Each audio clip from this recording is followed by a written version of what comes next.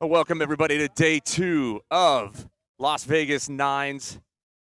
We apologize. We're working on a couple more of our technical difficulties. As we saw yesterday, we just have some issues out here in the desert. High winds of about 20 to 30 miles an hour, gusts up to 50 to 60 miles an hour today. Game 1 here is going to feature the BC Storm and the San Diego Barracudas. Again, we thank you all for joining us here. Rugby League in America and the NRL YouTube. It's been a great event so far. We've got lots of excitement.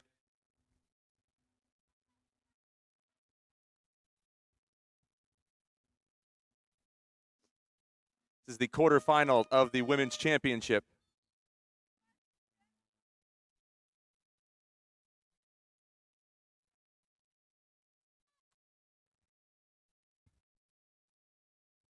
Big take by the Barracudas to start off with.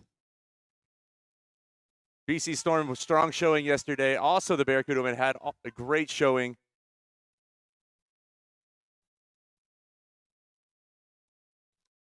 The tackle too here.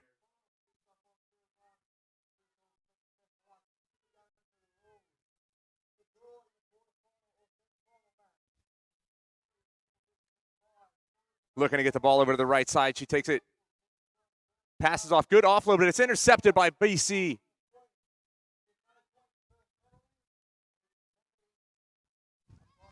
Big open run by BC here up at the 50-yard line. 50-meter line, excuse me. We'll do 50 yards for our American audience here, too.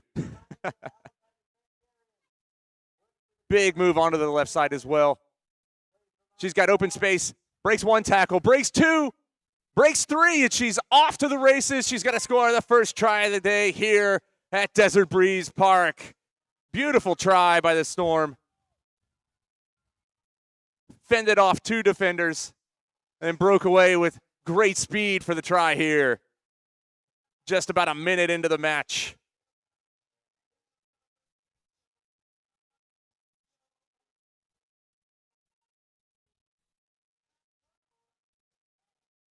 Attempt after here is no good.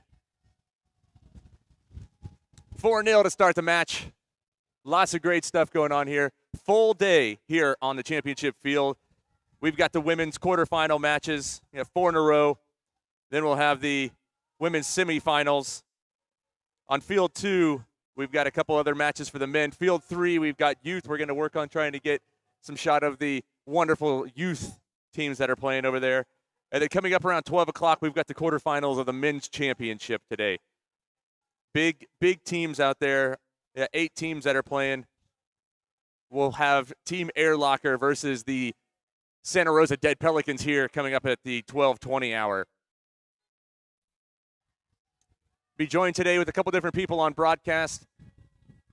Hopefully they'll be able to provide us great commentary as we had from some of the wonderful men yesterday. Peter Jolly as well. Good offload. Movement on the right side. She takes down 2 defenders with her. This is tackle 2. They've got space on the left side. And whistle blew, but I didn't see. The ref was standing behind somebody at that particular time, so it'll proper play the ball.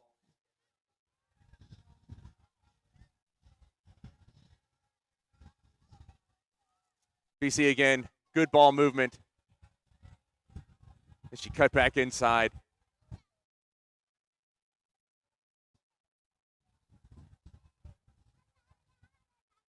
Oh, good. Oh, and not improper strip of the ball. 2 in the tackle. Unfortunate, so penalty.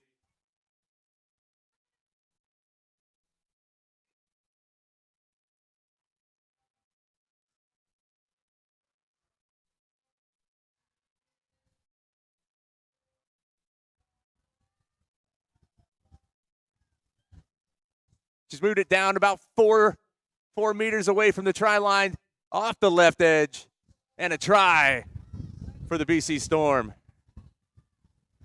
Good movement there.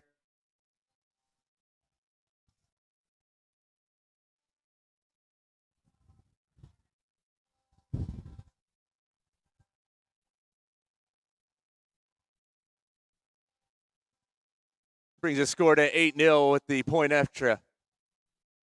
And it is no good. Just a little bit to the left there. They've got to play the win today.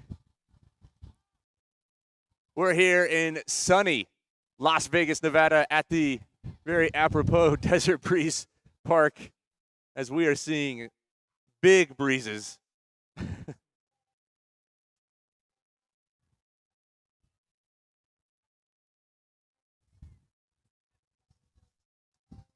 Again, thanks for joining. My name is Dustin Zare, host of Rugby League in America. We appreciate you guys following us wherever you are around the world.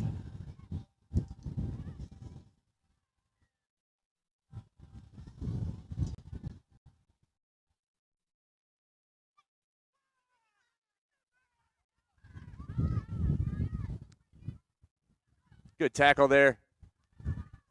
She lost the ball, but recovered. Up. And we'll rule a knock on there.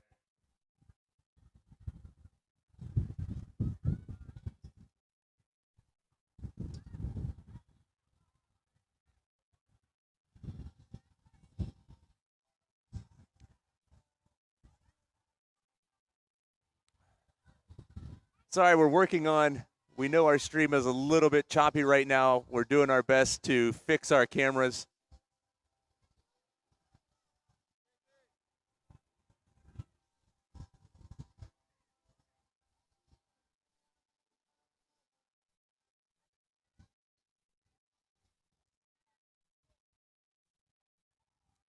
We'll have to fix our frame rate for the next one.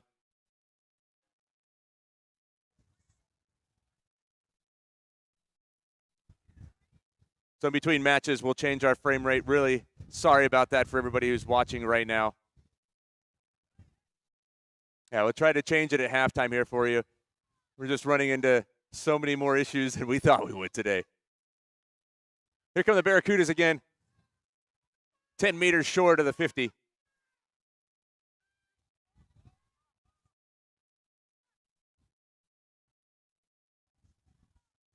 Good movement over the right, bounces off one tackle.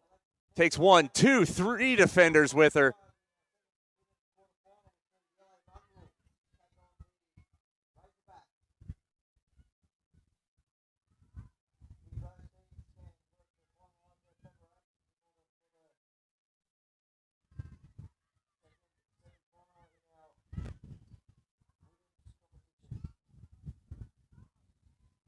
Nice little handoff there almost. As the Barracudas make their way into BC territory. Oh, and another knock on. The Barracudas just haven't been able to get 2 to 3 passes together without some sort of knock on or infringement that they've been able to cause.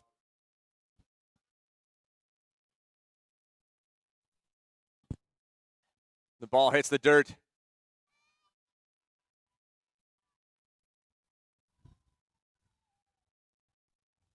Big movement over to the right side. She cuts one. Breaks 2 tackles. Can't she take her down? Nice open field tackle by number 14 right there. Number 1 for BC. Dodges left, goes over on the left side. They've got numbers way out left for BC if they can use it. They've got an overload. She's off to the corner. Will she get it? And BC is in for their try of the match.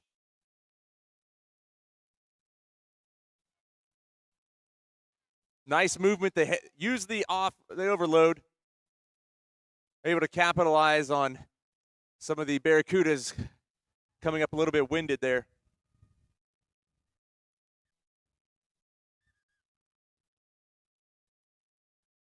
And that is the end of the first half.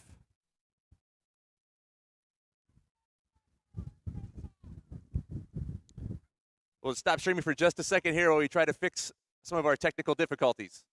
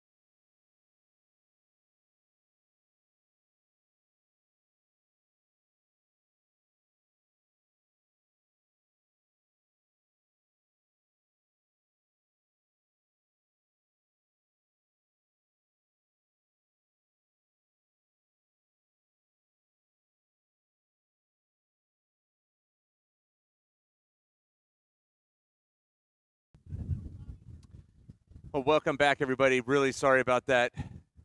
Gotta love those technical difficulties that we have experienced here. So we're back up and running now. Hopefully the frame rate is a bit better, not quite as choppy as it was before. And hopefully we can keep it going. We did miss one try by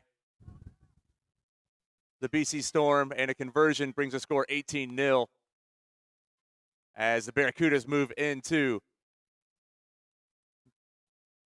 the Storm territory.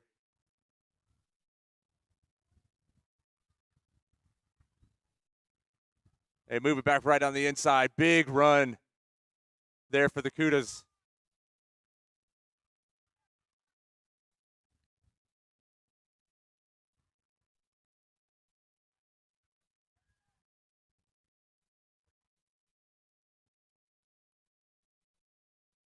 A little bit of stuff in the way there, but they do have the ball just inside the touch line.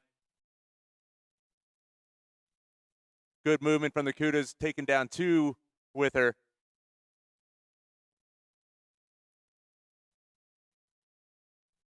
She swings the ball over to the right side. Good defense by the Storm.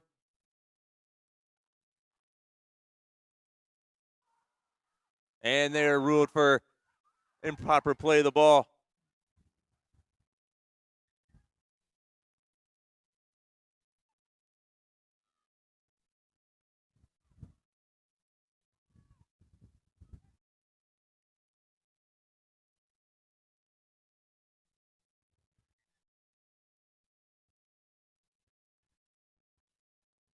Thank you for those that have written to say the stream looks better. We appreciate that.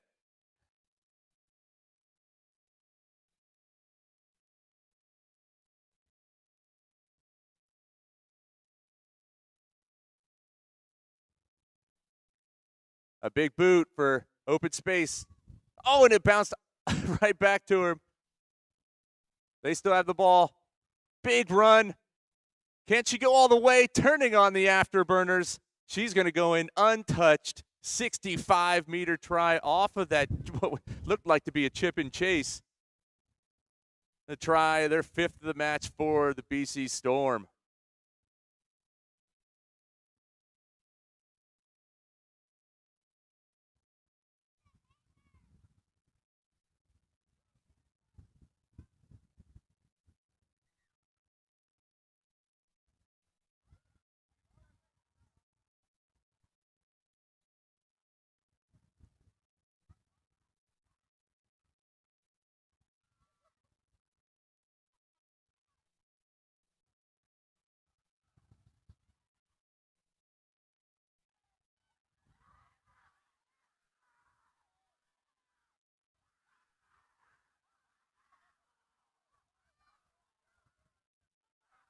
And we appreciate y'all commenting.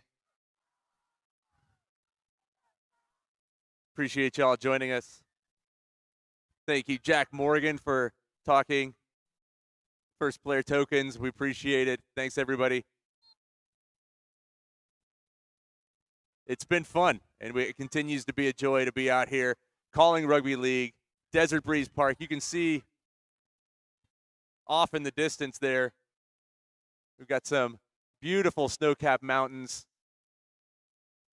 here in Las Vegas, Nevada.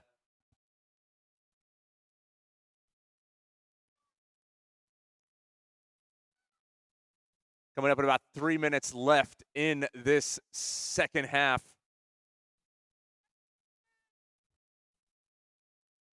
Fumble the ball, and again, like they have been for a lot of the day, the Storm continue to put pressure on the Barracudas. The Barracudas just haven't been able to capitalize.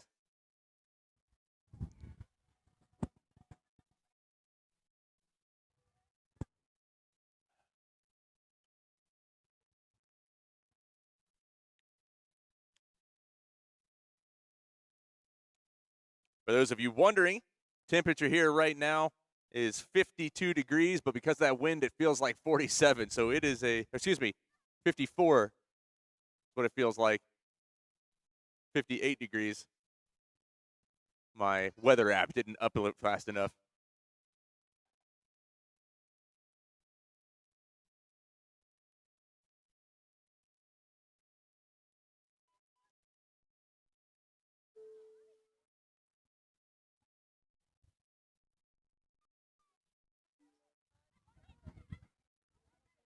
Good movement here from the Bears. Big open field tackle. They had an overload, but unfortunately that Barracuda just couldn't get the ball out. But a nice tackle by number 21 right there. They drive the Cudas back.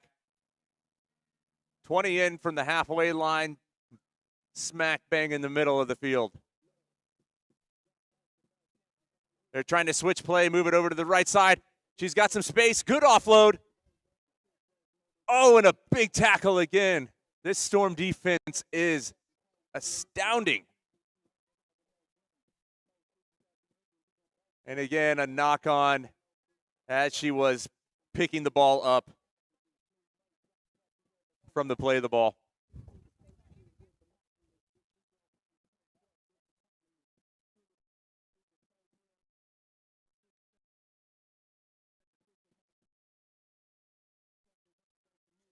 Mongrel women versus the Lady Razorbacks from East Palo Alto in your second quarterfinal match.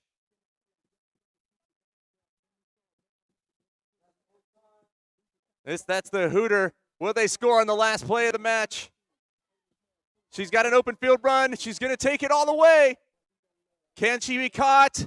No, she cannot. That will be another try for the Storm. 6 tries to 0.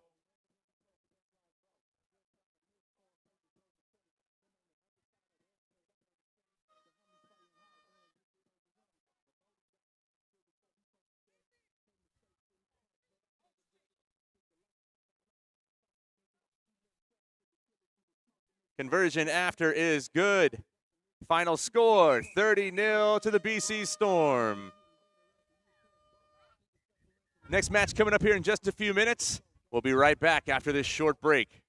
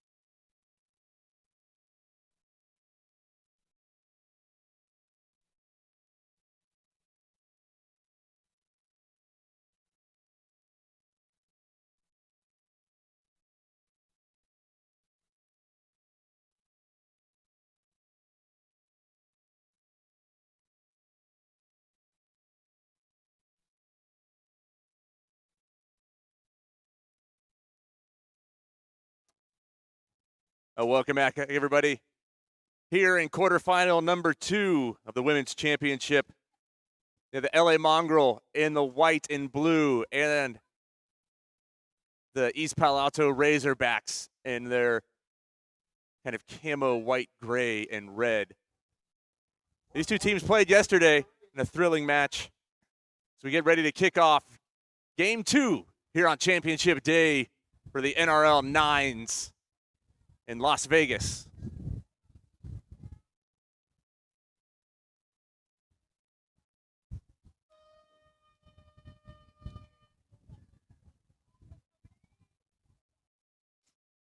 Short kickoff.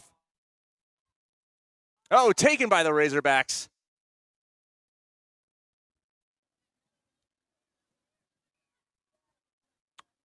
They play the ball on the left side. Good movement. Broken one tackle, stiff arm on a second tackle. About 10 meters out.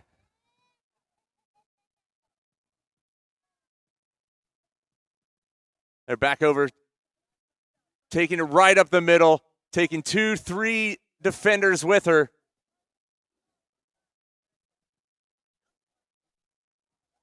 They got options to the left. Lots of space out there. Meters short. Inches short, if you will. Big ball out of the left side. They've got the space into the corner. Try East Palo Alto. The Razorbacks had a big overload out there on the left side. Mongrel were sucked in by that first run that took 4 defenders with her to take her down. For the conversion after, with this wind, it will be challenging. And it is no good. 4-0 here, about a minute and a half into this second quarterfinal match between the LA Mongrel and the East Palo Alto Razorbacks.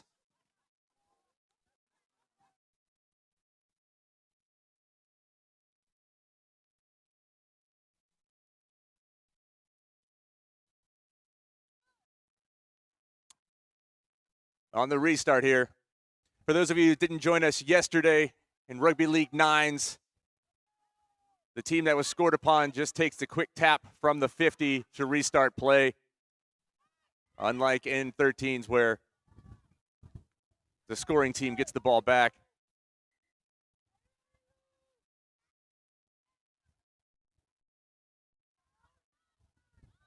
Quick play the ball. Takes it straight up the middle. Taking a couple defenders with her. Some big runs here by both the Mongrel and the Razorbacks.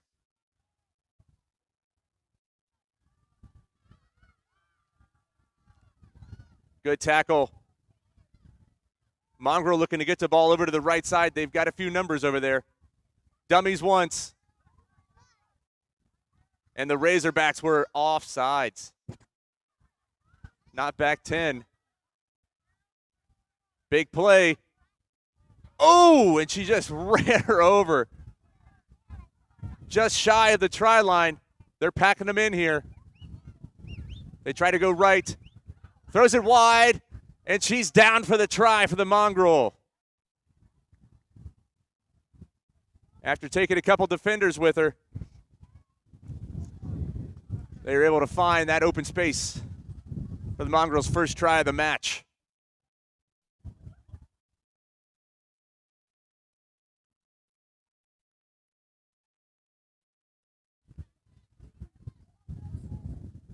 And the kick after is no good.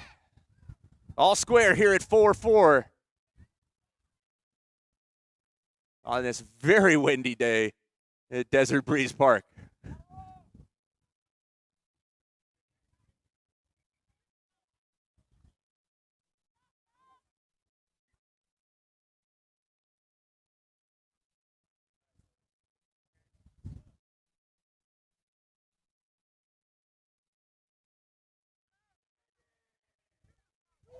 And the ball's lost. Don't know if it was stripped or not, but the Razorbacks still recover. She grabbed the jersey, but she didn't get her down. Oh, a big hit. And she stays up. Good resiliency there as they get the ball way out to the left. They've got another one out there. Good cover defense by the Mongrel, though, as the ball's lost forward.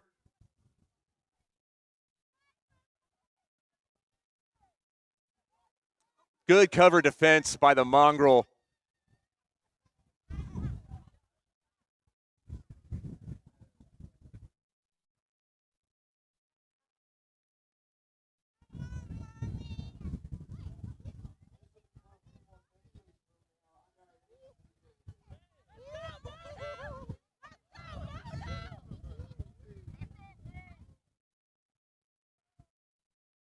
Thank you all for joining us on NRL YouTube and Rugby League in America YouTube channel.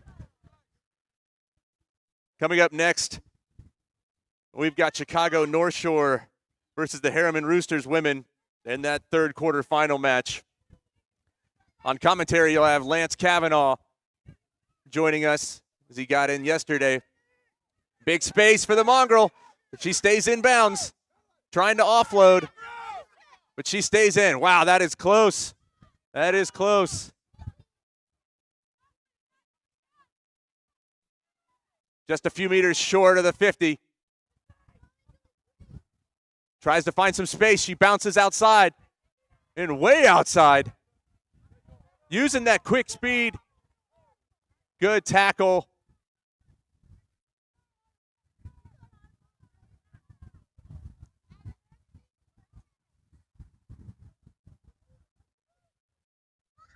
Looks as though she tried to play the ball. She lost it.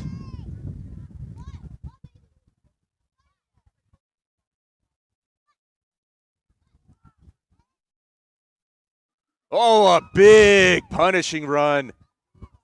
That fin was huge.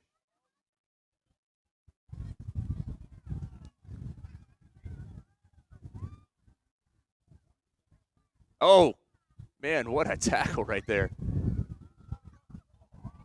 Ball's lost. She takes off. She's not going to be touched.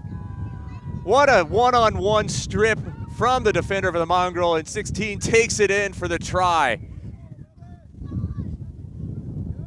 A good one-on-one strip, and then broken away, untouched. 40 meters, gives the Mongrel 8-4 lead with the kick to come.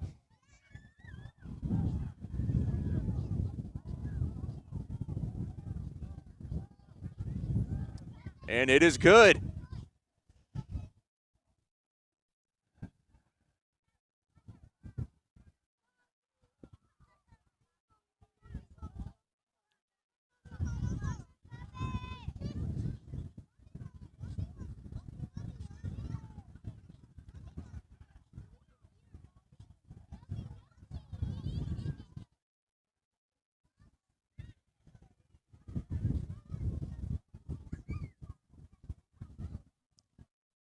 A breezy day. You could see things flying across the field. Big runs again. She's had a few of them today. Good offload, but it's picked up by the Mongrel. Let's see what they're going to call there. They called this illegal strip.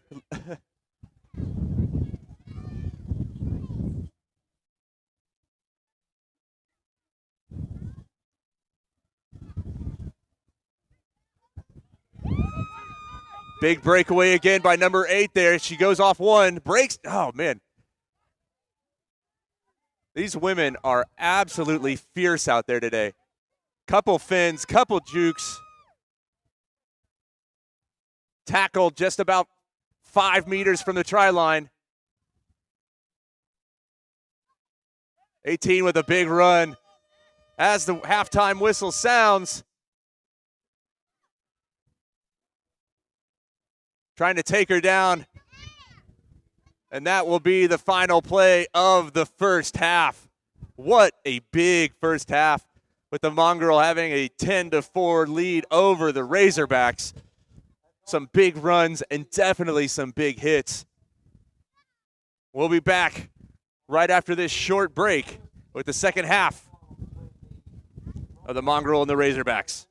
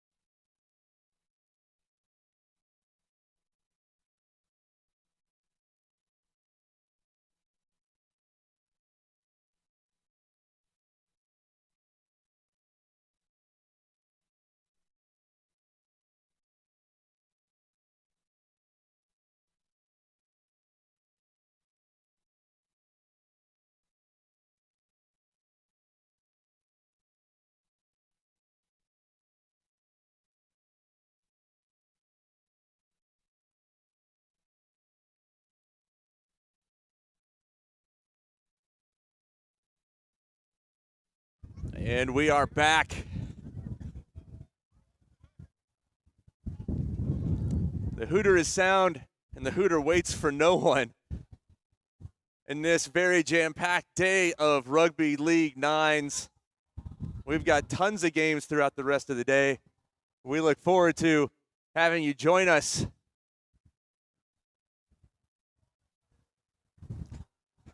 As the Mongrel, with that 10-4 lead over the Razorbacks, gets ready to kick off for the second half.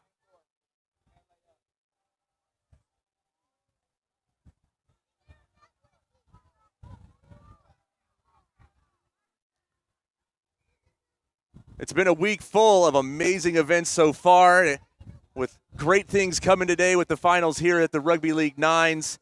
You've got the Masters event coming up around 3:30, 4 o'clock today, Charlie Fry Park. If you're in town, you can come here. You can go over there and watch.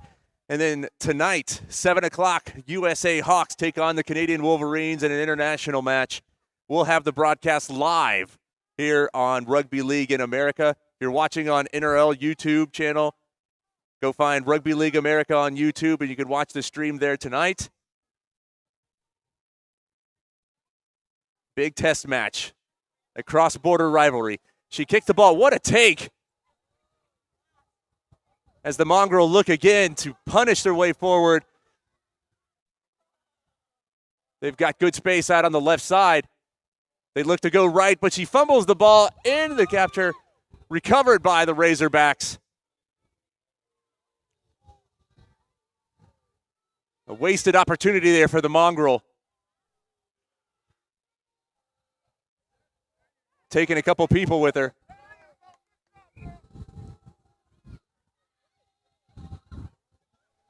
She's got space on the right side. Looking to be one defender. She's got one in her way. Can she take them both? Oh, good tackle there by the Mongrel. 10 meters on their side of the 50. A good 45, 50-meter run there almost. The Razorbacks winger.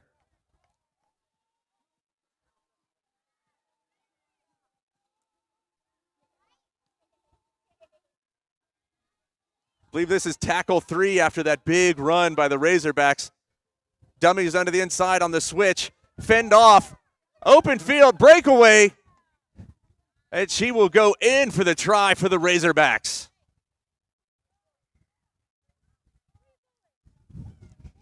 Good dummy on the switch. And then a fend off and use that blistering speed to make the score 8-10 with this kick to come. A good boot. And it's given. Conversion is good. 10-10 here in the second half with 6 minutes to play.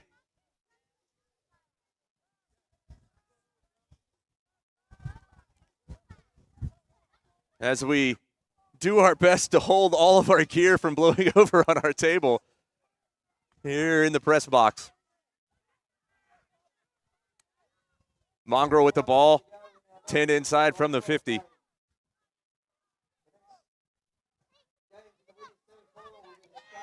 Good run to get to the middle of the field. And a penalty. Looks like the Razorbacks were not back 10 meters. Good run over here by the Mongrel.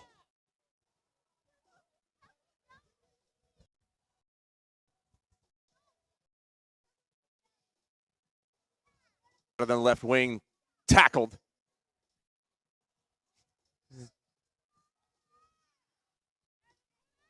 The Mongrel again with a big punishing run. As they look to gain meters. She's not taken down.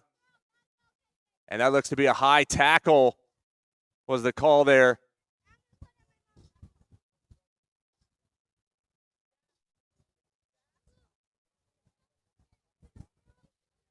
A little uncertainty there. They get the ball out. They've got one more to get out.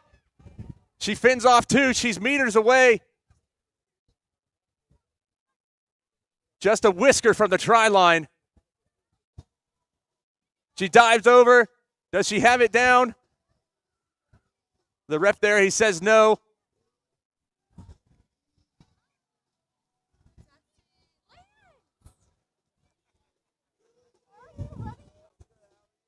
Oh, and it's lost just inches from the try line. They had an opener, a good hole to run into, but unfortunately, she just lost it. It was thrown to her. Razorbacks escape, but they're not out of trouble yet, as they've got to get out of their own 20. And that'll do it. Good run there by the Razorbacks. These hits have been absolutely massive today in this match between the LA Mongrel and the Razorbacks.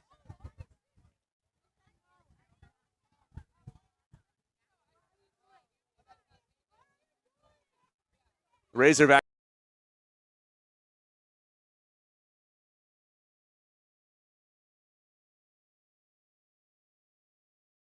looking for space.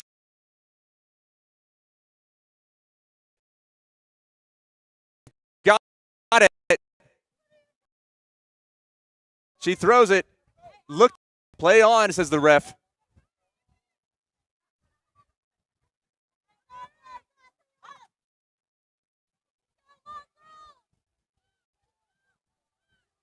Razorbacks looking to attack again. Good looping ball. Good pass. They've got an overload over here. They've got two. She's got space just on the try line. She fends off one defender. And it's taken down. Mongrel scrambling in defense right now. Razorbacks looking to attack again. She dives 1-over-1 and over for the try. A good move from the Razorbacks, coming all the way back from their touchline, or from their try line, to score a try here with just about 2 minutes to play in the second half. Mongrel defense couldn't get it together there as we await the kick after. Good movement left and right.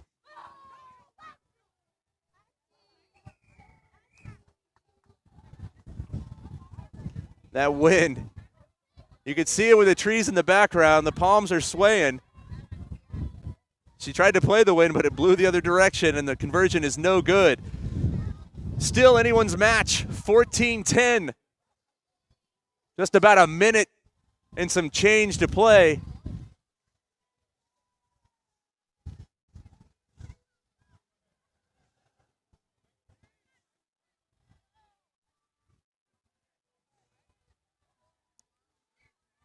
Mongrel need to move with some quickness if they're looking to tie this match up and move on to the semis. Can they make it happen? Good ball out to the left side. She breaks one tackle, breaks two. She's off to the races. Is she going to be caught?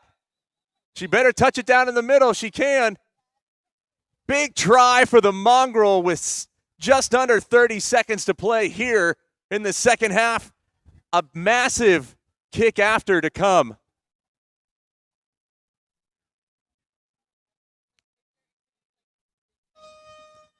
As the hooter goes, this will dictate the match itself.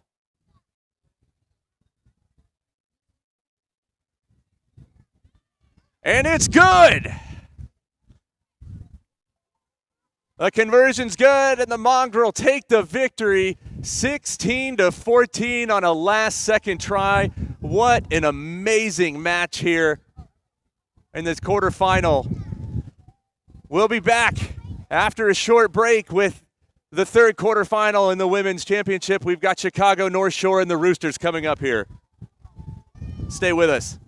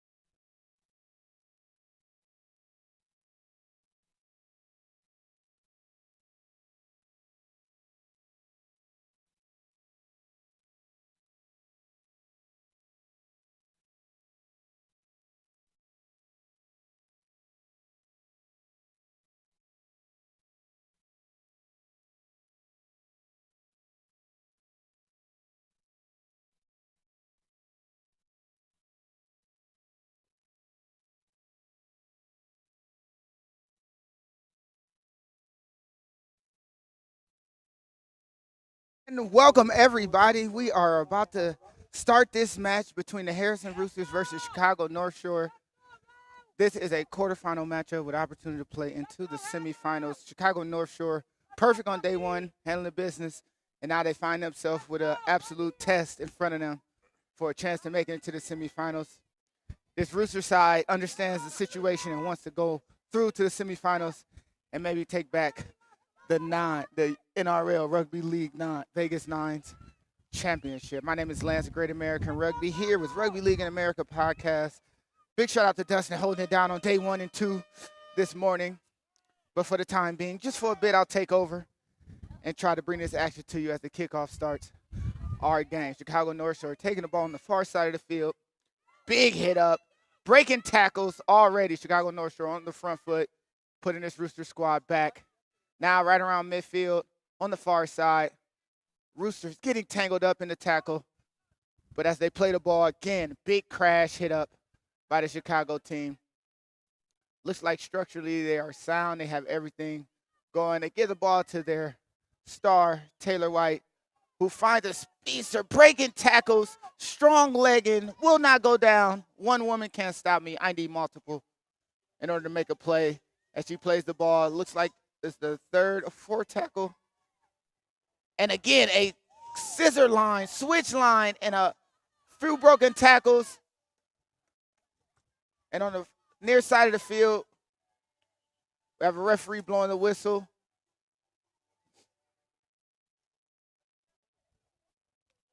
Looks like Chicago was tackled out of bounds.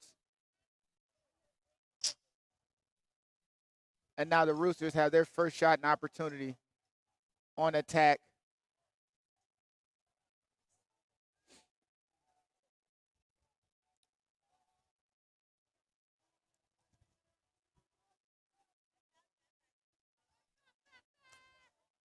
As the Roosters play the ball, Chicago North Shore defensive line strong, stepping forward, taking command of the center of the field.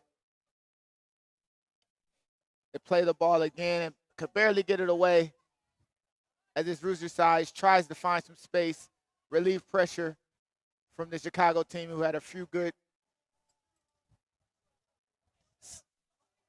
runs on their previous set, and ball thrown outside wide. It looks like it might have been just knocked, kicked and dribbled. Chicago North Shore with a fresh new set right around 20 meters out.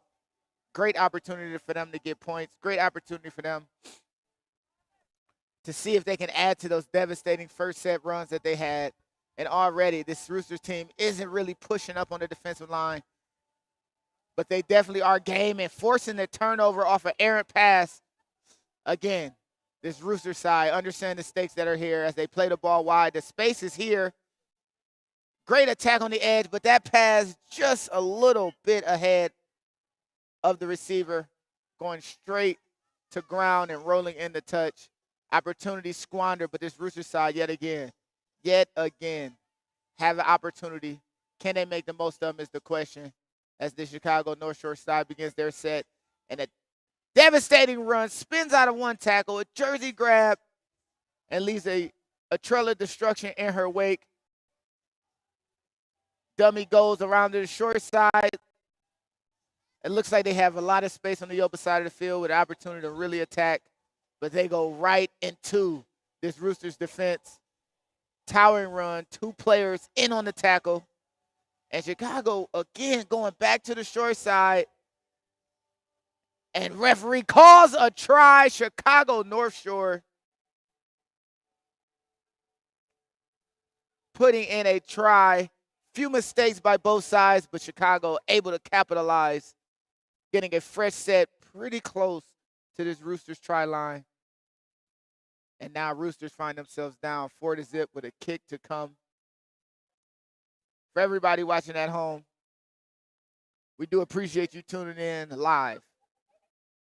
Rugby League in America podcast on the NRL YouTube channel. Kick up and referee says no go. It is now 4-0. Chicago North Shore over the Roosters. And Roosters opportunity, center field can tap and attack. And now with them having the proper space to really put the Chicago team on the back foot.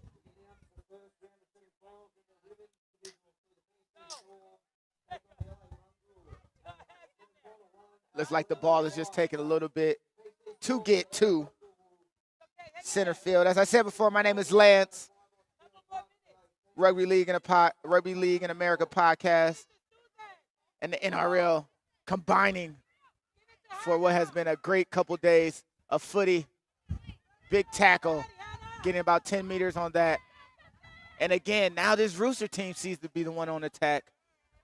Being very confrontational against the Chicago team who are using defensive line speed to close the space. Rooster with the offload. And the space is there. Can they get the ball all the way wide? They have an overlap. They have a numbers advantage. And with a step, unable to bring her down. The ball stays in play still. Chicago reeling, giving up a lot of meters from that quick tap to now. And the Roosters play it, and they might have a space advantage. Going back on the inside. Going back on the inside, but unfortunately the Roosters might have, caused a turnover. Might have caused a turnover.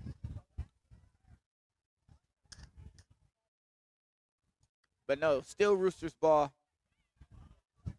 And a quick tap, and a space out wide, skip pass. All the way out. And great try by this Rooster side. Hitting back against Chicago North Shore to even the score 4-4. Looks like about 4 minutes into this first half. Or 6 minutes into this first half. That is how you counter back against a Chicago team who had them on their back foot so early in this matchup. Roosters with an opportunity to take the lead with this conversion. But this high wind and the elements might be just a little bit too much to conquer. Conversion to come. And unfortunately, the ball does not go through the uprights. So now we have a 4-4 tie. Roosters, as I said before, punching back. Chicago North Shore with a quick tap. And what we've seen from the kickoff that started this match, Chicago North Shore structure playing very confrontational, straightforward, and just off the quick tap right into the heart of this Roosters defense. Quick play the ball, and they might find themselves putting the Roosters in a little bit of a back pedal. Again, devastating run.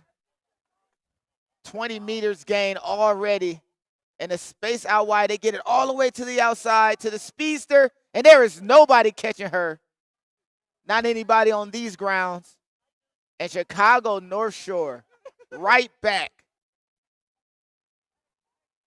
2 tackles and a try. Chicago North Shore are firing on all cylinders as they counter the counter and take an 8-4 advantage with what we can see as an easier conversion attempt than earlier. Conversion is up, and it is good. Chicago North Shore adding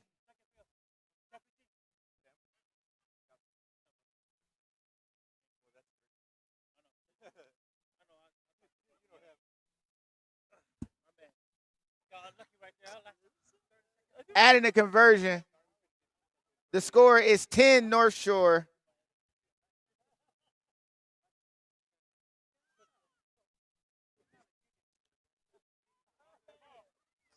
North Shore, 4 for these Roosters. But just as the Rooster, can they take that first bit of light that they just got points on and wake themselves up? The continuity of play here, the Roosters offloading the ball, keeping the ball active, not giving up any tackles, preserving those tackles as best they can, and finally Chicago North Shore with a tackle, only with about 6 meters of gain from and the acrobatic catch with the one-handed shifting of the ball. As we can see the horn, and the ball is out, and that Chicago North Shore player caused great disruption in that tackle, and we are found ourselves at halftime with Chicago North Shore holding a 10 to 4 lead over the Roosters. Both teams showing that they are here for this matchup. The Roosters countering back after an early try by Chicago North Shore. Chicago North Shore seemingly unfazed by giving up those 4 points, go right back and add another 6 to the scoreline. It is 10-4, and we'll be back with you in a minute and a half here on NRL YouTube.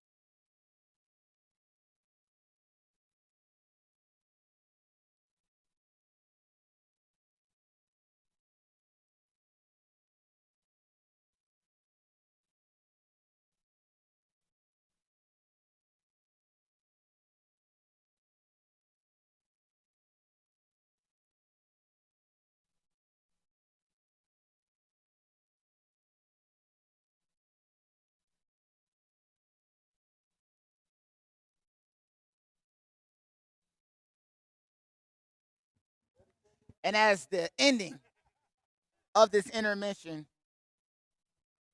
we have Chicago North Shore up 10-4 over the Roosters.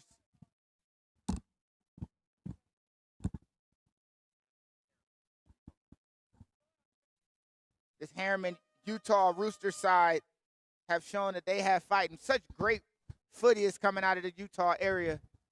I don't expect this team to give up another meter without uncompromising fight. The Chicago North Shore team has found themselves playing multiple different codes of rugby, in Union having great success on one of the higher tier levels in rugby union for women's.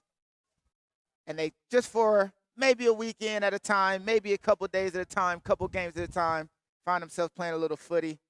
And this weekend they have been one of the more outstanding sides, now with the opportunity to go to the semifinals. It's not many times that you get to see a matchup, Utah versus Illinois. As we get to the kickoff, Chicago North Shore kicking from our right to the left. And what a great boot. Opportunity for Chicago to get it back. And it looks like Chicago has retained possession. That is almost as worst case scenario as you can see for a Rooster side who's trying to get back into this game and add points. And again, Chicago breaking tackles. And it's a foot race to the try line. Can she make it? It looks like no one will stop her. She easily slides in to the try zone and adding 4 points for the Chicago North Shore side. What an amazing run. And again, Chicago showing that they will take any opportunity to make the best of it, adding another 4 points, extending their lead to 10 as this Rooster side is looking around asking what happened, what was the mistakes. I'm sure they're going to carry on like the true soldiers they are. Conversion up and no good. 14-4. Chicago North Shore over the Roosters. Tell everyone, my name is Lance, Rugby League in America podcast, here on site in Las Vegas as we get ready for some of the biggest clashes of footy that's probably ever happened in the hallowed grounds of the United States. As the Roosters quick tap and Chicago North Shore defensive line smothering, moving up, met her at 3 meters, 4 meters. The Chicago North Shore team defensively understand that that is the code that will get them through. It has been something that's been very strong for them over the course of this weekend as the Roosters turn the ball over and cannot keep possession after just one tackle, giving this set to Chicago. Tackle 1 down. And again, Chicago finding space, taking this meters that's given to them. Hopefully this Utah side can press defensively and get into the faces just like it did now But the speedster who scored a try earlier, wrapped up, bottled up. Great job not giving up space. Chicago. Tackle number 3. And again, really confrontational, straightforward hit-ups. No need to deviate too far from where the original tackle happened. Give it to Taylor. Taylor kicks the ball over the top. Her team isn't ready completely, but it might have caused the error.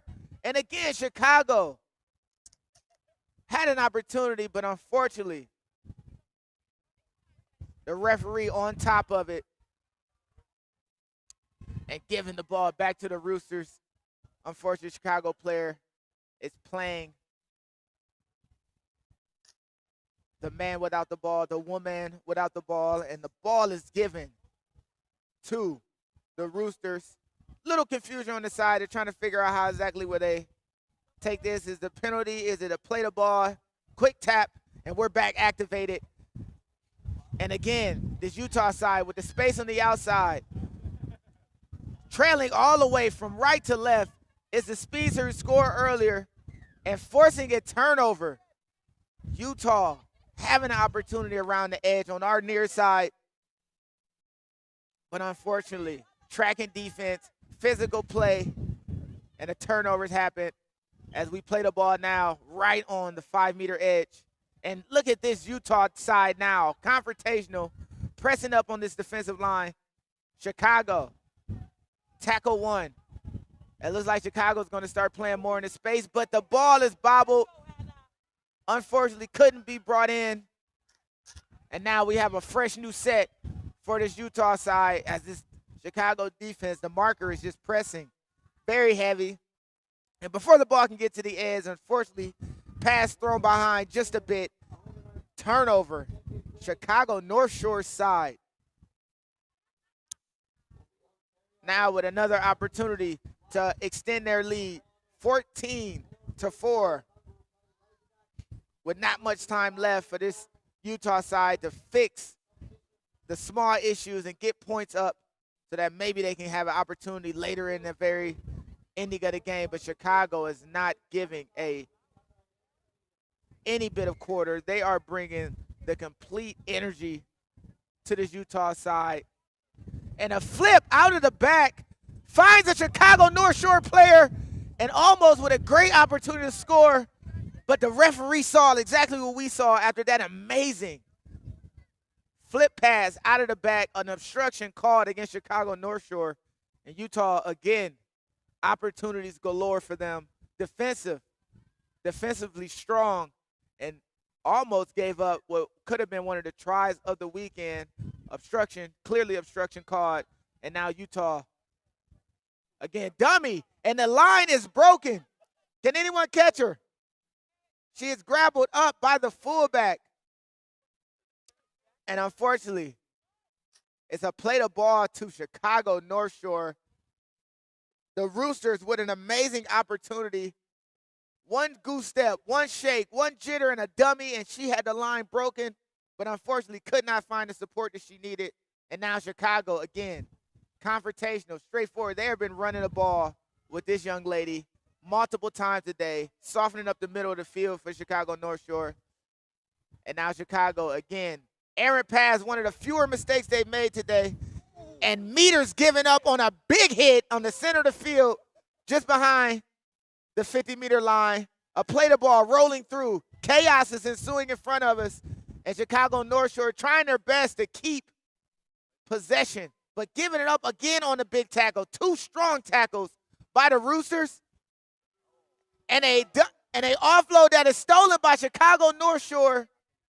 No one seems to be giving real chase, and that is going to be an additional 4 points for the Chicago North Shore side off of what might have been some of the most chaotic footy in a 15-second window that we have seen the entire weekend. We had 2 monster hits from the Rooster side, an offload that was intercepted by Chicago North Shore, and the Chicago North Shore player winning the foot race, adding 4 points. Your total now is 18-4 with a center conversion.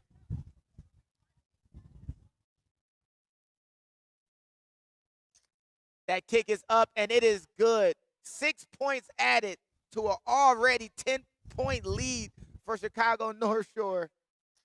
And with this 16-point lead, can Chicago step their claim to go to the finals, what looks like a foregone conclusion of them taking over this quarterfinal matchup, headed to the semifinals? Exceptional play for both teams, but one mistake too many, and it's always the last mistake that hurts the most. Interception by Chicago, and now Utah Roosters are here with the tap. And again, monstrous run. As this game has progressed, this Rooster side has become more physical, more awake, and more alive. As they play the ball and go back short, Chicago again showing they will not give up an inch that is not earned. Ball played quickly, and another knock on with an opportunity. After softening up the defense, the Roosters, unfortunately, the errors that we have seen from both sides, unfortunately, has really taken effect of the game. And with that final whistle, Chicago North Shore with a 20-4 lead over the Roosters. Chicago North Shore again continuing their run of dominance that they've shown from day one, carrying over to day two. Semifinal is on the way. As you look at the stats, Chicago North Shore putting up 4 tries, 2 conversions against the Rooster side. Great match.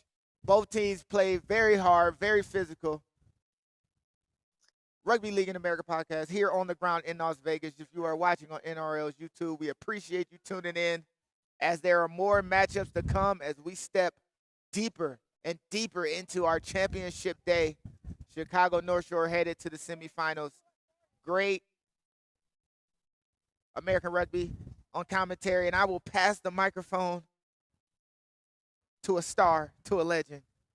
Thank you, everyone who's tuning in. I'll check in back with you later here on the grounds in Las Vegas.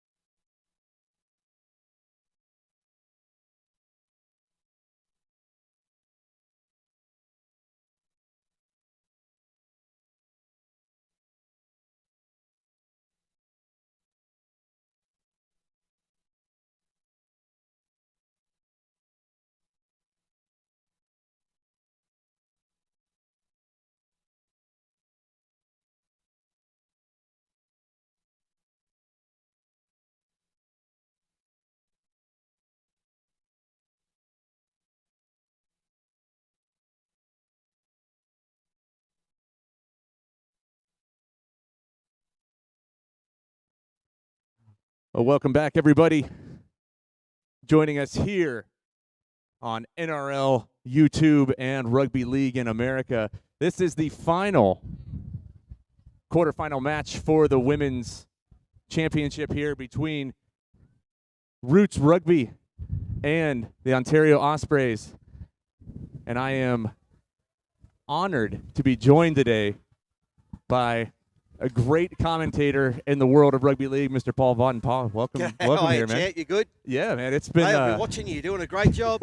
I appreciate it. This is going all around the world, right? Yeah. How many people watching this? Like 20, 30? Yeah. Let's see. On ours alone, we've got somewhere around 100 and something people on our Rugby League in America, and then on NRL. Yes. I don't have where there's that. So hopefully a couple thousand. There'd be 8 million in Australia listening to this. You're going to be a star after this. I appreciate that. So we're getting ready to start the semifinal, this last quarterfinal match before the semis. really great women's rugby here.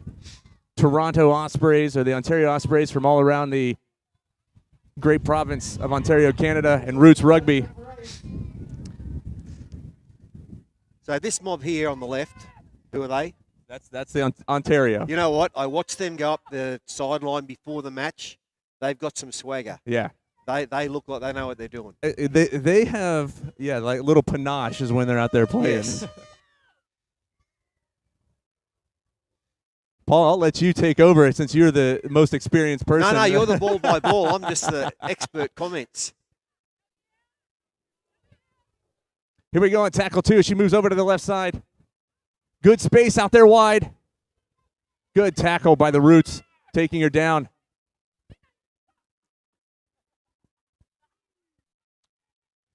That's a strong run there by the 7. She knows what she's doing. Straight and hard.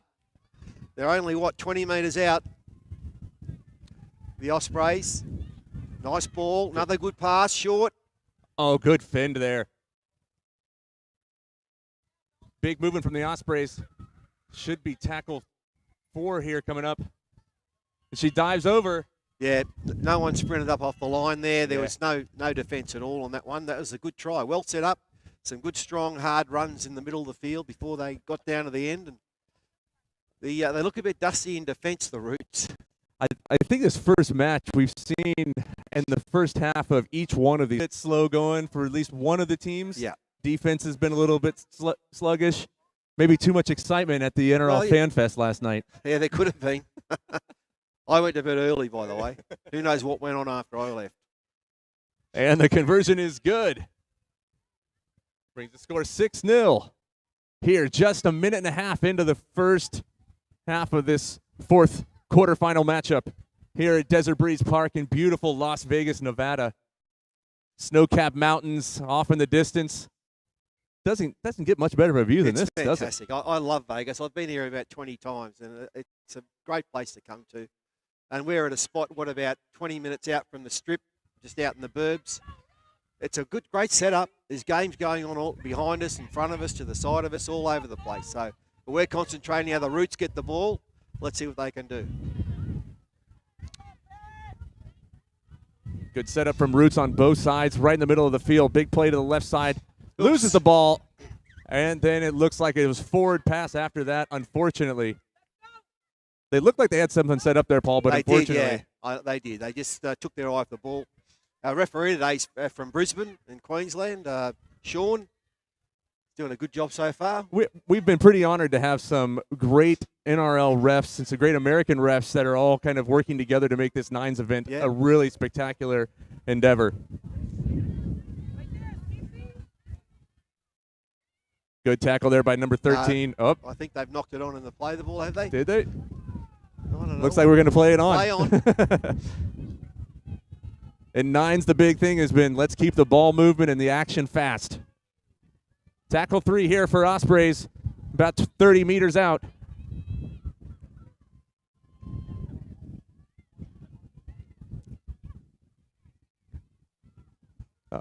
Goes right back into where the tackle 4 was. I've got a penalty for offside. That's a bit tough. You can't. There's a wind. This wind's about 80 k's an hour. I got to do the conversion. Miles per hour. We're 50. sitting somewhere about 50 miles an hour. My wig off. You're brave to be in shorts today. No, you know what I am. I'm stupid. And she dives over. Try awarded. That's the second try for the Ospreys here. What a play.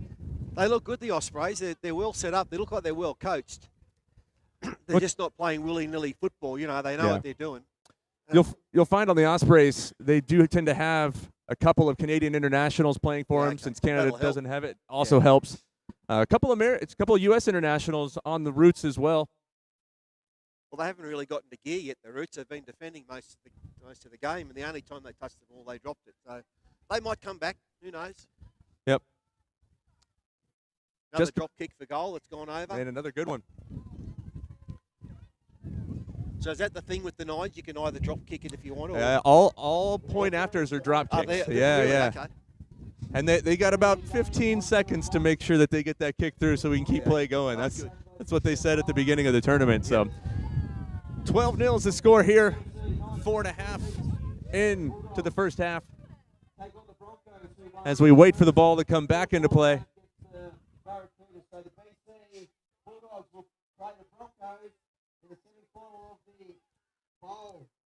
So after this match here, we'll have a break for everybody as we prepare to get on for the men's championships and the next round of women's championships as well. Tapping the ball at the 50 to get the play started here for Roots. She's got good space on the outside. Taking down 3 tacklers with her.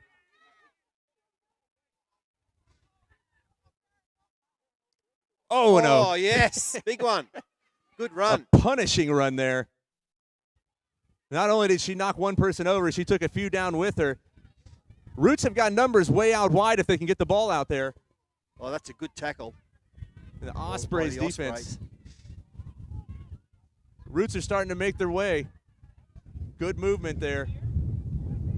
Quick off. Oh.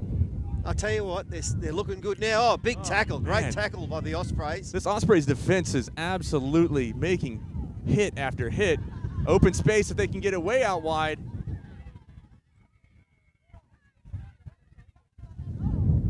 Got a chance. Oh, she's through. Good breakthrough. And a big try. Wow. Yeah, that was a good one. She split about 3 defenders there. It's a nice ball play, and that young lady's got some pace and a step, and she used it all. And I've got to tell you what, she has got a lot of hair. That's blowing in the breeze out there.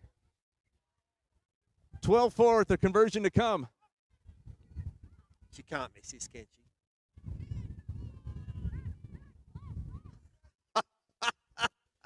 Got her. A bit, yeah. Unlucky. If we were playing soccer, it would have been good. Well, we've seen a couple conversions having to play the wind today. You'd think it'd be good from in front, but you just never know. In her defense, that was against the wind. But it didn't get higher than a foot off the ground. Well, Paul, big matches coming up tomorrow for both the NRL. Who are you tipping? We've asked everybody. Who are you tipping in both the matches? In Manly South, so I'm an old Manly man. I played for them, so I'm tipping the Sea Eagles. They've got a player called Tom Gravojevic, who's a star. He's coming back from injury. I think he'll lead the way there. And I know the Broncos just got beaten in the grand final last year, but I like the Roosters to beat them. Yeah. I'm a bit of a Roosters. I think they're going to have a good year, the Roosters, and I'm tipping them first up. Paul Gannon said that yesterday when he was here joining us. Like, the Roosters, I think, are going to be, well, let's say not really a sleeper team as the Ospreys make their way outside. They've got space on the left. Can't she get over? And she's going to get past the defenders and touch it down for the 3rd try of the first half for the Ontario Ospreys. I mean, they're virtually scoring every time they get the ball now, the Ospreys. What did you say? They've got panache. Yes, panache. A little bit of panache for it. So 16-4 with a conversion to come. A difficult conversion. The Ospreys, as you said, Paul, every time they've had the ball, they've been able to at least get within meters of scoring a try or actually score a try. So they're completion well set up. They know what they're doing. They've got a couple of good generals in the middle who get the ball out wide to the speed. Here's the kick, and it's over again. Oh, what a conversion. Just seconds to play here in the first half. 18-4 to the Ontario Ospreys. I think, Paul, having the Ospreys also be playing together as Canadian internationals also helps out, having that cohesion. Oh, no doubt about it, yeah. They're a good team. They know each other well. They know what each other can do on the field, and they've used it. Let's see if Roots can kind of make some headway before. Again. She's a demon tackler, that young lady, that number 13. Last play of the first half. Can Roots make something of it? She's going to try to use that speed again to get on the outside edge. Fends off about half the team. And down she'll go for the end of the first half. Ontario Ospreys 18, Roots women 4. I want to thank Paul for joining us here in the first half, man. You know what? What a pleasure. It's been a bucket list of mine.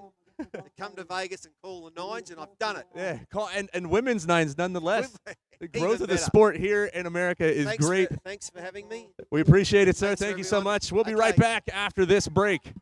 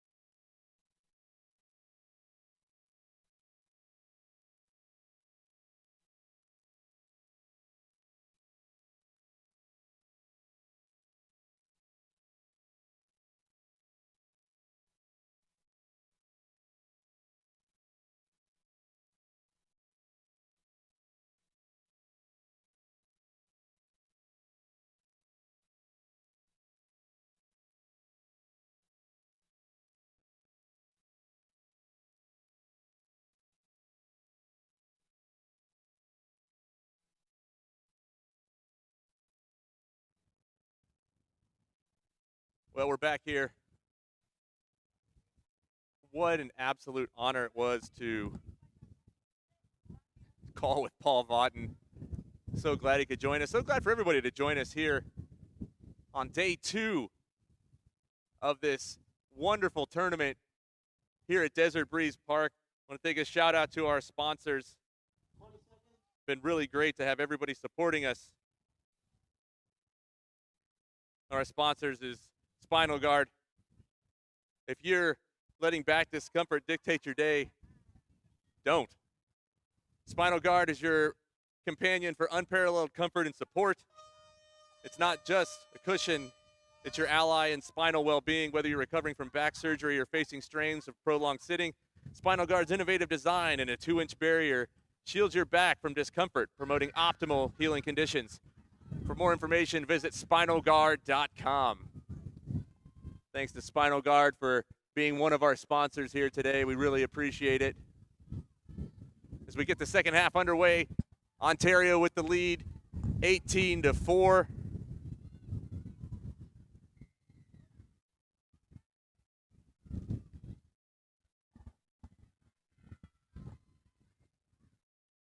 Three tries to 1 for the Ospreys as they move the ball over to the left side here in this final match of the quarterfinals for the Women's Championship.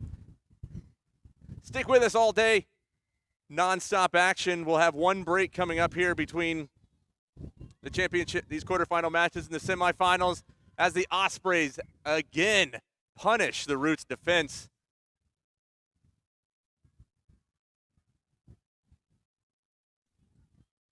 As Paul said, Ospreys are really coming together. They're clicking on all cylinders. They're really moving the ball well.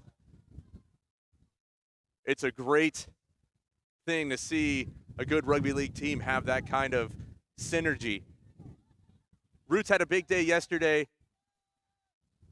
Pretty strong showings, but today they just haven't been able to get the same going.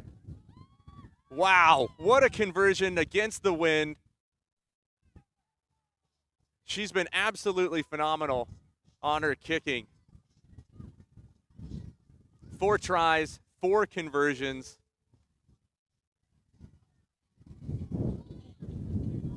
(24-4) is your score. As that Desert Breeze wind picks up. Big move. She breaks off a couple defenders and she's off. Roots asking questions of the defense. Here's the Roots that we know and we've seen before. Big attacking movement. They've got numbers way wide if they can get it out there. They've drawn the and hands in the or feet in the ruck there. Improper play as they guy just meters from the try line. She's over, but is she in? No. Can that Ontario defense? Oh, yeah, once again, Ospreys. Oh, a little bit of pushing there. Once again, the Ospreys just meters out have stopped Roots from getting in as they try once again, middle of the field, diving over just between the sticks. They've got the numbers if they can move the ball wide. She jukes one, dummies, and again, right back into that strong Osprey defense.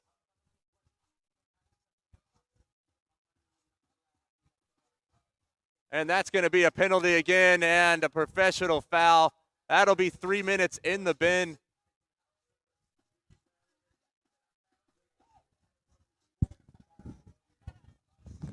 As that gusty wind picks up here. Now with the advantage, can Roots make the most of it? They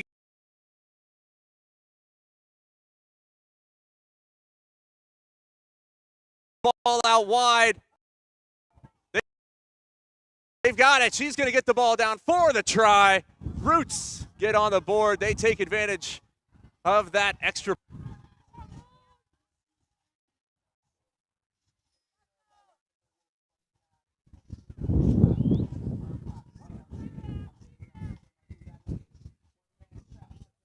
And it is no good. A tough conversion with the wind from all the way on the left side.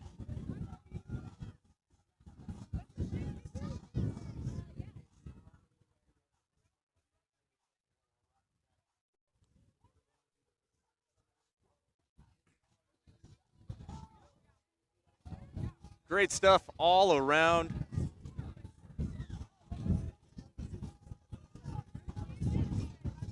Big run from the Ospreys here again. Good 10 to 15 meters on that first run.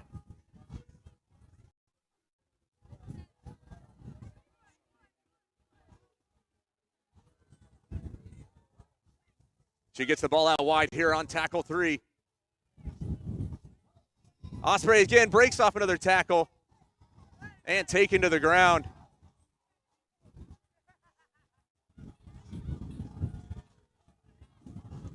And again, the Roots defense is absolutely shredded. Ospreys score again, their 5th try of the match, even with one of the women down.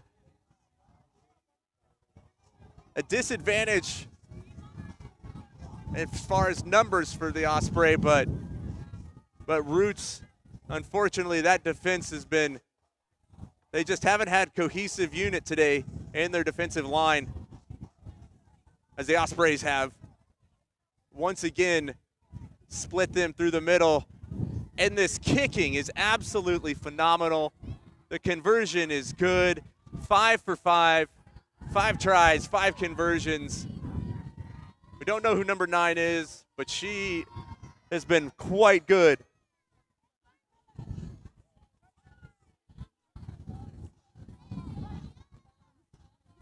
Three minutes to play here in the second half of this final quarterfinal match for the Women's Championship. We'll have about a half an hour break after this, and then we'll have the first semifinal of the Women's Championship for you.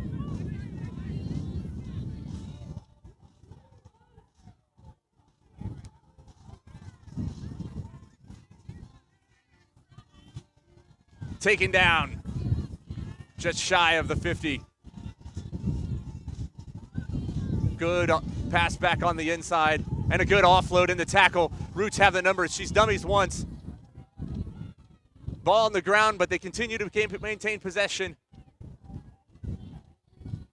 Still on tackle 1 here.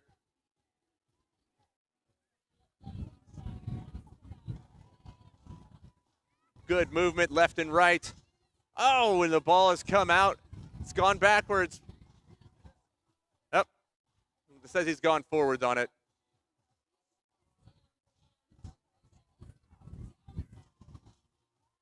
Oh, they said it was knocked on by the Ospreys. Excuse me.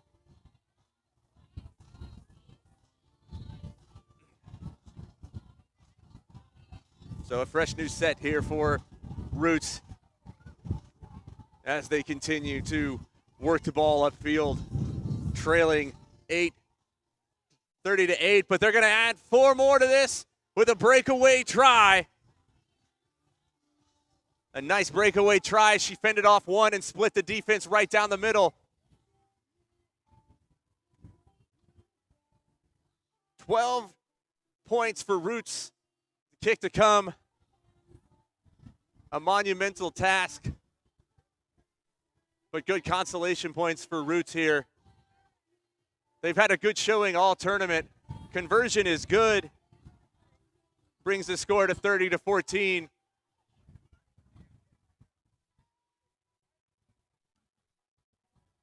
But Roots had a good showing in day one. They just haven't had a chance to find that synergy, that click that they had yesterday here on this beautiful Friday morning in Las Vegas, Nevada.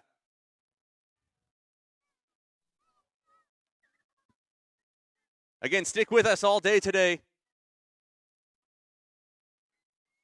You've got matches coming up as the Hooter sounds. That'll end the match here. Final score, Ontario Ospreys 30, Roots Rugby 14. That will end our quarterfinals here. Fantastic, fantastic day of rugby league. Good quarterfinals all around. Got big matches coming up. You've got the BC Storm.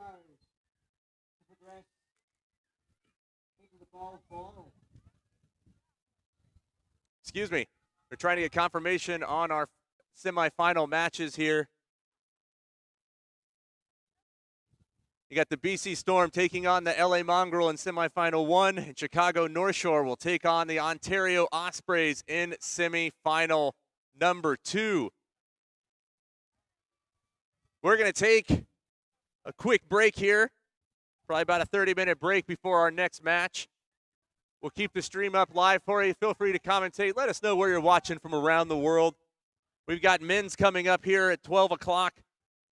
Our first quarterfinal is going to be Air Locker versus the Dead Pelicans. At the same time, unfortunately, on Field 2, which we don't have a stream for, we'll have the Brooklyn Kings taking on the Sacramento Immortals. And then at 12:45, in quarterfinal number 3, Roots Rugby Men taking on the Boston 13s, or the Boston Bears, as they called themselves yesterday, as they're partnering with the North Shore Bears as well. Sorry, I got people plugging my ear right here, asking questions. So we appreciate you joining us. My name is Dustin Zaire with Rugby League in America podcast. Thanks for joining. We'll be back soon. We want to thank our sponsors here with Liger Systems, putting on some beautiful graphics for us. And of course, can't thank our Spinal Guard supporters as well. We're sitting here just like you would in a long day at work. We're sitting here in our chairs commentating on this game as we do a lot of great stuff. Back could sure use one of those Spinal Guards right now. If you're a truck driver on long hauls or an office professional at your desk, Spinal Guard is for everyone who seeks relief and support. It's time to make every seat a sanctuary for your spine. Go visit spinalguard.com for more information as we look to sit here just a little bit longer as we enjoy our matches. Again, that's spinalguard.com. We'll be back here just after the break with more Vegas Nines Rugby League.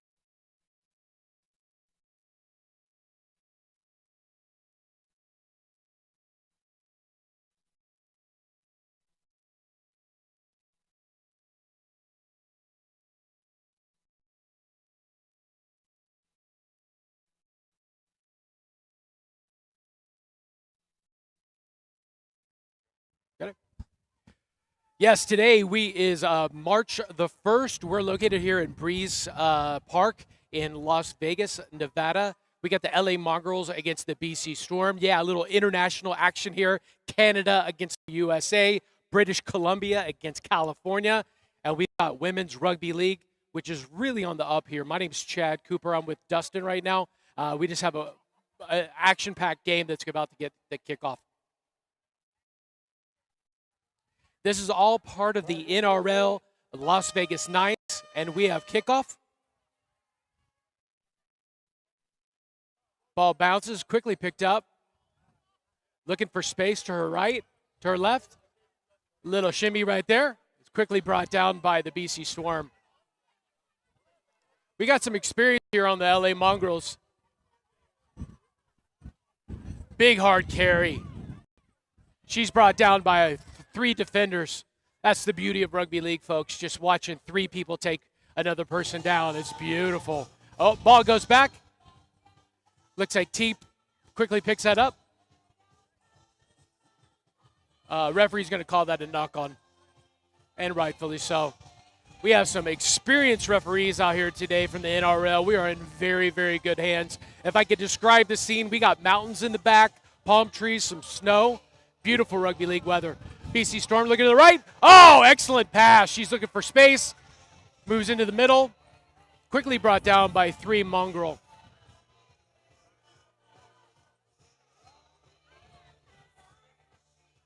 Okay, that's going to be a penalty against the Mongrel.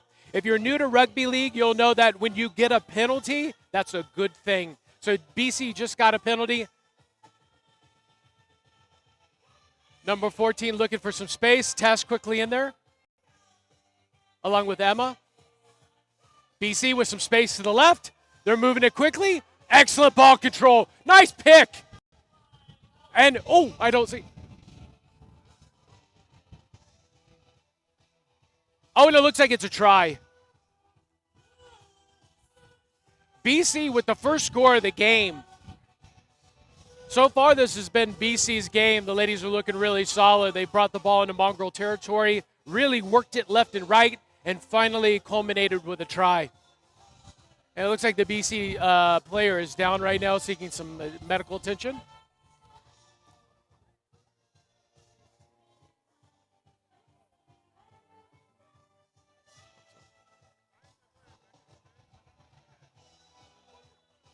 And the conversion is no good. Again, with the Rugby Nines, if you're watching this sport, instead of kicking it off a tee, they kick it off with a drop goal. And on our side judge today, we got Cody Cuxman, one of our experienced U.S. Rugby League referees.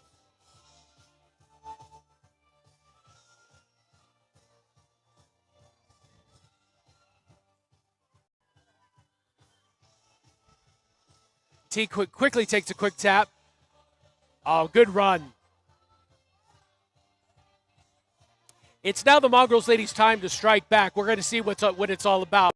Coached by Adi Cooney. Emma with a good tackle. It's taken quite a few people to get her down. Ladies now formulating in the rugby league. The dummy half's looking for the ball. Gets it out. She's quickly brought down. So far, BC Storm's defense has been ferocious. Quick to the ball. It fumbles back. Ooh, and a high challenge on that one. You can see that from here. That's going to be a penalty. We're going to stop it here.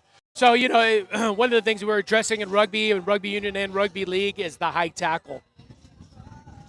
We're doing everything we can to get that out of the game so young men and women can play this game with safety. Mongrel quickly moved the ball out. Tess has got the ball. Oh, quick behind the back pass. Oh,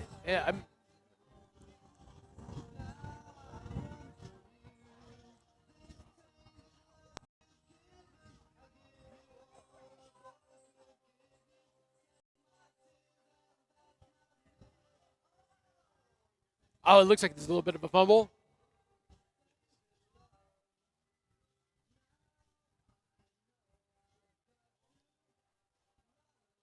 Momentum seemed to switch here a little bit. Mongrel came out firing a little bit. Now it's going to be BC's turn. At this point, we're just looking for a try, another try.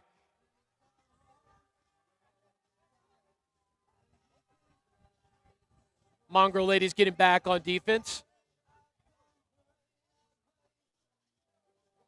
Seeing quite a few Canadians out here supporting their BC teams. It's great to see. Later today, the USA is going to be playing Canada in an international. Oh, big hard carry. Oh, she's quickly brought down. Oh, play the ball speed by BC has been outstanding. Good hard meters. Unfortunately for the Mongrel ladies, there's no answer to this BC storm, and this storm's coming, and I don't know if they got umbrellas for it, because it's coming. Quick little juke to the left. She decides to keep it. Keeps the ball. Brilliant move. Gets another. Oh, she gets another 15 yards for that. Oh, no. Let's see what the referee says. Oh, and that's a try. Excellent. Kudos to BC. Oh, Canada. I got to give you some props on that one. Great try, ladies. Try.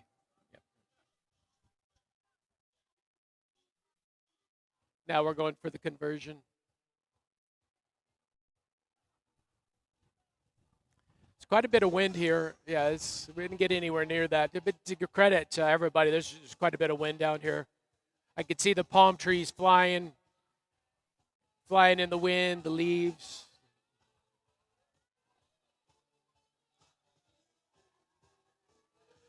So if I'm thinking right now with the Mongrels ladies, they gotta come up with a different plan, because it's quickly not working. The mojo by BC right now, you could see they're loose out there. They're ready for this.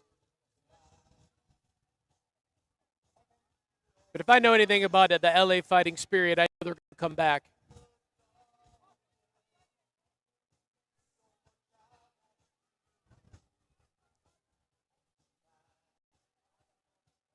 Excellent.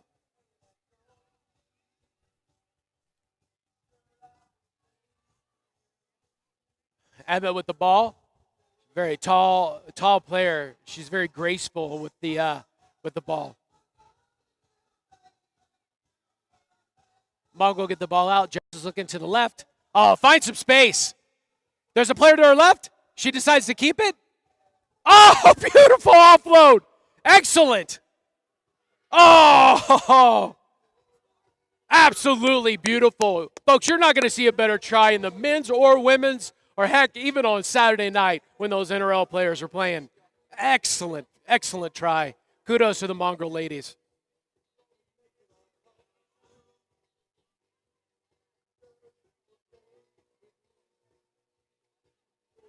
USA was just a little too strong for Canada in that moment. And for the drop goal, oh, she's got the distance, but unfortunately, no good. Get it.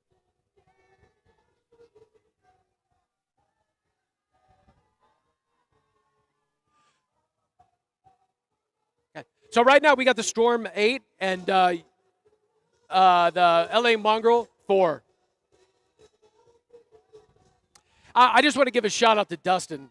Man, he's been out here, Rugby League in America. He's here night and day setting this up for all you guys. So just want to give a shout out to him. Oh, and BC makes a break. She's going. Oh, nice try. Oh, good hustle by the Mongrel. But that is a try. BC said, LA Mongrels, whatever you can do, we can do better and quicker. So I think that try lasted a total of maybe 3 to 4 seconds.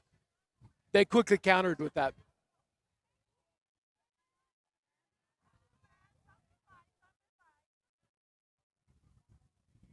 Number 2 for the conversion. Oh! And it's good. Conversion's good. I think that's the best kick I've seen so far today. We're right on the money. And with that, folks, it's halftime. Currently, right now, it's Storm 14 and the LA Mongrel 4.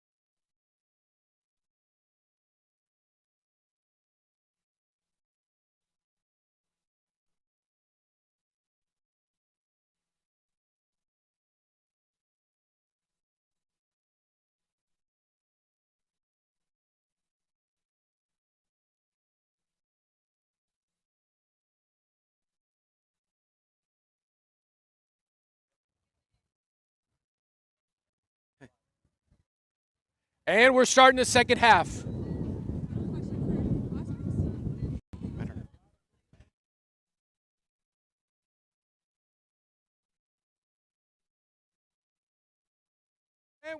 And we're starting the second half.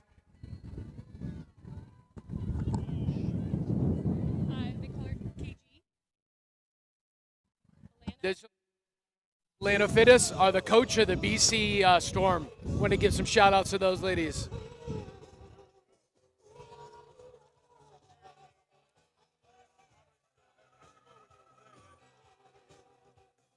And BC with the drop kick out of the goal line.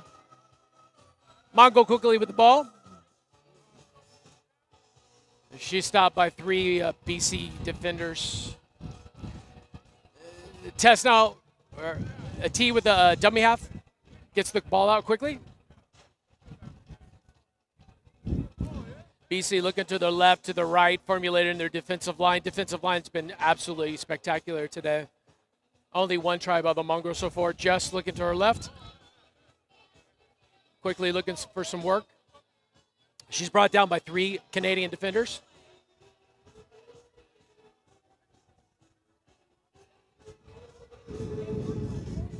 Oh, great ball.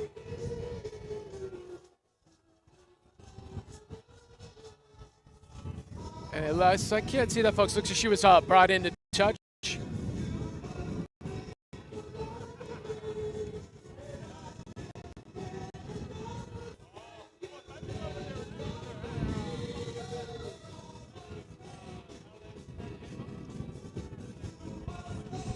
Oh, good run. BC looking for some solutions. So far, she's tackled down.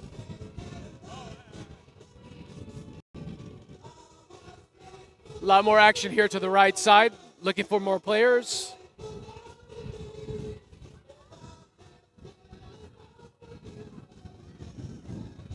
BC quickly gets the ball out. Moving along the wings. Great pass. Quickly Stallworth. Oh, and she's brought down by 2 Mongrel defenders.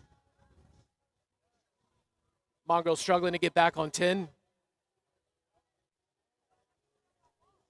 And she's brought down by Jess.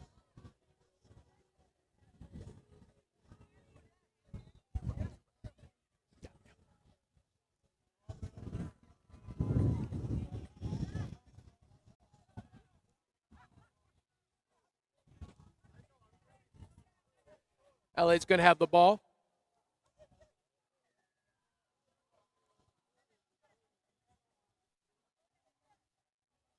BC quickly gets back.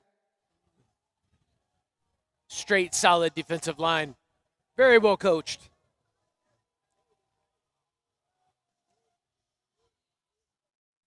Mongrel are quickly tackled after that play of the ball. T's out there, barking orders. She's letting it know, ladies, what they need to do next. All this play calling by Adi Cooney. Oh, and a nice kick.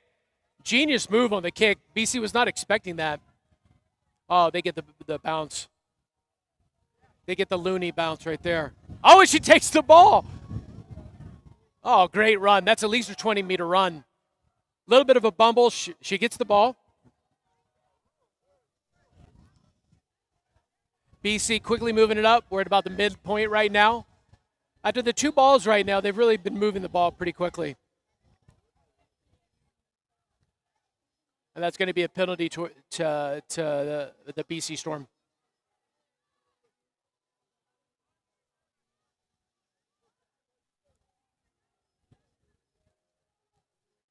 Great run. Oh, good offload. Oh, and she's got space. She looking for a teammate behind her.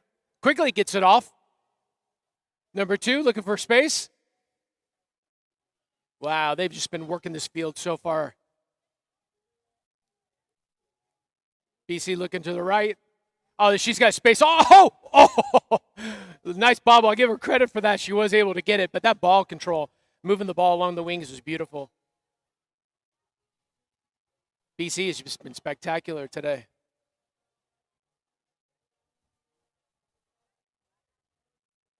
We're getting close to the try line. We're getting white line fever. And that's a try by BC. Fantastic.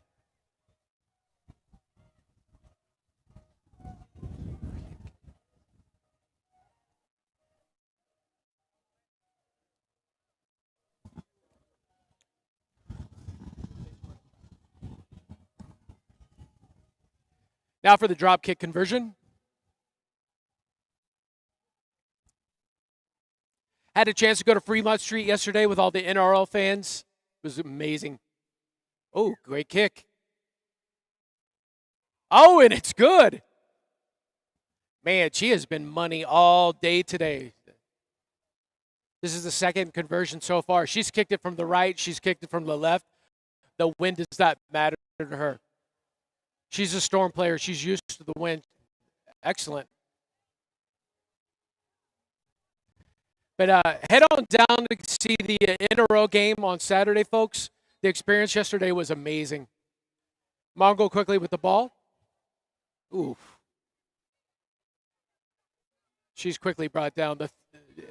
You can't hear it down here, folks, but the thuds these ladies made when the bodies hit each other is absolutely incredible. Oof.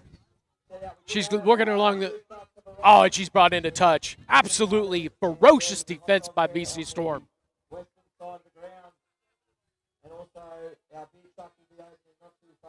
All those provinces and territories in Canada are just cheering on their BC Storm right now. You got the pride of Canada behind you.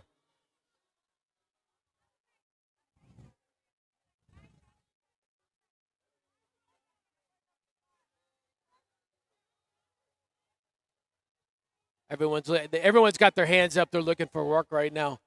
BC Storm, they want more. Oh, that's a spectacular tackle by the mongrel.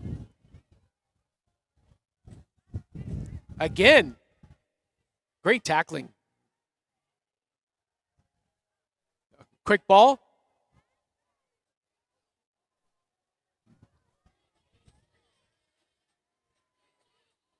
She's quickly brought down.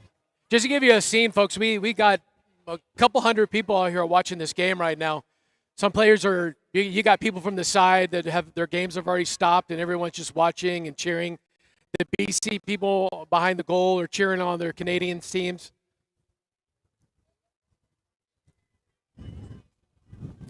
We got the Canadian national ladies team walking by. This is just rugby league at its finest right here, folks.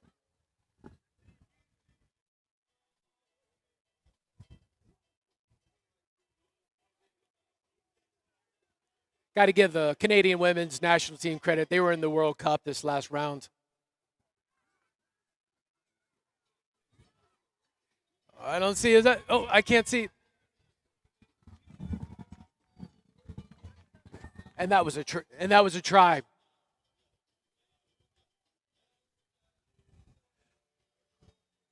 So far, folks, we got BC Storm 24, LA Mongrel 4, and we're now looking for the conversion.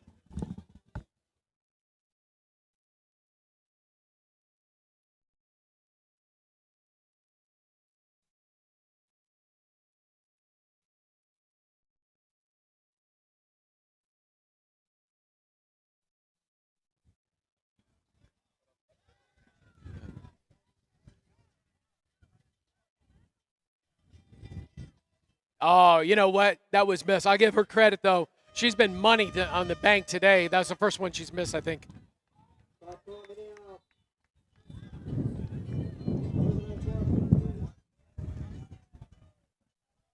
And with that, folks, the game ends 24 BC Storm to 4 for the LA Mongrel.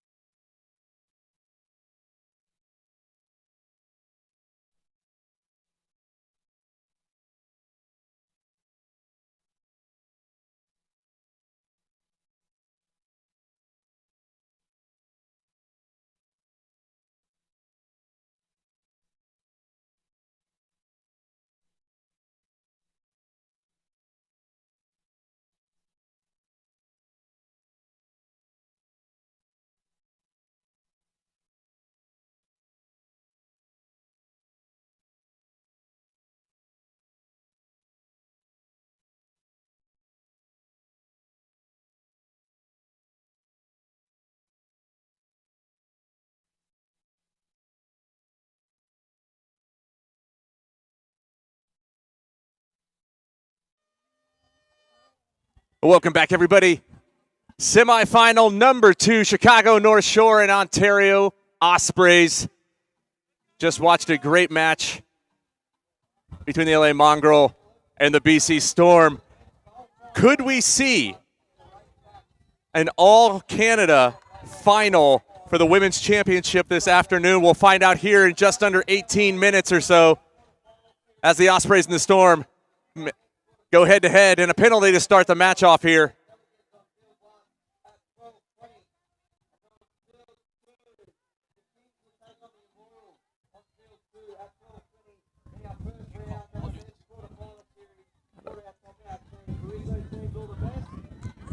We got second play here. About 30 meters out from the try line. Two strong teams here. Two big wins in their quarterfinal matches. Put them here in the semifinals. Ontario have been a constant threat for every team that they played as they dive over and awarded the try.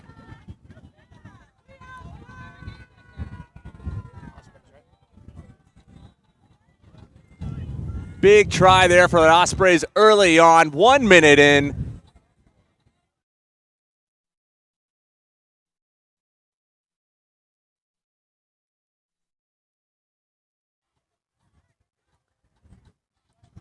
We're here out at Desert Breeze Park.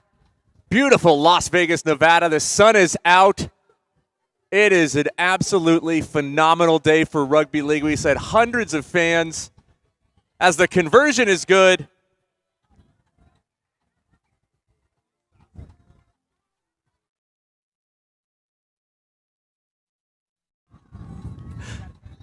Getting great help. Great camera views all around today. We've got some great volunteers. Lance Cavanaugh up there running the camera for us right now. Join us if you're on Rugby League in America YouTube page. Make sure you save that for the international test match this evening between the USA Hawks and the Canada Wolverines coming up at 7 o'clock p.m. local time. As North Shore tries to rally back. Good space out there on the right side. But she takes out two defenders with her.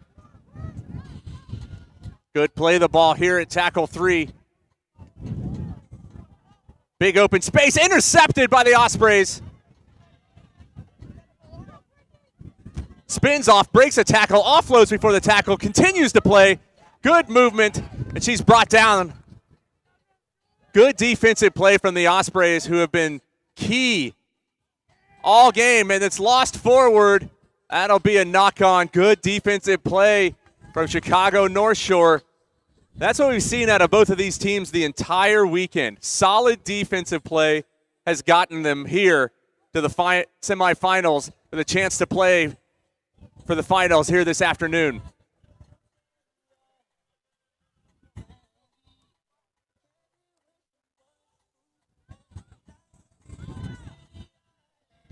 Spins the ball out to the left, but she's knocked it on as well.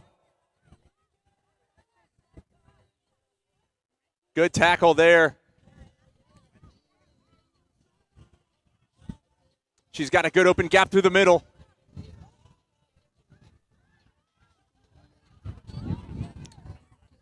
Ontario looking to attack. Good shape out there on the left side.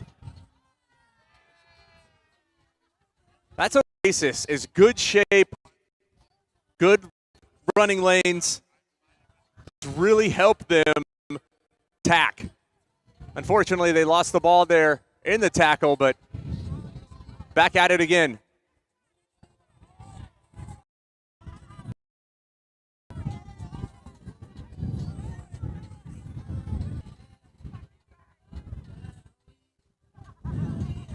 Again here out at Desert Breeze Park on the big NRL opening weekend in America. As she tries a little chip and chase, but it goes right to the Ospreys. A lot of loose ball around there. Play on, says the ref. From our vantage point, it looked like about 2 or 3 knock-ons, but we continue to play.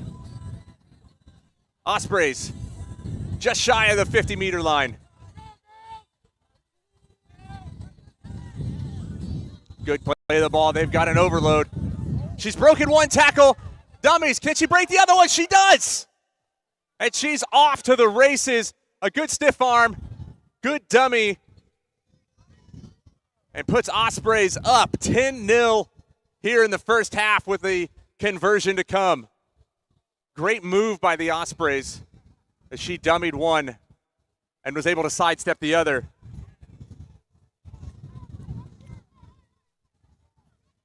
What you've seen from number 2, not just in this match, but in the previous match, is blazing quick speed.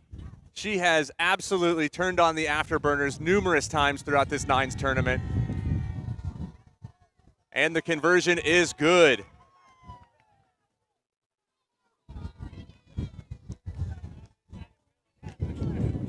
Six minutes played here in the first half.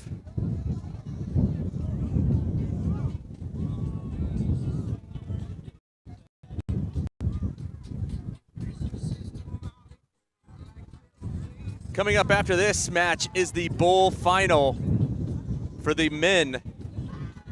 We'll feature the East Palo Alto Razorbacks and the BC Bulldogs, who just barely won their last match against the Broncos as they scored as the Hooter went off to take a 2-point lead. Great match over there. We look forward to seeing them here. This is a rematch of the very first match of the entire tournament on this field from yesterday. See if East Palo Alto will come back. A penalty here for the Ospreys again. Had some hands in the play of the ball for North Shore.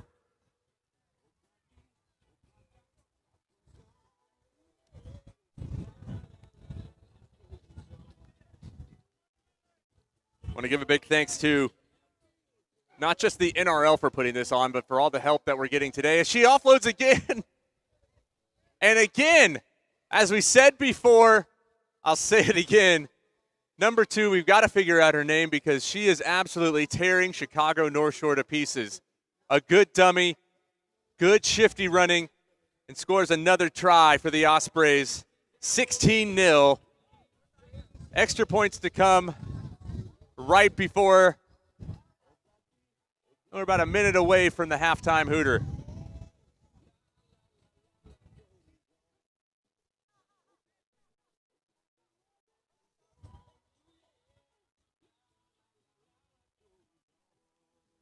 Don't forget, everybody, not as though you would, but Saturday, just wide on that conversion. Saturday evening, 6:30, the kickoff to the NRL 2024 is here. Manly Sea Eagles take on South Sydney Rabbitohs to start off with. And then the Sydney Roosters and the Brisbane Broncos. Post in the comments who you think is going to take each one of those matches. You heard Paul Vaughton earlier. He's going with Manly and Sydney, taking the Roosters and his very own Sea Eagles. What an honor it's been to call with Paul Gannon and Paul Vaughton and all the other people who are helping here on the broadcast. Greatly appreciate it. Day 2 here at Desert Breeze Park. North Shore trying to make something here. She breaks away. Can she turn on the Jets? Will she get caught? She will not. Try Chicago North Shore.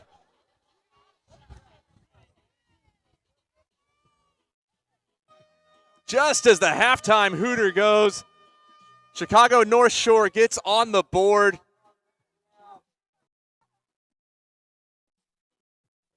We'll see if she's able to convert from way out there. Anything can happen. And it is a miss. That puts halftime score. The Ontario Ospreys 16, Chicago North Shore 4.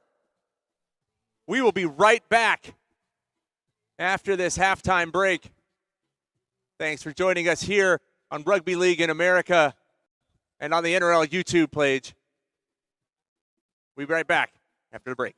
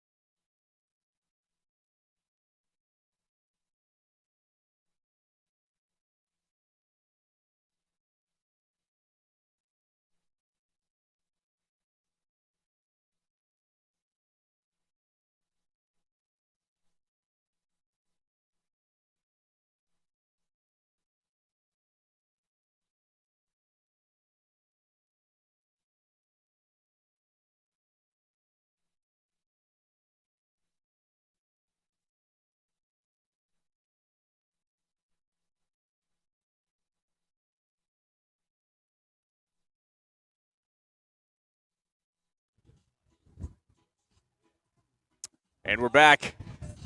Second half coming up here. Non-stop action here at Desert Breeze Park. There is no rest for the weary, no rest for the broadcast team. We all have a good laugh when we mute for a second there. Enough time to get a drink and a quick snack. But back to great rugby league here in Las Vegas, Nevada.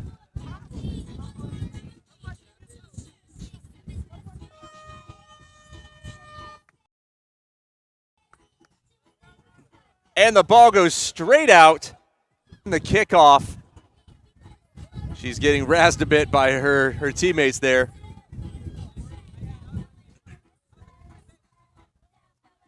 Temperatures picking up here, 64 degrees and sunny. You really can't beat the weather that we've had here.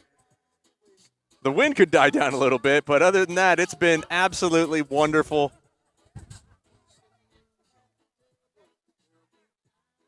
North Shore on the tap. We'll get started here. Takes it straight up the middle.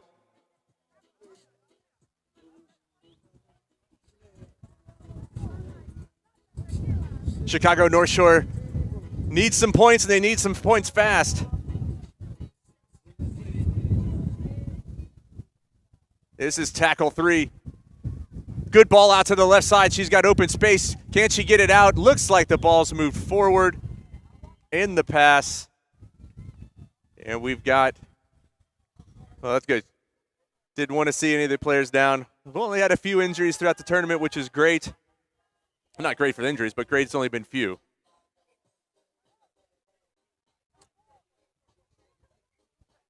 Ontario on the attack once again. Good movement as she breaks through the line. Another line break. Oh, and it's stripped in the tackle. What a move. Osprey player had a clean breakaway. She tried to fin, but in the fin, she absolutely got stripped. Highway robbery right in front of our eyes, folks. Good offload there. North Shore swinging the ball wide. Ospreys are quick up in defense. Their defensive line has a good structure to it. They've played well this entire tournament, and defense has been one of the reasons they have made it to this semifinal match.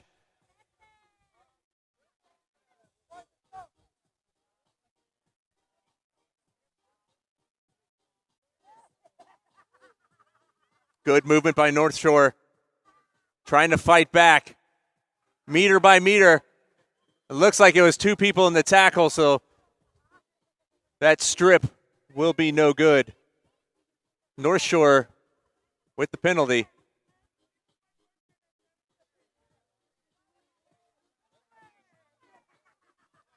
And they'll have a tap of the ball. She takes it straight up, dives over. Is she down? Looks like she was called held up. Held up. Another attacking opportunity for Chicago North Shore here. Tosses it to the left. Gaining vital meters. Ever so close. Big run up there. She takes on 3 defenders. Slow play of the ball. Oh, what a defensive hit by number 13 for the Ontario Ospreys. She came flying off that line. They've got numbers if they can get it out real wide. Ball's loose, but it's ruled forward. Chicago had the numbers out on the left side, but unfortunately, that stone wall of an Osprey defense absolutely punishing Chicago.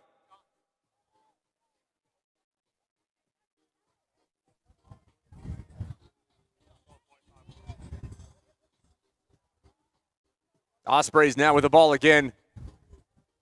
Good tackle there.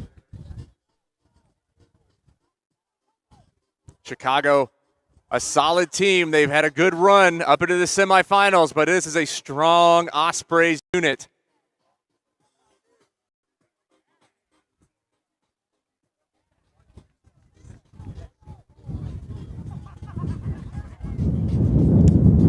Good movement left and right as that wind really picks up now.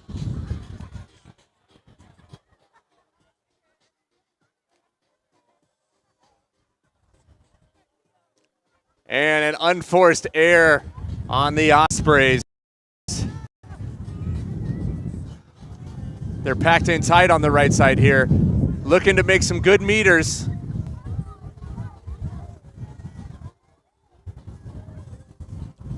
Gets the ball out to their 5-8. Good run again up the middle. Good, strong run.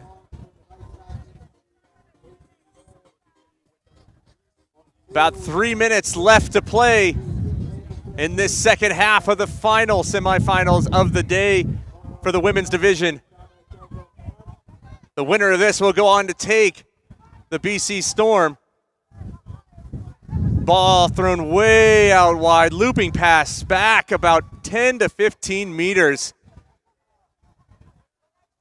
Tackle 4. She's moved it outside. Little punt off the hand.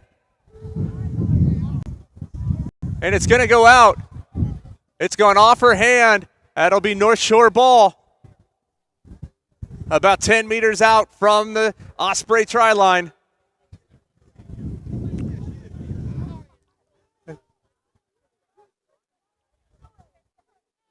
North Shore's had plenty of opportunities this match, but they just haven't been able to capitalize. That defense for the Ospreys is absolutely daunting. North Shore just meters away. Oh, they fumbled the ball. She got out. Can she break off the tackle? 2 meters from the try line, just under the sticks. She dummies one. She dives over. We're waiting for a signal. Held up. Held up is the call. A lot of frustrated North Shore players out there. They thought she was down. Oh, and that's a penalty.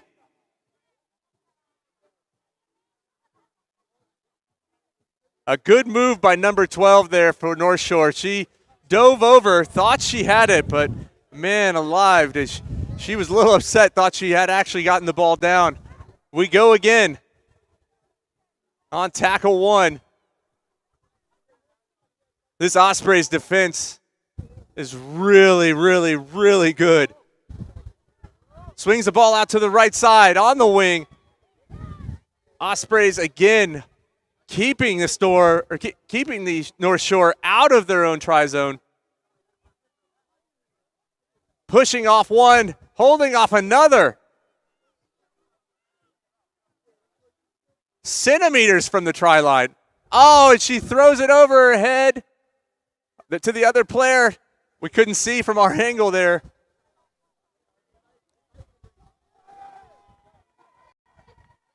And a penalty.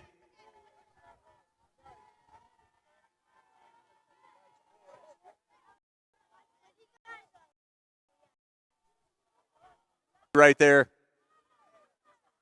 Ontario again with a stout defense. North Shore really had an opportunity. Their winger was out wide enough, so wide that we couldn't even see her out there. But again, the Ospreys continue to punish North Shore on defense.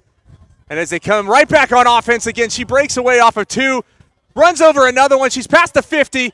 She's taken off a good 45-meter run right there for the Ospreys. As the final whistle sounds, that will be the end of semifinal number 2.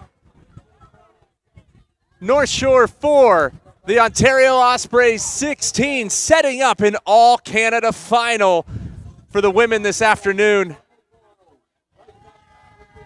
What a great performance by Chicago North Shore this week. They've really pushed hard. The Osprey team, credit to them. They've been phenomenal. We've got more action coming up here just momentarily.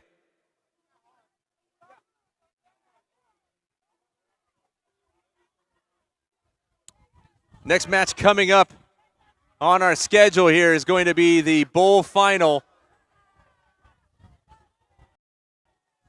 It's going to feature British Columbia Bulldogs and the East Palo Alto Razorbacks.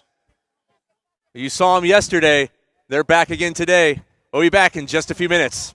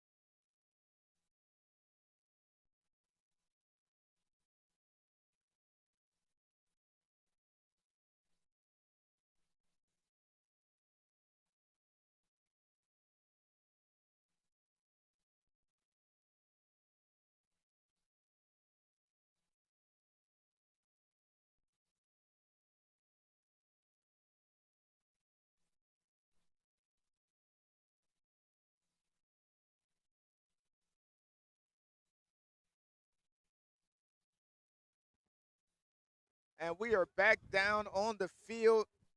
My name is Lance, Great American Rugby League Podcast in America, of course, on this NRL YouTube. Thank you for everyone tuning in. We have the bowl final between EPA and BC Bulldogs, East Palo Alto. This side looks absolutely massive from EPA. Giant group of gentlemen out here, distinguished fellows, trying to take the bowl final day against the BC side in the bright gold, as you can see. Both teams meeting in the first hit up of this entire tournament, Las Vegas Nines. And BC end up getting the win with a ball bouncing off of the kickoff, off a player's chest safely into one of the BC Bulldogs' hands. Good fortune meeting BC early on, going right to hand for BC. And now we have a penalty early.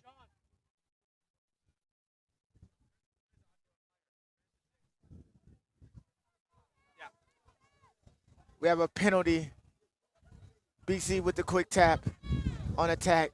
Dummy move, grabbed up by two defenders. Can't wrestle him down, twist and turning. Earning, getting extra meters for the BC side.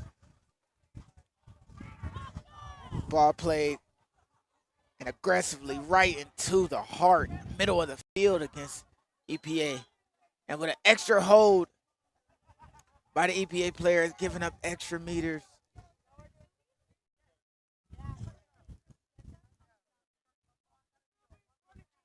Already 2 penalties, giving this BC side life on this set. And oh, what a fumble, a drop pass on the edge, gathered up by EPA. Also another drop, referee calls it as we play the ball. Cutting, moving. Caught a few defenders out, throws a flip pass with one hand through the hands of his teammate. And now it looks like EPA is getting driven back. Deep in the corner.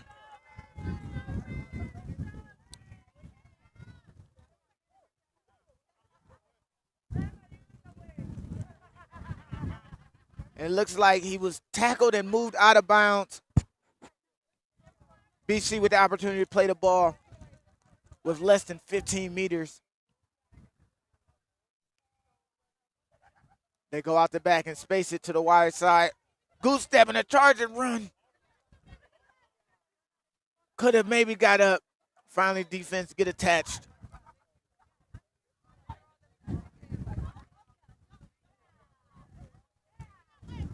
And again, another penalty. EPA stacking up the penalty count early, giving his BC team an opportunity. A dummy and a fin creeping in inside the 5. BC going to our right. Looks like they had a shadow line and out the back, and EPA. Tough defense on the edge. Ball dropped by BC Bulldogs. And now opportunity for EPA. Get some space, get out of their own end.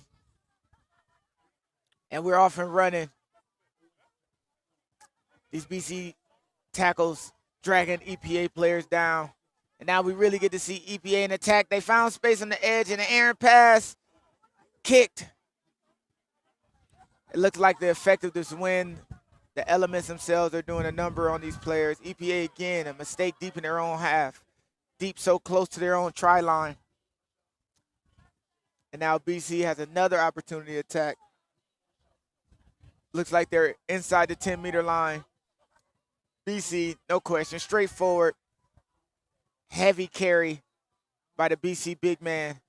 And the space is to our left. Let's see how BC attacks it. One hop step back to the inside, a spin move, and tackle just short of the try line. The Bulldogs inside the 5. They're going back to this left side. They just found favor. And again, bottled up, so close to this try line.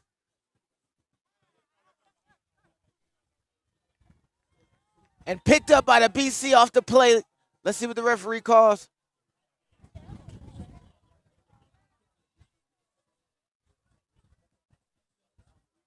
Ref having a discussion. Play the ball is his decision. Palo Alto is right on in half. No opportunity for any advantages left or right. He's bottled up immediately, but that space gives BC opportunity on the wide side and charging through underneath the sticks. Bulldogs, the dogs, after a grind upset, penalties and all sorts, they finally go in. Bulldogs are now up 4-0. The first try of our bowl final here early in the first half. It should be midway through the first half. Drop to come. Can they extend? Referee arm goes up. It is 6-0. And the Bulldogs putting together. They want me to present a trophy after guys are changing. Grinding forward tenaciously. And I mean, the ball is just, the wind is just really affecting this game. It's been affecting the second day of this tournament extensively. Elements no matter. BC are up 6-0, and now EPA, which seems like they haven't had really much opportunity with ball in hand, really much opportunity in this game to really show their abilities to attack. First tackle done. And it's just too much going on there in that tackle. Referee's gonna be on that, just slowing down ball, just a little too heavy. And a tap and hard charging run, low high tackle to get the big man down. First tackle this new set. Skip pass, finding the space outside. One move, inside out, another between defenders. Defense was great because it looks like he was going in to try it. And this BC side, man, they are bringing the intensity on all of these tackles. EPA trying to drive. They're so close to this try line. And a quick play. Can they get it out? Opportunity for a Bulldog to intercept. And the bounce lands exactly where it needs to be. Picture perfect pass. Picture perfect pass over the top of a defender. Hits the ground, rolls right into the hands of an EPA player. And just like that, EPA have matched the try back conversion with an opportunity to get us dead set even at the 7-minute mark.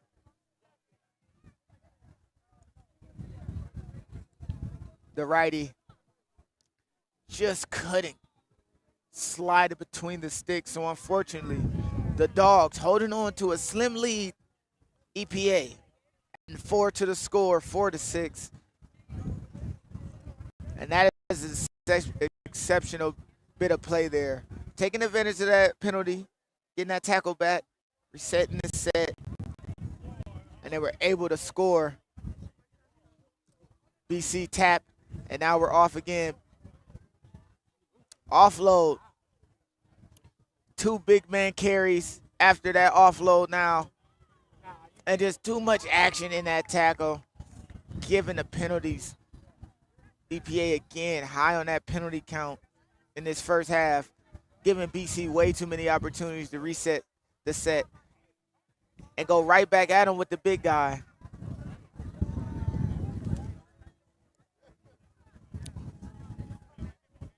Ball is played. They're set up on the right. Out the back, gets it to the winger. And they play it quick, exceptionally quick. Found EPA on their back heels. The ball pops out, and a big man splash in for the try. That ball popped out from that tackle backwards. He gathered it, no slowdown. And nobody was stopping him with a full head of steam inside the 5. No arm tackles there as he dives in.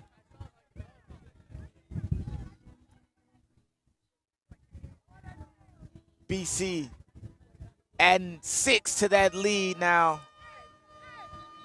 Conversion is good. We are 12-4.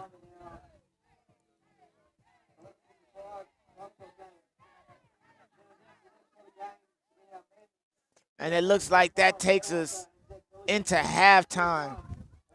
Wow. 12-4, the Dogs holding an 8-point lead over EPA. EPA, a lot of penalties early on in this first half of this bowl final, giving BC way too many opportunities to go back at it, get another bite at the apple. And the Doctor stays away as many bites as they've gotten. They got an opportunity to score a second time. 2 tries to 1, 2 converted tries to 1 non-converted.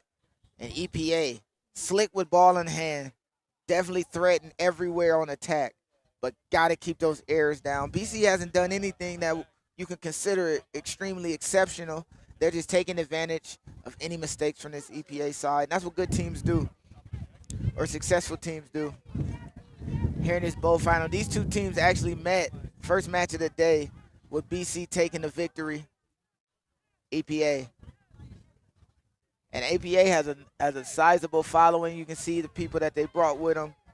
They're not too far away from this commentary booth, enjoying themselves, enjoying this beautiful Las Vegas atmosphere. Mountains in the background as a backdrop to the beautiful footy today, with a lot more going on over the course of this weekend, ending with 2 big games.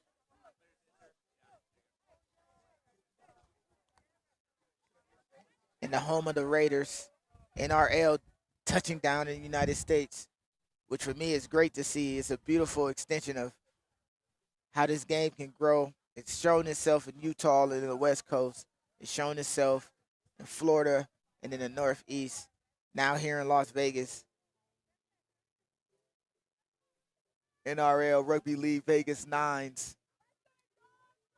You're joining the booth. My name is Lance of the Rugby League in America podcast, Lance of Great American Rugby, and I'm happy to celebrate this rugby event with you. To kick off with EPA, able to get their hands on the ball, moves the ball to the sideline, inside cut and big collision.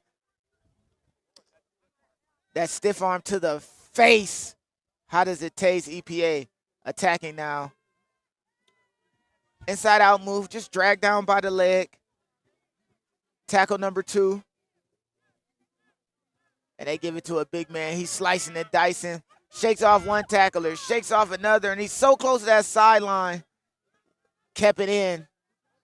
Third tackle, and now after the play the ball, little duck move, trying to find that extra space underneath the 2 defenders who collapsed on top of him.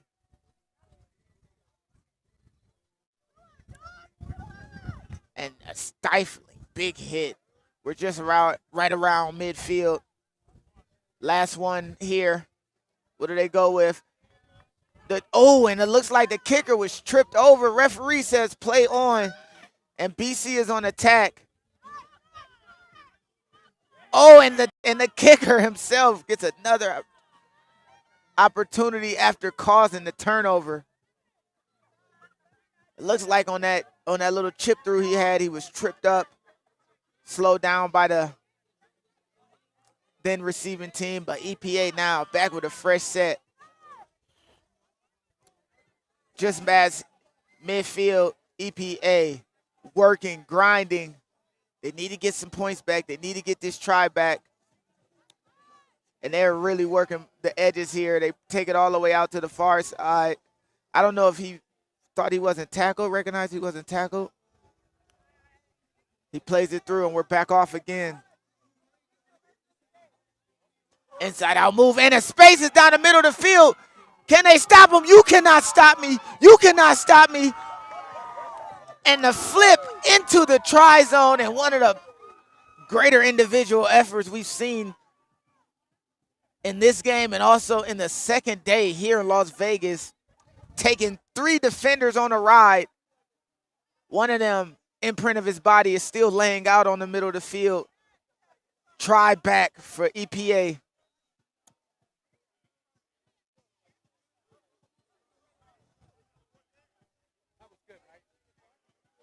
Conversion going up. And I believe it was cash money. 12-10 BC. Now with opportunity to attack.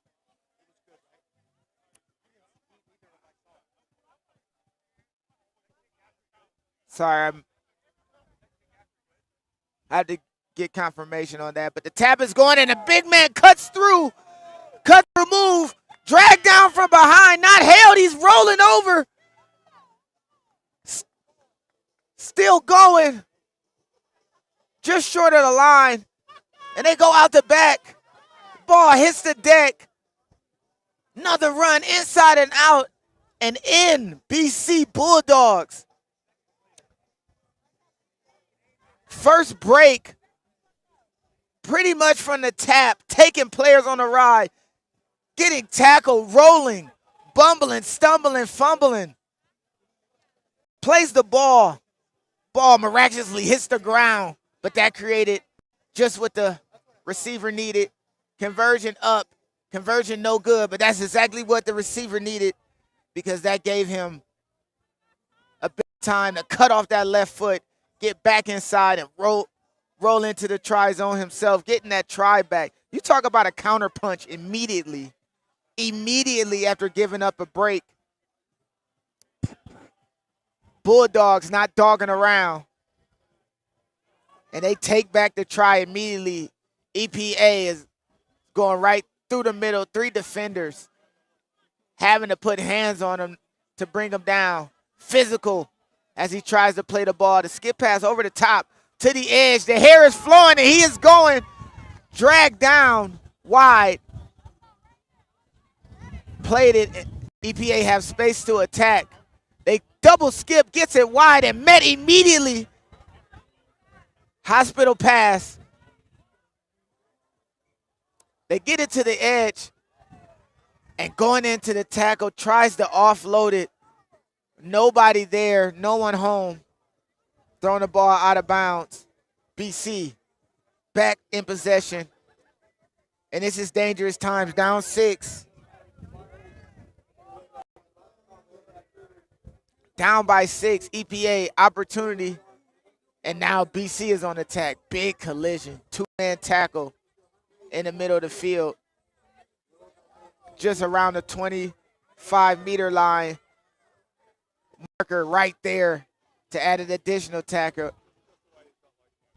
Big hit up, BC.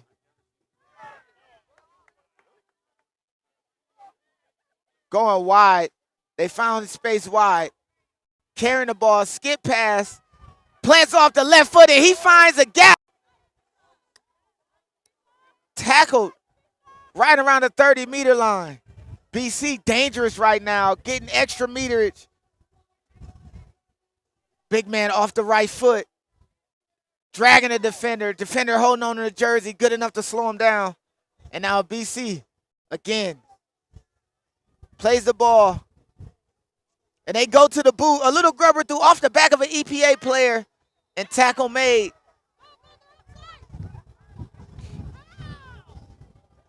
And the referee makes a call. It looks like offsides potentially. A penalty and a fresh set for BC. And the Bulldogs are back on attack. Inside step on a big guy. They're really over-resourcing these tackles. And now BC cutting through. Multiple EPA players, hands on their knees. The ruckus was brought by the Dogs. And the Dogs get the try. 20-10.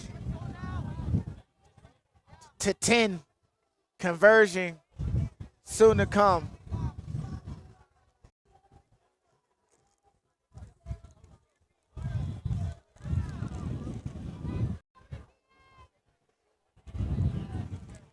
Right around the 16th minute in this game.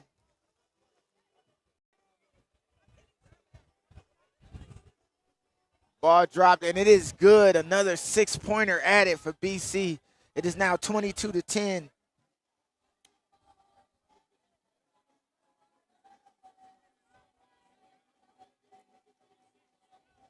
EPA hustling back to the line. They tapping and they're off. The quick man, in and out move, grabbed high around the shoulders, around the shoulder neck slowed down. An extra penalty given from the extraness when he tried to play the ball. Quick tap. And the goose step. One man shakes around and spins around. Another tackle. One-handed offload. EPA on attack trying to get these points back. The excitement is here. EPA trying to go quick. Trying to get around the corner. Gets it to the big man. 3 defenders. They going short side again. Nothing there. Going back. Pass made. Underhand and it hits the ground. And now BC has a chance there on the break. Big collision. Big positive tackle. Slows down all the momentum for BC right there. But they do have numbers. It looks like Sniper on the field catching him. He gets tackled. Gets up slow to play the ball. And these BC ball carriers are a load to bring down. BC going on attack. I believe that's the, and with that horn, bowl champions, BC Dogs, getting the win, putting in points when the opportunity presented themselves, taking their advantages, the extra sets that were given early in the first half. And they save a try, find themselves. So that is your bowl final, is BC gets the win over EPA. Man, I am stepping away from the microphone. My name is Lance, Rugby League Podcast in America for all those watching on the NRL YouTube. Lance of Great American Rugby. Cheap plug, Great American Rugby on Instagram, Rugby League in America Podcast on Instagram. Please hit us with a follow. We're at the NRL Rugby League Vegas Nines. I'll catch you soon.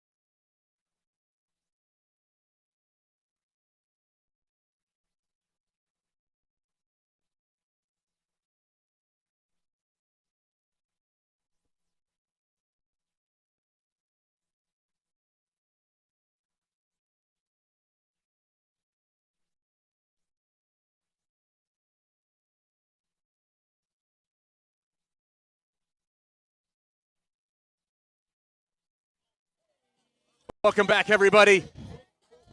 What a great match by the BC Bulldogs over there. We have for you now the start of the men's championship round. Team Air Locker is going to be in the black, going from right to left on your screen.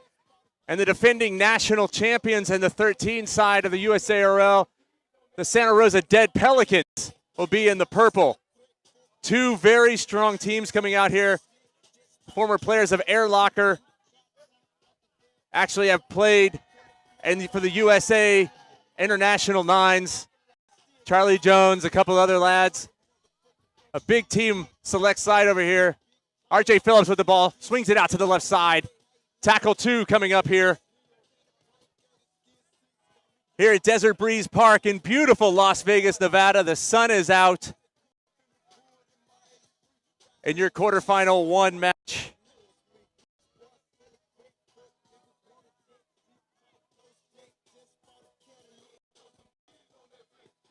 As looks like he's tackled out of bounds.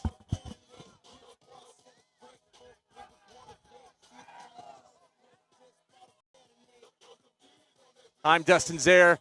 Thanks for joining us. You've heard Lance Cavanaugh, Chad Cooper on the call today. We also had Paul Vaughton on this morning. Here to call Rugby League in the United States, NRL Nines. Thanks for joining again. Big run up here.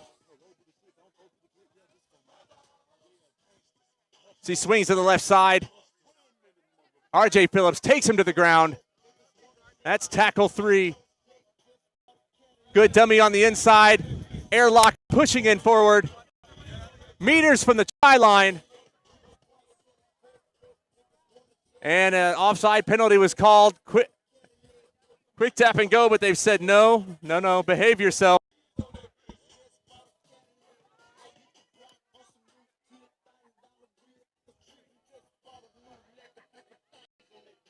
Air Locker goes down again. Swings the ball out to the left. And he tries it down. First try of the match to Air Locker. 2 minutes and 20 seconds in. Nice little sidestep there. Gave him the opportunity to find space and get the ball down.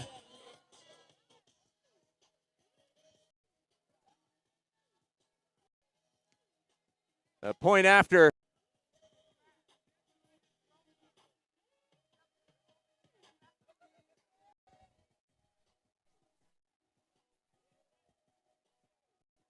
The kick after is no good.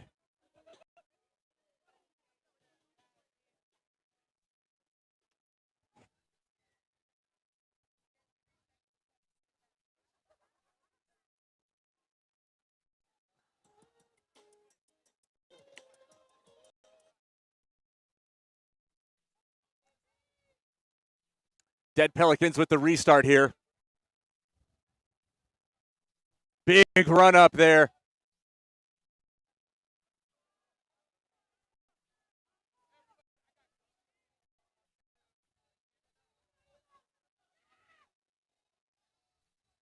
Tackle 2. Breaks it onto the right side. Good open field run.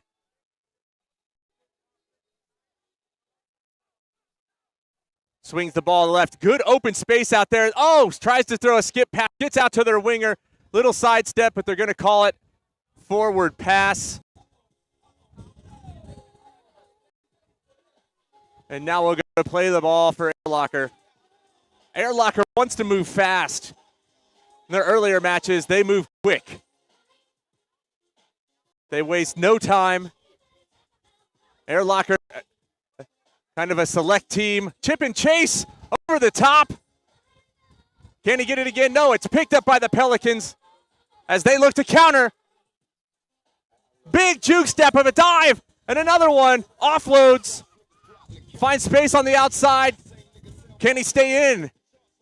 He takes 3 Air Locker players down with him. Good counter play by the Dead Pelicans here in the first half. RJ Phillips with a bruising run forward. And that'll be a penalty against Air Locker. Like they little bit of hands in that play the ball. Dummy half. Runs straight up the middle. Fakes the toss out.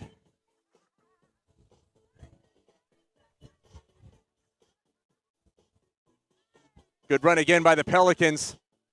Air Locker defense holding strong right now. They try to run over again. It looks like he's got it down. He checks. He does have it down. Try to the dead Pelicans.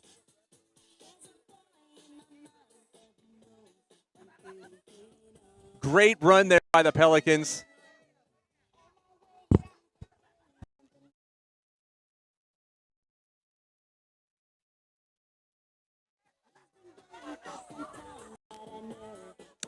And the kick after is good.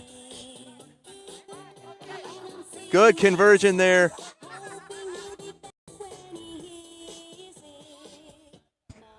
To try in the 6th minute. 3 more minutes to go in this first half of your first semifinal match, or quarterfinal match, excuse me.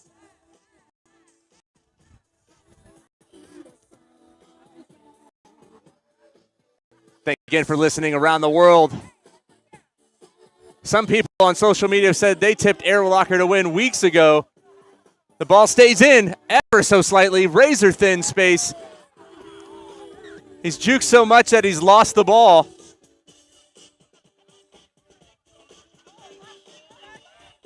It looks like he lost it forward in that tackle too.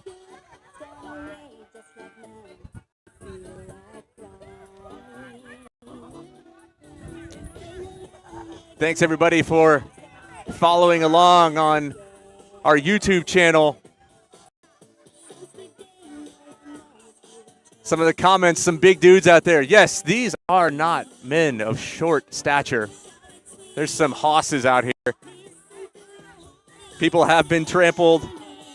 And like the people have said, there is tons of potential here in the U.S. and Canada.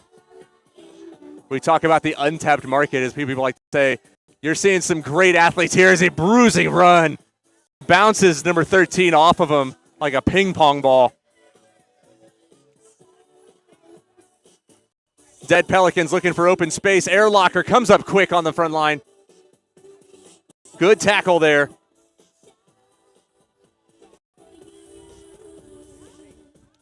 Dead Pelicans, a little uncertain on what they wanted to do, but they finally got the ball out. Shift to the left side. He's broken away the tackle. He's got speed. Can he get there?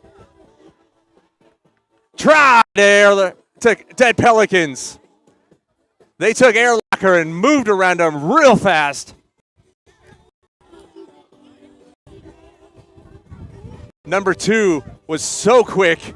Once he got in open space, he was gone. Off to the races. Try for the Dead Pelicans. Conversion.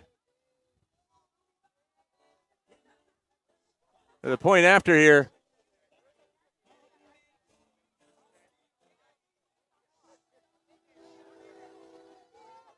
Is good. Brings the score 12-4 to the Dead Pelicans. Seconds to play here in the first half.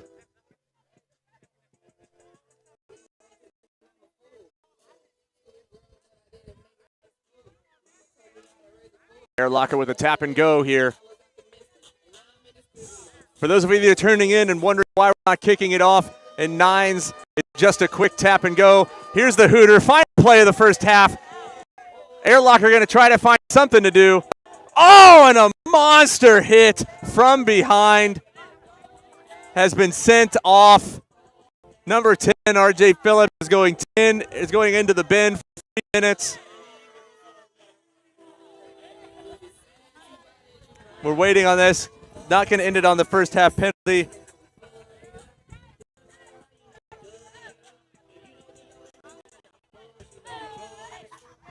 What a hit. Bit illegal. Chip and chase over top. Recovered by the Pelicans.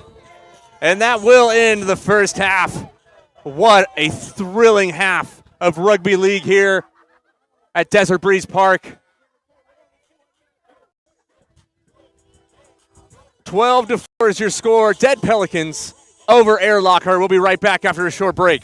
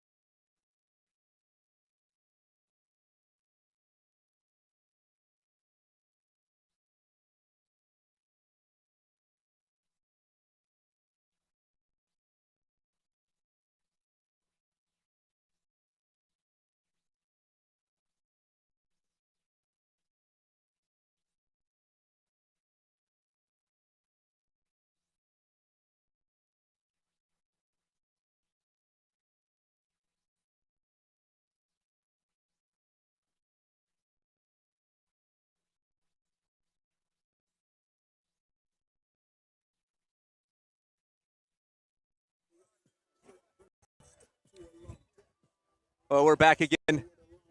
Thank you all for joining us. Again, big thanks to our sponsors of the broadcast, Liger Systems for great graphics overlay. You can visit liger.systems for all the information there. And then, of course, Spinal Guard. For those of us that have been sitting all day long and need a little bit of back support, Spinal Guard is the way to go. Visit spinalguard.com for more information.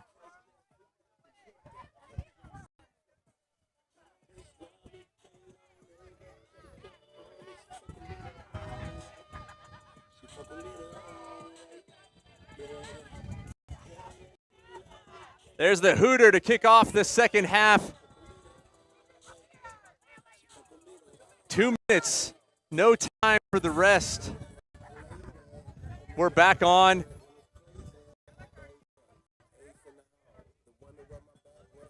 The thing about Nines is once that main hooter sounds, the clock starts running. 22 seconds already in. We're still trying to get settled here. On field one, our championship field.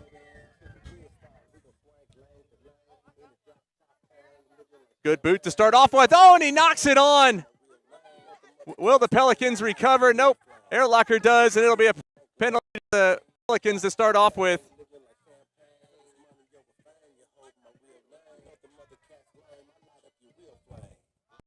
Good run by Robert Beasley there, number 11.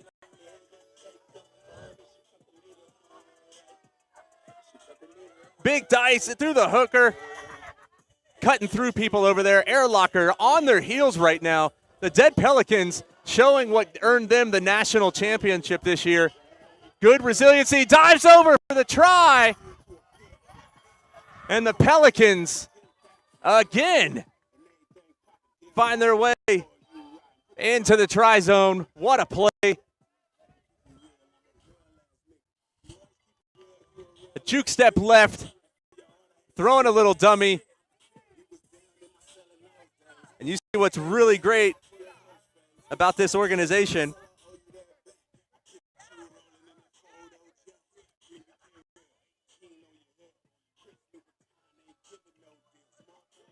The kick after is no good.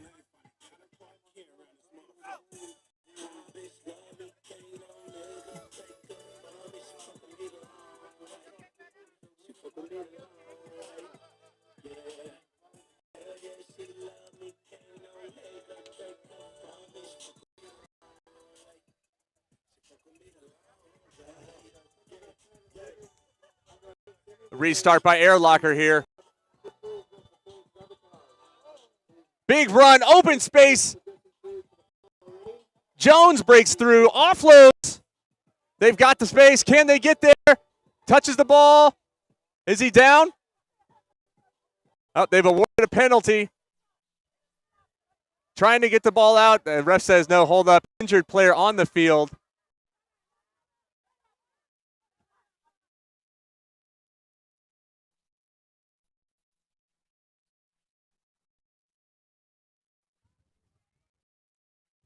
It's like we get an injury on the field. He's a little shaken up.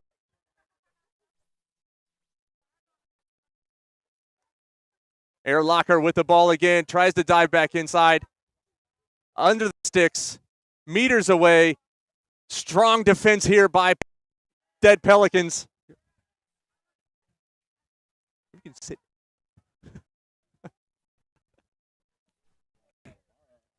Pelicans defense holding strong. They switch. Intercepted. No! Knocked on twice. They'll play the first knock on, then the second one. And for the first time on field one, we will have a scrum, because in nines, the only reason we have a scrum is when we have a double knock on. NRL Vegas Nines history here, folks. The first scrum of the entire tournament.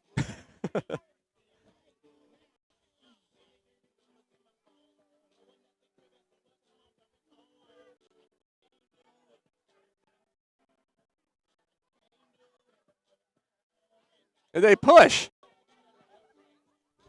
Bit of rugby union out there with a pushing and a scrum. It's just feed and go, lads. Just feed and go.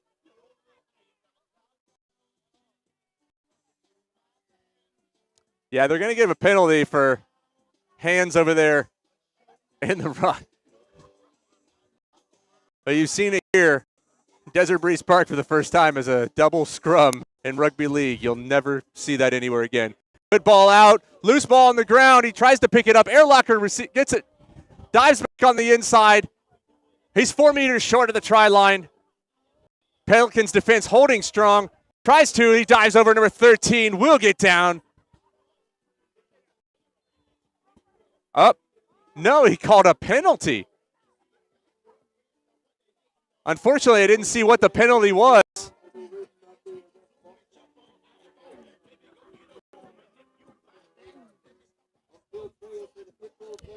We don't know what the penalty was there, but it went against Airlocker. The Dead Pelicans pushing hard. 14 minutes into this match, just 4 more to go. Spins the ball out wide. Good run.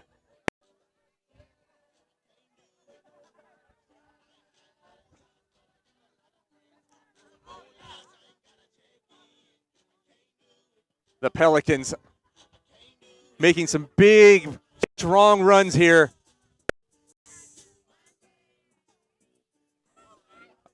What a good move. Off the back to play the ball. Trying to take a sniping run. What are they going to call here? Oh, improper play the ball. Back over to Airlocker.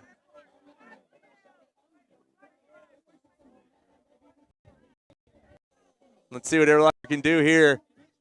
Just 3 minutes left to play in this match. They're down at least 2 tries.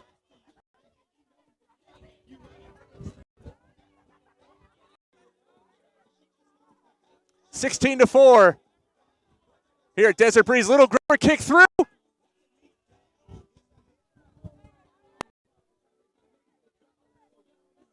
Try awarded to Airlocker.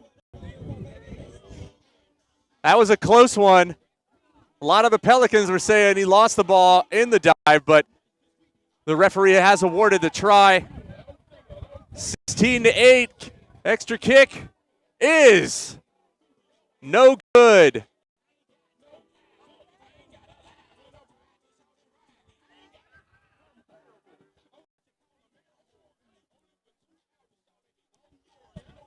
There's a lot of tired people out there today. This is day 2 of NRL Nines, a great event here at Desert Breeze Park.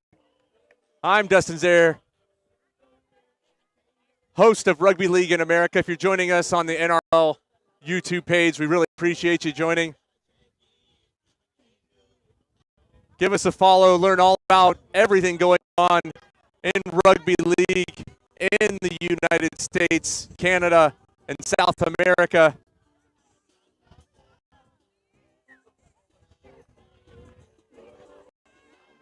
And again, a penalty against the Pelicans. Gives Airlocker a chance. Big run. He's broken 2 tackles. It's taken 2 men to take him down.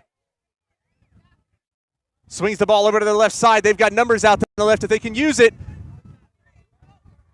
Good defensive stop as the offload is there. That's tackle 2.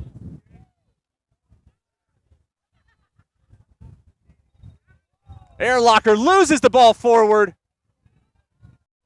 And the Pelicans recover.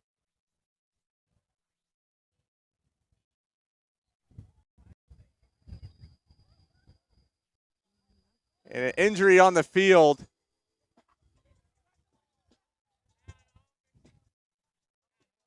And we're going to call on the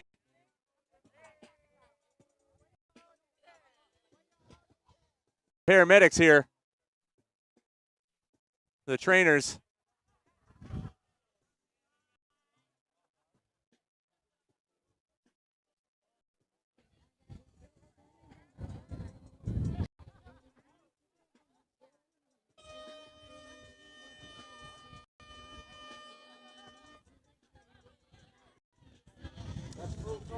And they will go full time because it is Rugby League Nines. That's full time. 16-8 is your final score. What a match here in the quarterfinal number 1. Airlocker, a solid team, but they could not get past the USARL national champion, Dead Pelicans. What a performance. What a great match. We do hope that the lad's okay. He's being helped off the field. 3 tries to 2. Big one with the conversions by the Dead Pelicans as they'll advance to play semifinals coming up here in just a little while. We thank you for joining us. If you want to follow us on social media, Instagram is RLA Podcast. And on Twitter, it's Podcast RLA. Follow us for all the latest news. You can go to rugbyleagueinamerica.net and find some great American merch. Follow up on our series that's happening again, all the teams around the country and the great USARL and all the different affiliations. We'll be right back after a short break. Coming up next, you've got Roots Rugby taking on the Boston.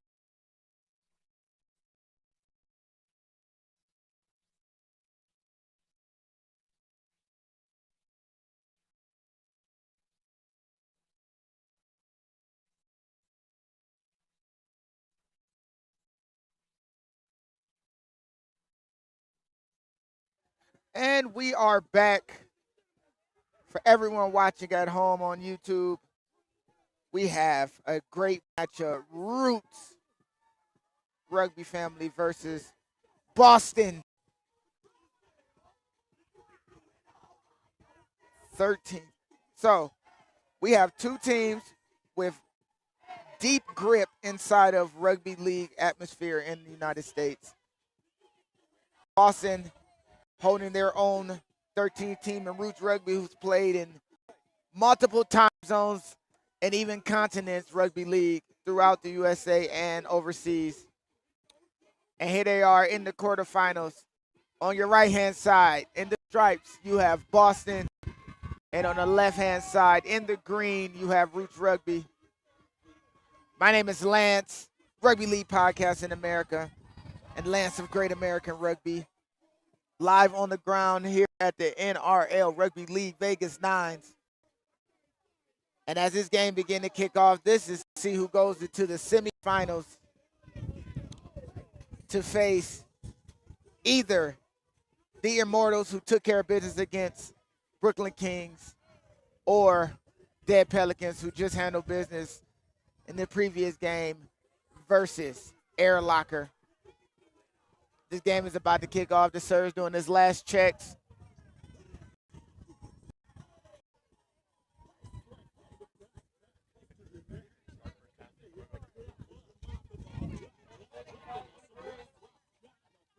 And we're about to start the first half.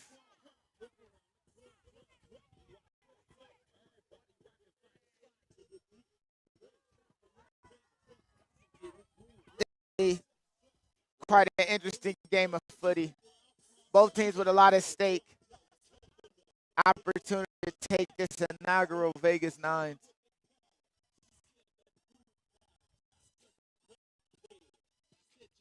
Boston 13's team, that's Boston Nines over this weekend.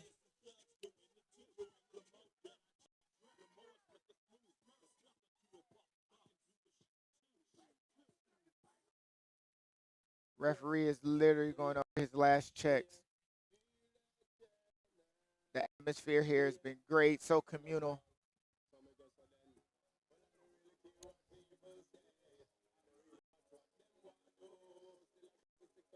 This is one match that's happening right now, and the bell goes off, and we have kickoff.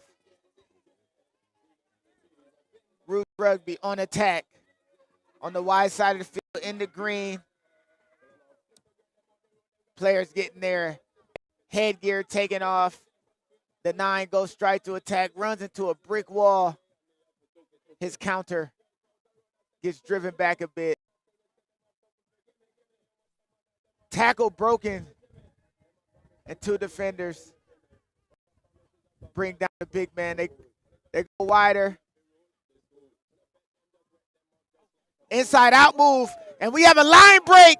Roots Rugby are on their way. There's a chase steal, but it looks like no one's going to catch number 6. I believe that's Coop.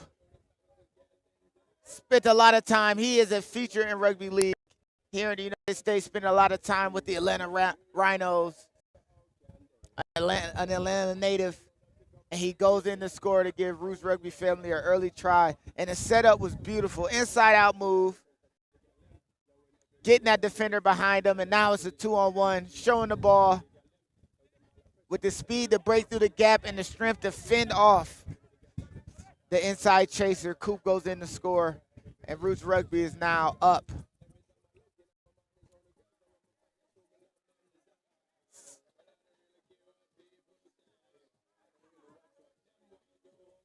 And I believe we counted that conversion good. Boston. Big charge and run. And both defensive offenses set, and Boston is making no confusion about this. They're being confrontational in their first bit of attack here in this game. Right into the defense. 3 runs. Straightforward. Grinder style. Seeing how this applies later, and as this game goes on, it's going to be a great bit. Now they get it out wide. They have space and numbers on the outside. 1-on-1 tackle on the edge.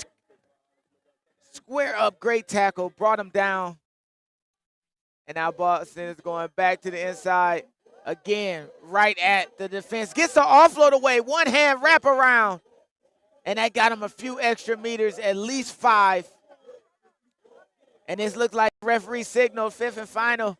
The Roots Rugby family gets the tackle. And just like that, great set by Boston. Definitely setting the precedent of what they want to bring to the rest of this game. Now Roots deep in their own end have to find a way to relieve some space. Tackler held up. And the half goes right around. This Boston's defense is strong. As you can see, they are doing exactly what they need to. Double tackling, double wraps, no offloads from this Root side. Goose step to get around a few. A fin to get around another. Spin, and as he gets the offload off, and they get it all the way to the edge. Speedster on the edge. Looks like he's in the foot race. Will he win? No. Caught and dragged down, but not held. Ball carrier back to his feet. And underneath the sticks adds another 4 to Roots Rugby family's total. What a run. And it all started back in their own end. I believe that was Jason Paul starting the break.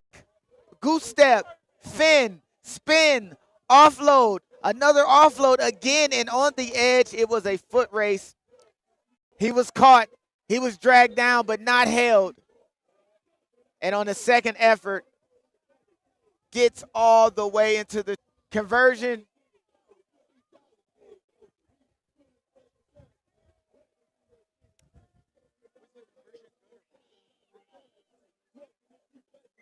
Conversion was good. Roots have a 12-0 lead.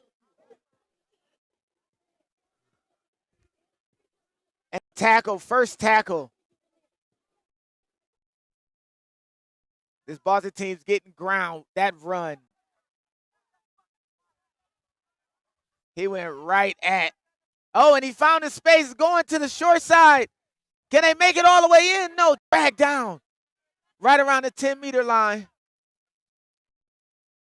They play the ball, and the space is wide. They do have numbers, and they couldn't get it all the way out. A knock on with numbers all the way on the outside. That's a walk-in try if that ball goes to hand, but unfortunately, Boston, again, getting deep into Roots' end of the field, but unable. And another tackle broken. They are not completing their tackles. They're not doing what's necessary to bring these Roots players down when they get the opportunity. Another tackle there. Ball played quick. You still got Boston players on their back pedal. Hands to the edge, and it's a 2-on-1. Coop, the try scorer, decides to keep it. He didn't want to play that far to the edge, looks like. And they're going back to the middle of the field. Simple approach and a kick with nobody back, and a speedster has a step. The ball is rolling, and he cutting it down. What does the referee call? Referee calls brought in and knocked on, unfortunately. Goal line drop, and Boston almost giving up another try for the length of the field again. But the referee might have called a knock on. Oh, it kicked out the zone is what's being called.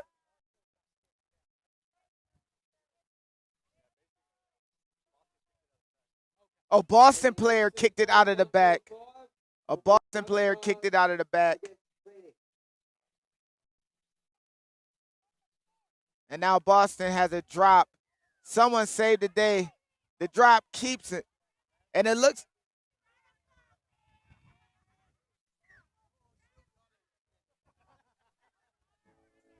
And Boston keeps possession after finding the space on the drop. They get to play it at the 50. What a turn of events for this Boston side. Saving the try, kicking it out of the back, and finding the space on the kicking game, giving them an opportunity to save points and a charging run. Boston has come alive just a bit, has two good plays, one to save a try and another one to retain possession after. And now they're going back to that style of play that they have, confrontation, right in your face. They have the size to do it. Now they're going to the outside. Big hit, double tackle. With Boston about 25 meters out. They go to the short side again. The hesitation move by the first receiver gets around the edge, and we might have seen dangerous play.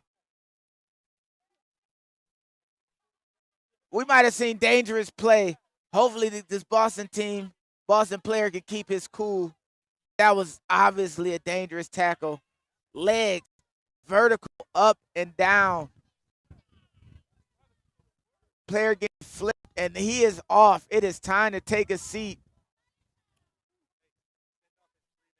The send-off, gone for 3 minutes. Hasn't been too many send-offs today. I've seen one earlier in the day. But now, Roots Rugby family, a man down against a brawling team. Can they be scrappy enough to keep points off the board? With not that much time left, and the referee is crawling, caught it, held up. Boston again, another opportunity to attack. Try, held up. Roots family down a player against a Boston side that is relentless, confrontational. Tackle short just there. Ball play. This might be the last tackle. What can Boston do? Triple, quadruple skip. That ball finds the hand of a Roots player. And that Roots player looks like he's going to get dragged and tackled out of bounds. Boston, opportunity to score. Ball held up with low time. And Roots Rugby family, with a man down, find a way to keep the goose egg solidified. Exceptional bit of play. Boston has a attacking setup and scheme that is very in your face. And when they go wide, they got quick, agile guys who seem to be slow pace, hesitation moving, getting the ball out of space, but that attacking sense hasn't created points for them. Roots Rugby family scoring. A long distance try. Coop finding a space. And immediately when getting the ball back again, deep in their own end, get it to the outside once more. Both of these tries underneath the sticks and converted. This lead can be attributed to a few things. I'm down on the sideline here at NRL Rugby League Vegas Nines. For all of you watching on NRL's YouTube, Rugby League in America podcast, putting on this production, trying to get you as much rugby league action here from the States as possible. My name is Lance of Rugby League in America podcast and also of Great American Rugby. Follow both on Instagram, Rugby League in America on Instagram, Great American Rugby on Instagram.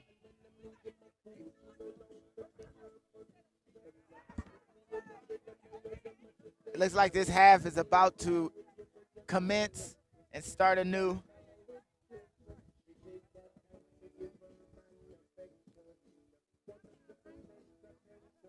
Here at Desert Breeze Park in Las Vegas, Nevada. Beautiful weather we have with a high wind gusts that have been affecting all the matches here on day 2. High wind warning all through your Googles if you're using Google Maps, all through your Apple Maps. The wind has really been affecting flight of ball on kicks, really testing these players in the conversion games. This second half,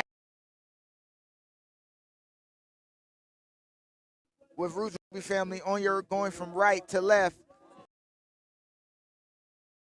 in the green, and Boston in your red, and now Boston trying to get back on the front foot like they've been known to do. They've really found a way to really shake up things, playing confrontational, and now they're doing the left and right. Hit and held, and now the ball is out all the way to the edge, but can't bottle it up. And again, another mistake gives Roots Rugby family an opportunity.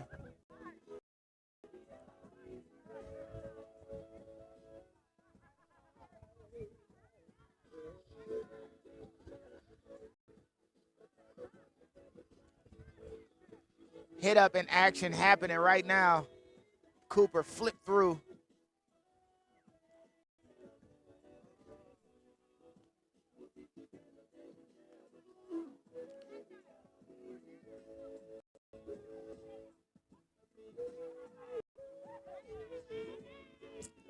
And now Boston charging run, gaining the meters that they can to the big man, and he's halfway through, almost squeaking through clean.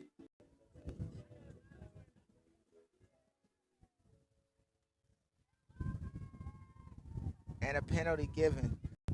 New set to this Boston team. Two tacklers needed from the roof side to bring down the big man on the first tackle. Out the back, and a big form tackle in the middle of the field. 20 meters out is Boston. An offload given. Wow, this Boston side is really pushing to try to get in the score right here. Just around 7 meters out. Inside out move. Almost creeps through. Just short. 2 meters out, 3 meters out. And the ball is unattended as it's played through. Somehow they found a way to skip it all the way to the outside. And just like that, Boston almost had an opportunity to score, but no. Oh, heartbreak for this Boston side, who couldn't get in the score around that outside edge. And it looks like he went in the touch inside of the try zone. And now a tap for Roots, who have this lead that they're trying to cushion. And Coop, the try scorer from the first half, getting swallowed up by these Boston team. Headgear knocked off. Hit and spin, still keeping the ball. Not held as he falls to the deck again, bursting for an additional meterage. And a charging run, gets through, breaks the line, and down the middle of the field.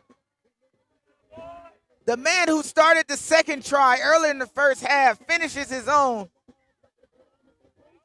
Just running, just displaying 2 hands on the ball, holding those defenders, freezing those defenders. And now the score is 16-0. Conversion on the way. Great try. And it wasn't just that run that needs to be complimented, as the conversion is good, bringing the score 18-0. But it wasn't just that ball carrier, that run that scored the try that should be looked at. It's also the 2 tackles before, where these Roots players are being menacing to bring down. Twisting, turning, spinning to get outside of tackles. Boston, hard hit up, big collision. 1-on-1 tackle. And now they go again. Right into that defensive line for Roots. This Boston side has given no quarter. They're definitely competing and fighting all the way through. Just a few missed opportunities. Ball put out wide. A fan battle, but the ball is thrown, picked up. Inside out move. Another offload. Boston slowly pushing this Root side back. Taking chunks out of this space. Good step move. And it looks like the ref, again, giving ball opportunity. They go quick, go right at him, right near the goal line. Ball played quick, out the back, not handled clean.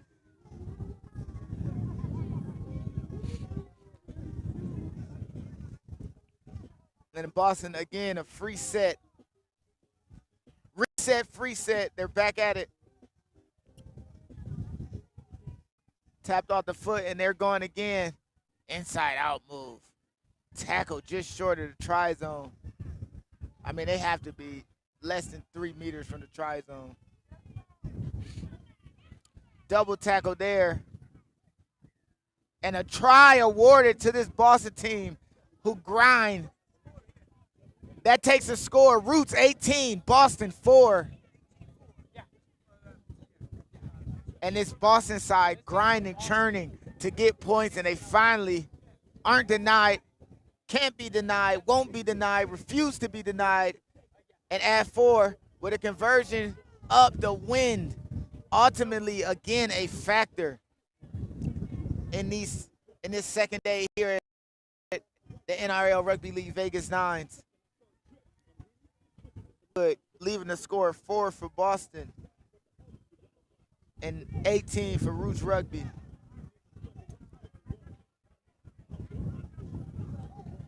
Throughout the weekend, we've seen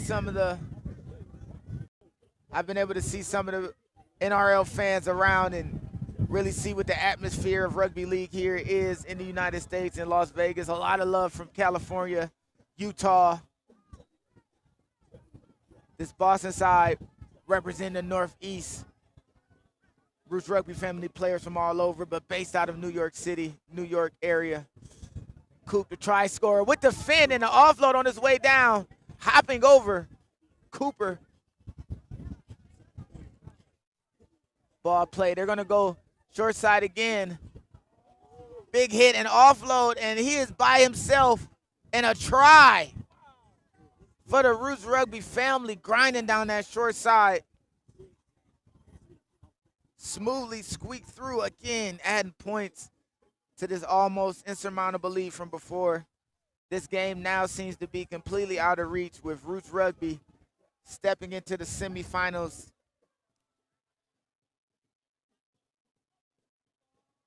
To face, or stepping into the semifinals, along with the Dead Pelicans, who got a win earlier today in the quarterfinals.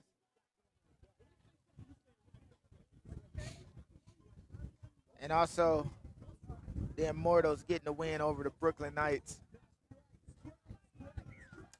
22-4, and we're back at it, Boston. Wasting no time.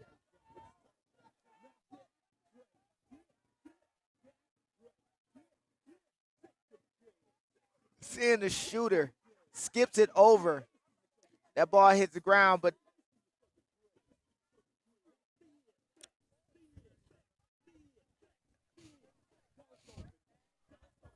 and around. Unfortunately, that double skip pass was called ill, and with no time on the clock, the referee calls game, and Roots Rugby family moves on to the semifinals.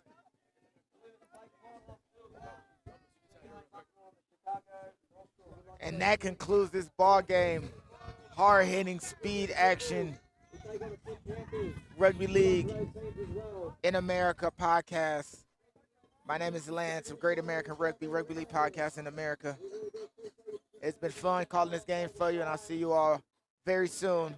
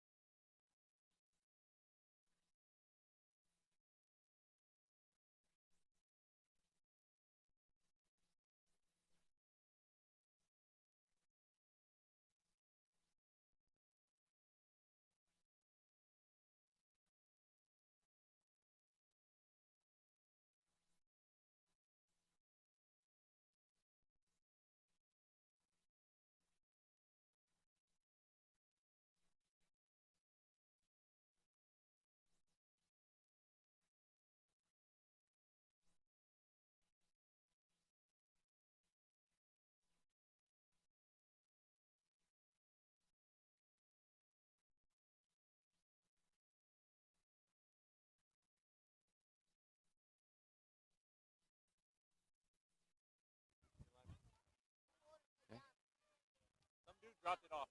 Some dude dropped it off so we can have it. Okay. We got the hello, folks. Welcome to the Rugby League Nines. We got the played final today versus Chicago against the LA Mongrel. This is the 3-1-2 from Chicago against the 3-1-0 in LA.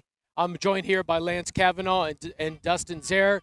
You know them from all the work they do with Rugby League here in California, with Rugby League in the United States. Just so happy to be here with you guys. And we got a couple hundred people outside looking at the game right now. We got the mountains in the back with snow on them, the palm trees, and the ladies are getting ready to kick off.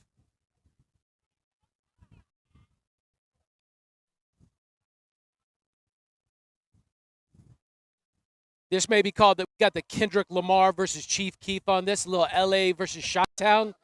Exciting, a little bacon wrapped hot dogs versus hot dogs with pickles and tomatoes. You make that choice, folks. We're getting represented by Illinois right now with the Chicago team. Around, ready for the hit up. Always sparks going to fly from Chicago to LA. Just really excited for this game.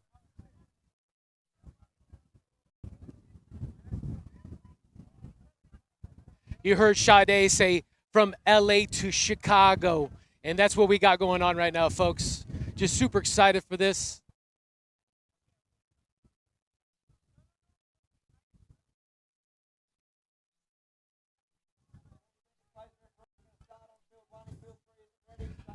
Man, I want to give out a shout out to the 71 people out there watching here on the Rugby League Nines. Everybody that's in the chat, I see you. Mitch, I see you there. Richard, Negakahu. Everybody here that's listening, give me a shout out. Tell me where you're from, where you're listening from. Emma's out here looking around like she's about to take someone's head off. I see it. And now the Hooters going.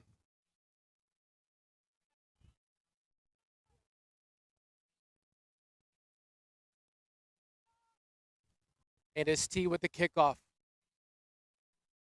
Chicago fills the ball cleanly. She's brought down by Lucinda. Chicago moving the ball forward. And they didn't complete the tackle. Oh, they did complete it. They're going to call that.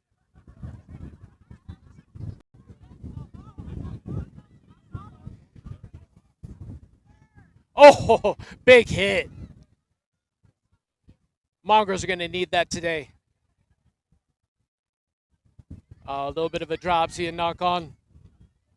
Not the way to start the game so far. Now they finally blow the whistle.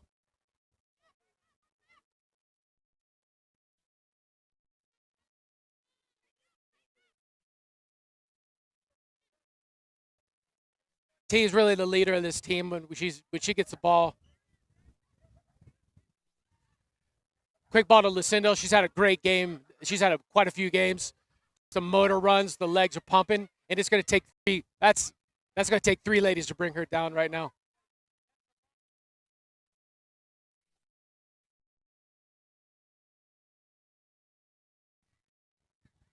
We're at about the halfway line. Emma's got the ball. Looking to fend defenders off, push them off. We're still at 0-0 at this point. Mongrel moving the ball to the right. We got a bit of a drop. Just quickly.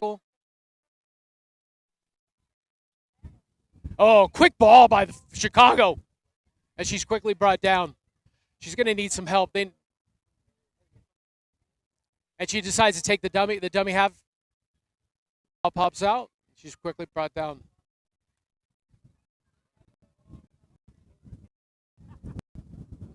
Here we're at about 64 degrees.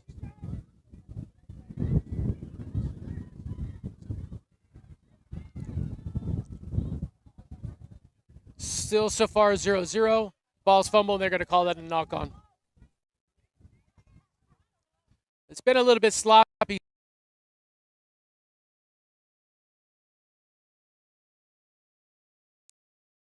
I've seen about 3 or 4 knock-ons. These Rugby Nines have been fantastic for rugby league in both Canada and the U.S. The men's team won the finals in the men's. Lucinda in on that tackle along with Emma.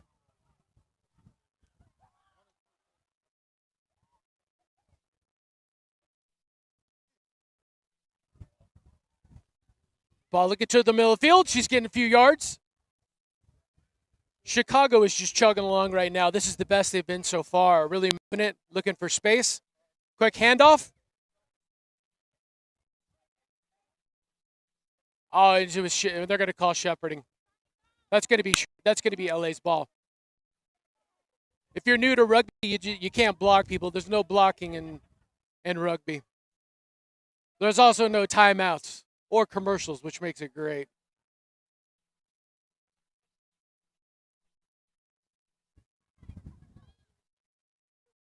Lucinda again. Lucinda running up the middle like the Queen Mary, getting hit by the Sears Tower. Trying to get her down is going to be tough. She runs with aggression.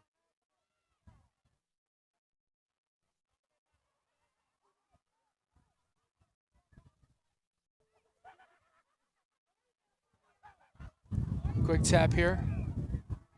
They get the ball out to Jess. She fins off, gets along the touchline. And she's quickly brought out. Going into touch, folks, in rugby, it means going out of bounds, just to let you know.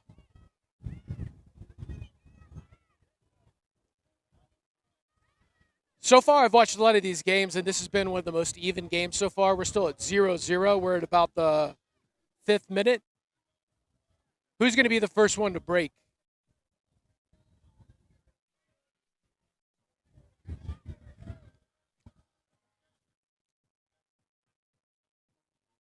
Number 7 with the run. She gets about 10 meters. It's a big break at this point right now. Who's going to be the first one? Chicago running down.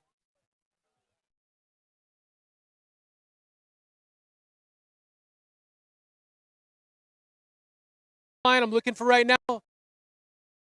Wings, and this is impressive. Oh, it hits an interception by the mongrel. Is anybody going to catch her? Oh, and she's tripped.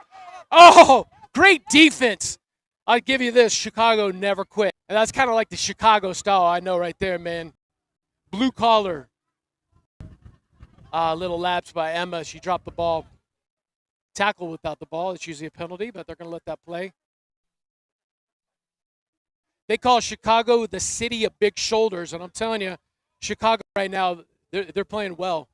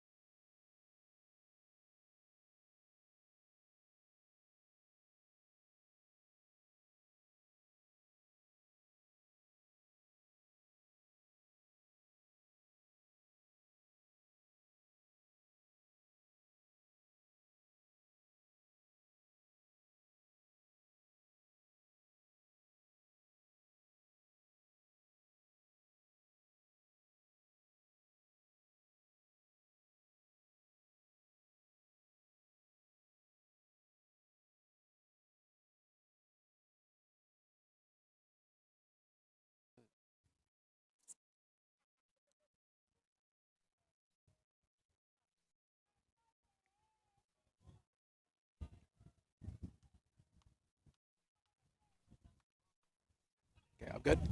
Okay. Folks, I really appreciate it. Thank you. Thanks for everybody that's holding tight. We had a little bit of technical difficulties. It's not the easiest always doing it out here in the desert, but just want to give a shout out and love to Dustin there, who's putting this all together for everybody. You're enjoying this because of him. Just to keep you updated right now, Chicago Cubs scored 2 grand slams against the LA Dodgers. I would like to say it is 8-0 right now for Chicago. North Shore against the LA Mongrel.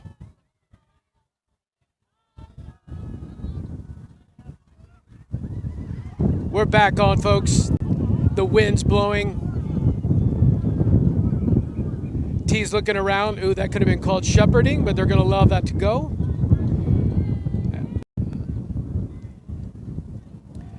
Chicago defense has been strong so far. So it's 8-0. Both conversions were missed. Oh, they get it over to Jess. Jess sees some space. Oh, and she's able to offload it. Oh, that was a high tackle, but they're going to allow that to play. A little questionable, but that's okay. I trust these NRL referees.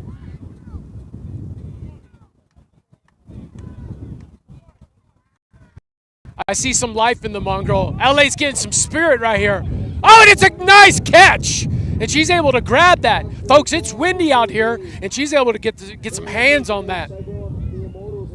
Oh, we got a little bit of a drop.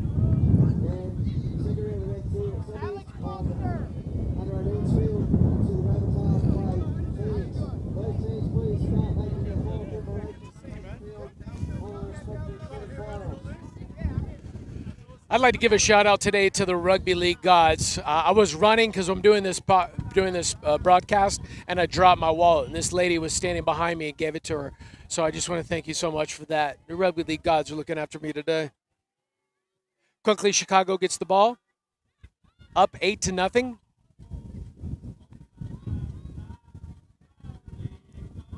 Keep in mind in Rugby League, you can strip it only if it's one-on-one. Oh, she's great offload. She's able to get that off. We're about the midpoint in this game so far. Mongrel ladies look like they're getting a bit of mojo, some energy back in this game. Chicago looking to counter that.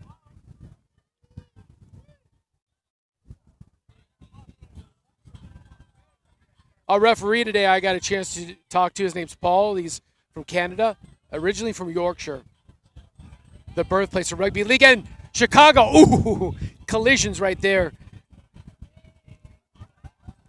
We're at about the 10-meter mark right now. Great run by Chicago. They're really moving the ball forward. And she finds space, and it's a score. Try. Currently right now it is Chicago 12, LA 0.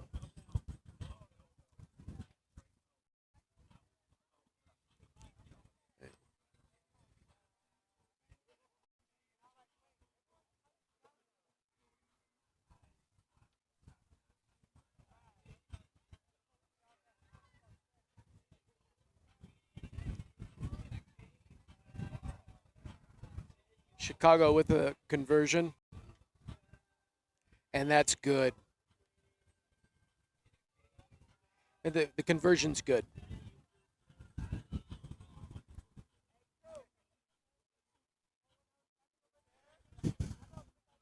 Right now we got Chicago 14, LA Mongrel 0.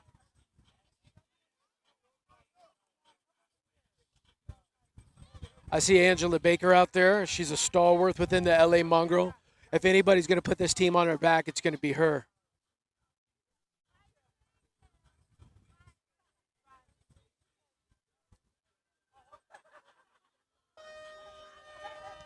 And that's the final hooter.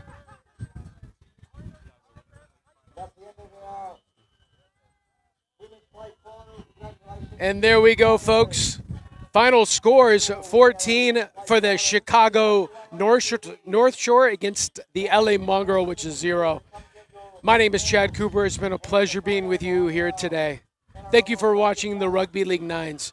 Thank you for supporting Rugby League in the United States and Canada. And all you fans from all around the world, thank you for watching.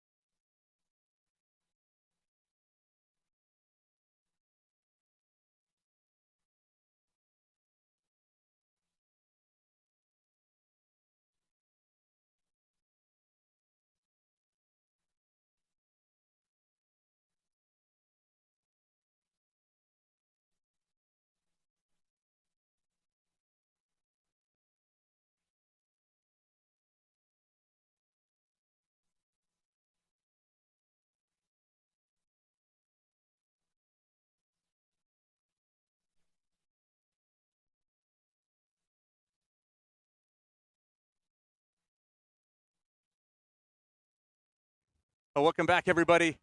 We're here in the first semifinal matchup for the men's championship.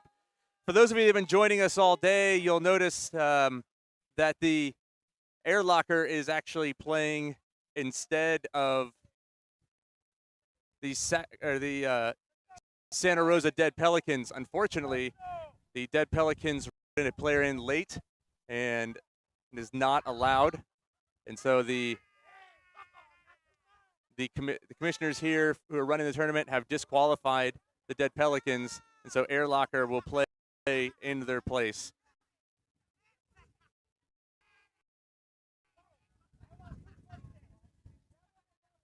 So for those that are following along, this is why Air Locker is playing instead of the Dead Pelicans. The Dead Pelicans have been disqualified as they added an illegal player at the end of the game, or in the middle of the game.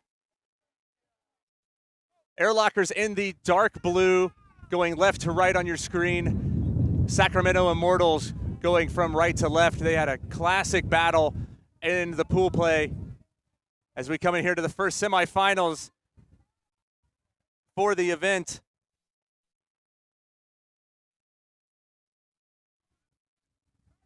Big move by Sacramento onto the 50.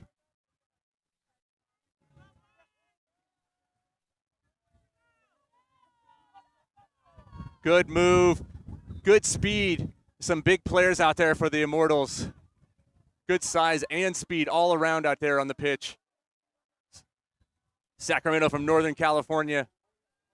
Air Locker, a select side of various players from around the U.S.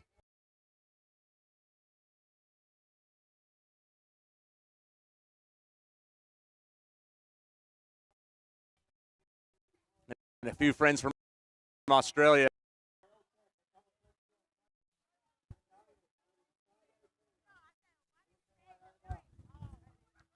Good.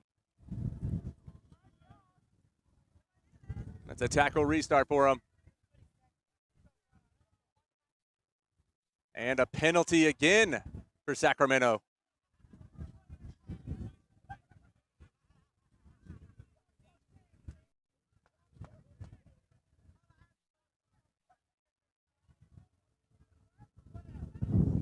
Air Locker pushing forward.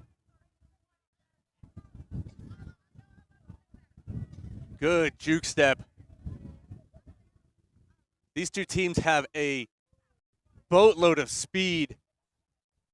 Good spin move and an offload straight into the tackle.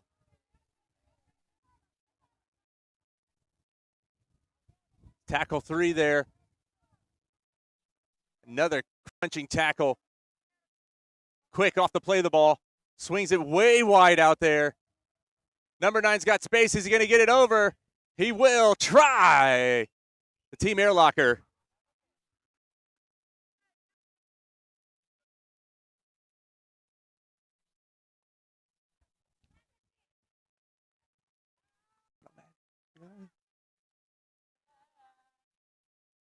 Big move.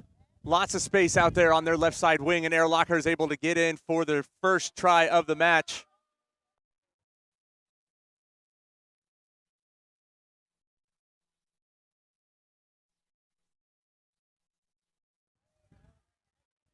We're here at Desert Breeze Park. Conversion was no good.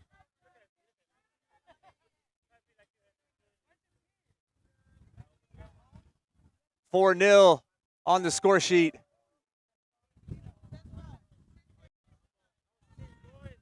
These guys have been playing rugby league all day yesterday, all day today. They are absolutely exhausted. But they're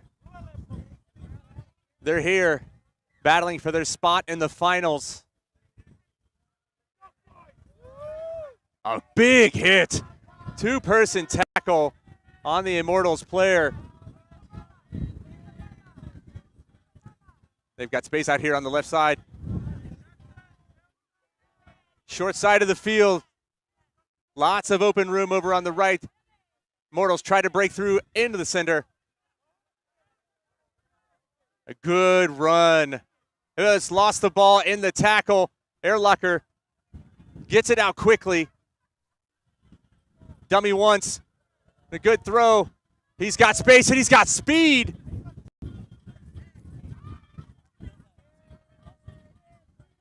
Tackle restart again. Oh, what a hit. The amount of speed and ferocity that these hits and runs are happening right now. There's no time to catch your breath.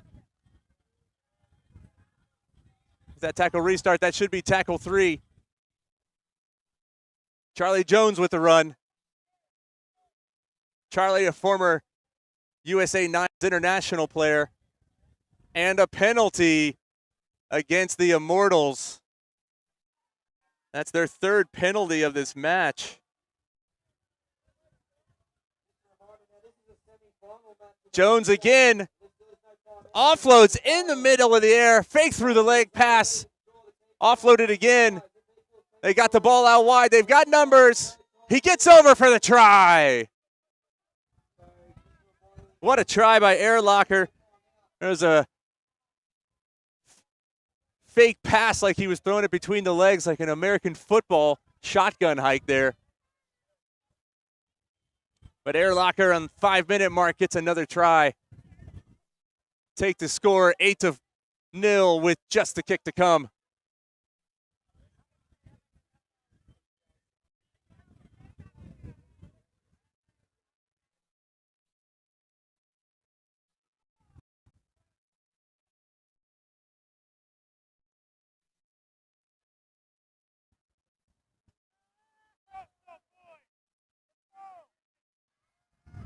Score remains 8-4 in that missed conversion. That wind gusts up to 50 miles an hour out here at Desert Breeze, and a big breeze it is, Desert Breeze Park.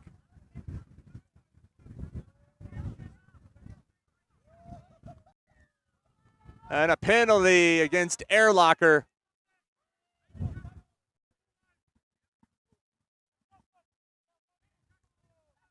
As the Immortals are looking to get back in this game late in the first half.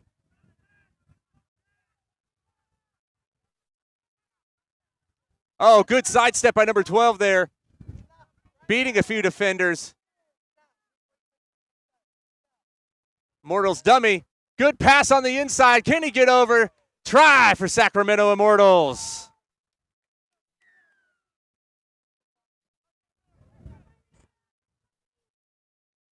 A good move. And then a quick juke step and a very nice pass back on the inside. Conversion's good. Brings the score 8-6.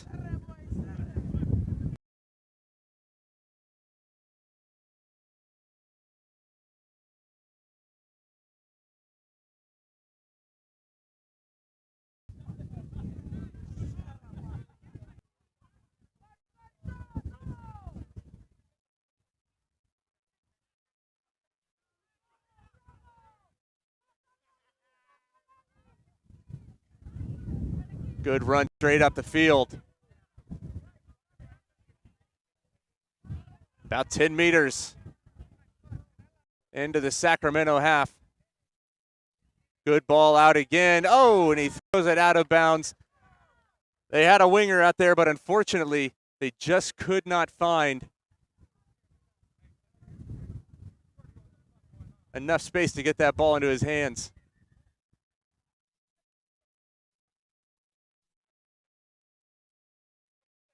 Last minute of the first half here.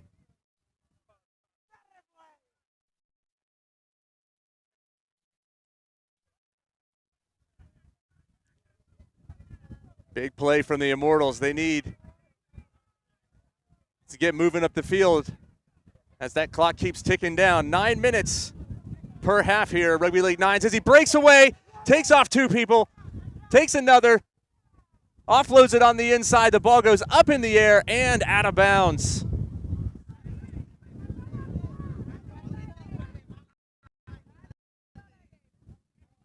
out of bounds off the Immortals. Air Locker will take the play. Last play of the first half. Chip and chase over. Ball still in play.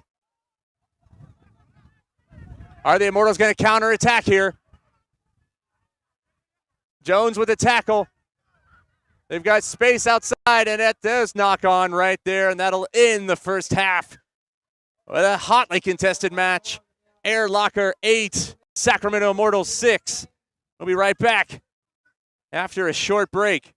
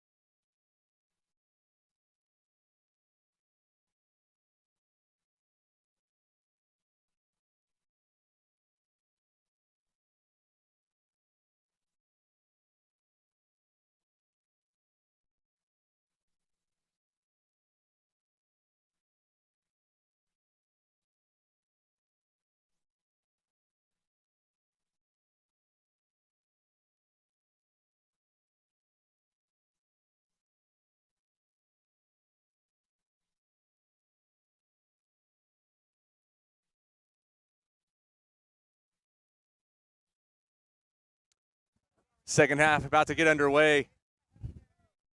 Thanks again to Liger Systems for our live stream today, helping put together nice graphics, good graphic overlays for us.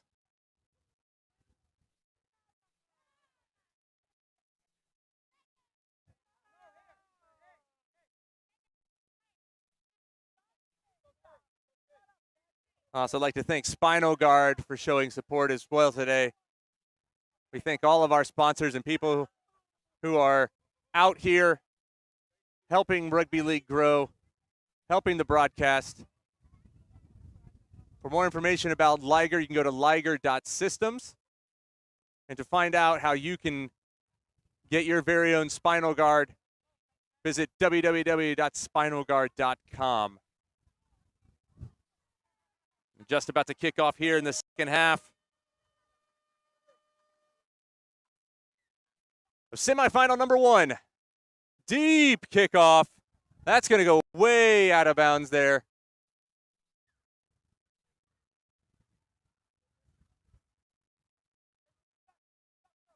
That made it all the way down to Fremont Street, I think.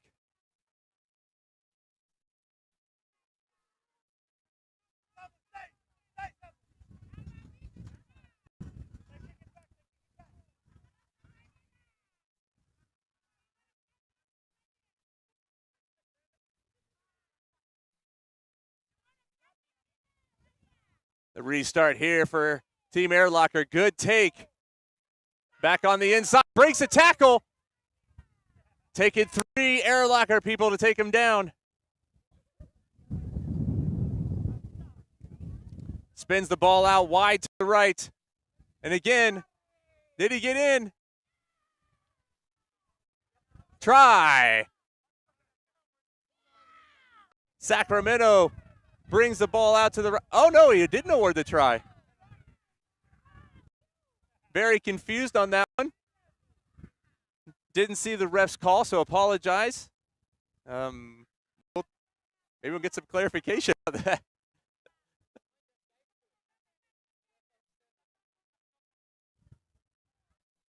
We were told the line judge gave it to him. Oh, and a crusher tackle there. And Jones is down. Time off here. So we don't know what happened with that Immortals try, no try. Line judge gave him the try. The referee then said no try and gave a penalty. So we don't know what the call actually was, so apologize about that, everybody.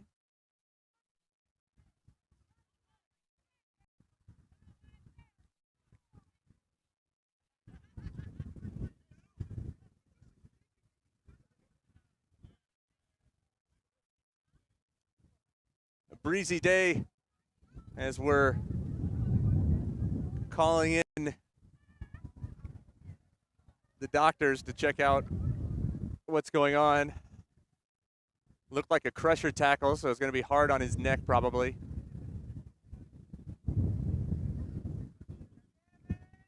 Again, if you want to tune in later today, the Rugby League in America's YouTube channel will have the live international test match broadcast between the USA Hawks and the Canada Wolverines. That'll start from 7 p.m.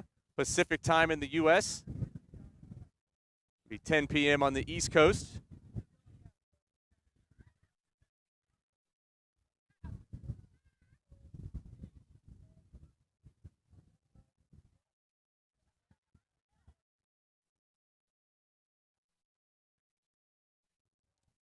Match is paused here. Just shy of the 11th minute of this first semifinal.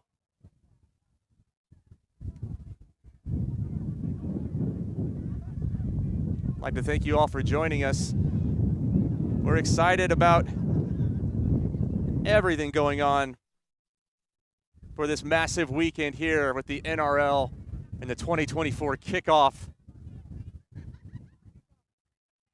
Yesterday was the Nines, day one. Great rugby league out here. Today, day two. Last night you also had the fan experience down on Fremont Street, which was amazing to see all the rugby league fans and rugby league jerseys that everybody was wearing last night, all on Fremont Street, as Jones has helped off.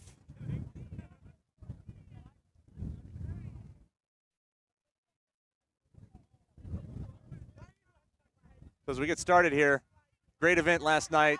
Rugby league jerseys from all around the country, all around the countries.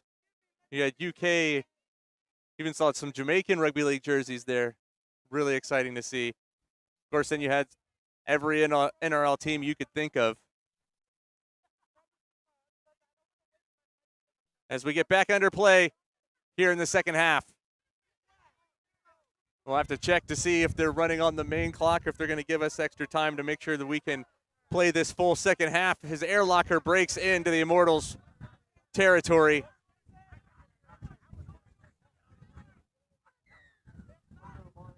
And a penalty against the Immortals.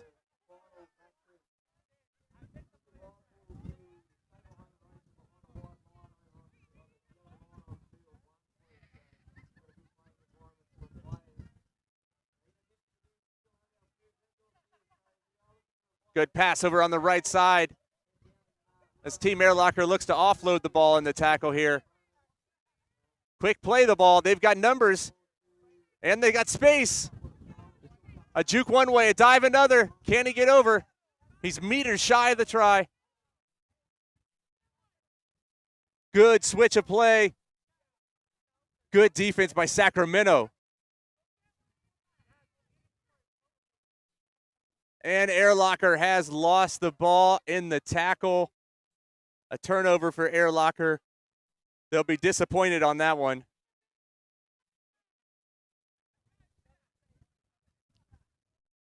Sacramento with work to do. Bounces off 1, 2, and 3 tackles like a pinball.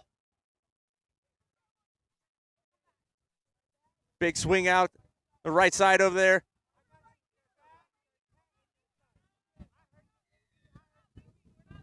High tackles the call.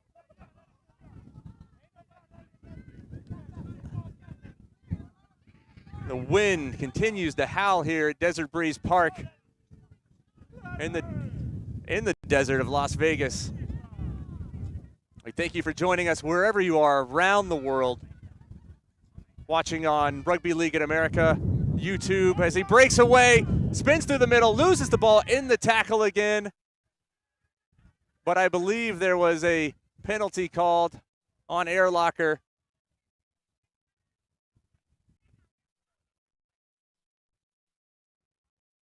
And now one of the Air Locker players has been sent to the bin. Don't know if it was talking back to the ref or if it was on the high tackle.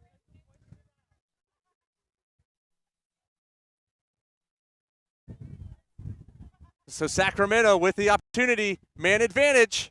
Can he get over? Waiting for the confirmation, and there it is. Try to the Immortals.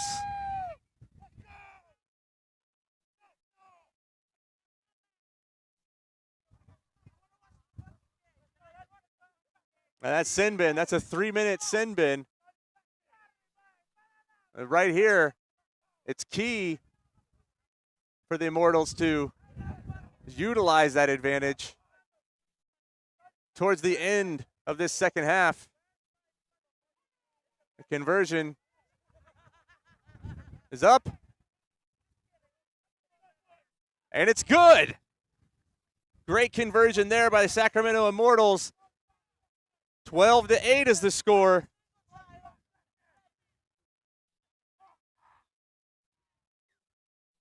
Coming up in just a few minutes at our second semifinal match. That's Roots Rugby versus the Riverton Seagulls out of Utah. It's going to be a match of speed versus power between those two.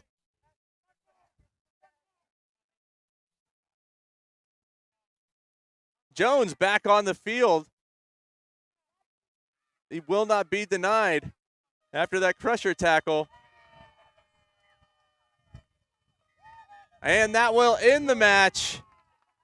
Sacramento takes the win.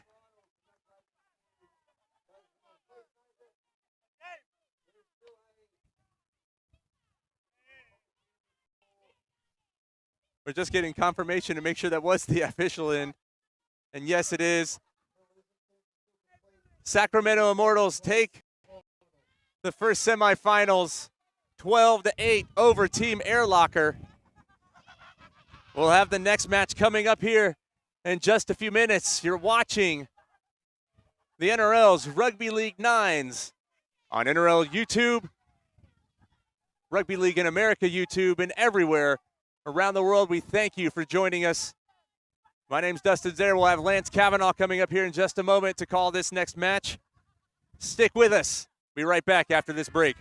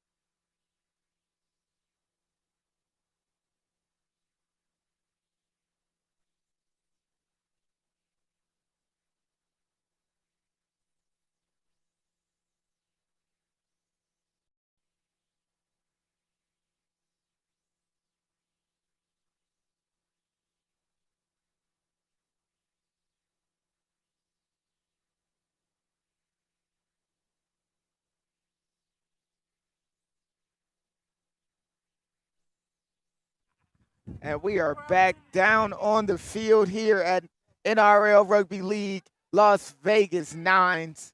In front of us is a matchup upon matchups. Riverton Seagulls versus Roots Rugby. Roots in green. The Seagulls are in burgundy. And the kickoff is off and we are underway. Short kickoff. And Roots are there to swarm. Early first tackle right around halfway. And you can see now Riverton has a size situation that is clear as day. Taking a lot of effort to bring the big man down. Two former Atlanta Rhinos. Riverton doing a lot of good work already with the early switchies. Big man, center of the field, puts a body on the floor, and Riverton on the front foot heavy right now. Ball thrown, but again, the elements, the win over the second day has been costly for a lot of teams on conversion and some of those long passes, double skippies. Unfortunately, ball just, 7 or 8 meters. And now we have Roots Rugby on attack, fresh set. But, man, this Riverton side has a big boys out there. Big man in the middle of the field right now with an amazing carry. And now Roots are going around the corner. Gave it to the speeds there. He inside steps, gets tackled by 3 different Seagulls. The Seagulls are swarming. And Roots again back at it. And Seagulls shutting the door on the back end. They got a shooter on the defensive end, making sure the ball doesn't get all the way around. Because of the cut up. Step by Coop. Gives it to Jason. Jason, one-hand pass. And he finds his man. Those guys did a lot of great work during the quarterfinals. And early, Roots are up 4-0 after Riverton sold a bit of devastation on their earlier carries. Roots comes back with the same thing and gets 4 points. With the conversion now. Conversion is no good. The win again affecting some of the more important parts of the game. As soon as he dropped the ball for that kick, it was a wind gust. Never stood a chance. Nature beats man yet again. And it is 4-0. Roots Rugby over the Seagulls. Riverton Seagulls right now. But Riverton had a lot of positivity in that first set of play. And right now, just almost that close to squeaking through. That close to getting through the line. Again, Riverton can be confrontational. Nice step from the big guy. And I can say that for pretty much every Riverton player. These are some massive gentlemen out here playing nines here in Las Vegas. Riverton again, inside cut, breaks the line, breaks through. They're forced to over-resource a lot of these. No sound. It cut. Find these tackles, and around the quarter, Riverton, easy as you like, walks in a try. Those middle crash-ups are going to pay dividends for this Riverton team already in the first set of play, and even now in this second set that they got. The strength in the middle that they run with, forcing Roots Rugby to just bring as many tacklers as possible just to stop the ball carrier. And the spaces there later. Riverton have now tied the matchup 4-4 with a difficult conversion in a general sense, but with this win, can he put it in? The conversion is up. No good, says the AR enthusiastically with the flag wave. Ooh. And it is now 4-4 at the 4th minute of actually our 4th semifinal. We talking men's and women. Roots Rugby tied with Riverton Seagulls.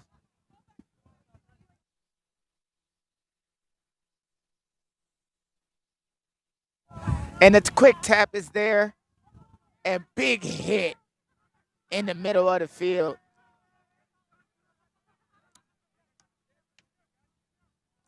Ball bobbled, but still brought in. No infraction.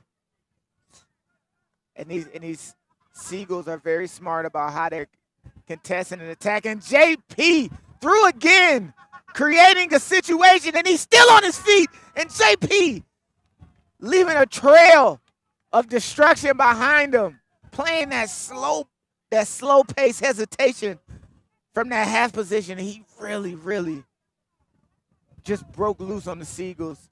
What an impeccable try. And he's been doing this all weekend. He has been leading from the front, found his place in that dummy.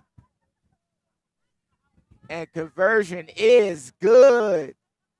Roots Rugby adding 6 to this tie game. It is now 10-4 with the Seagulls now having to step up. But can Roots Rugby stop them? The only thing that stopped the Seagulls so far was a very destructive wind gust. And they go right to the big guy. Big man, no games. 3 Roots defenders to make the tackle. And I think they're going to be confrontational for as much as they can. Big Finn, middle of the field.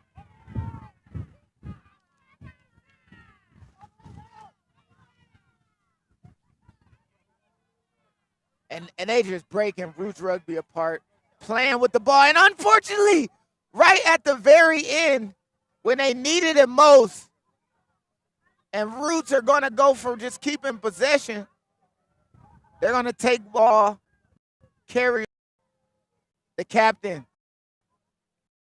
gets pushed on, and a crash run.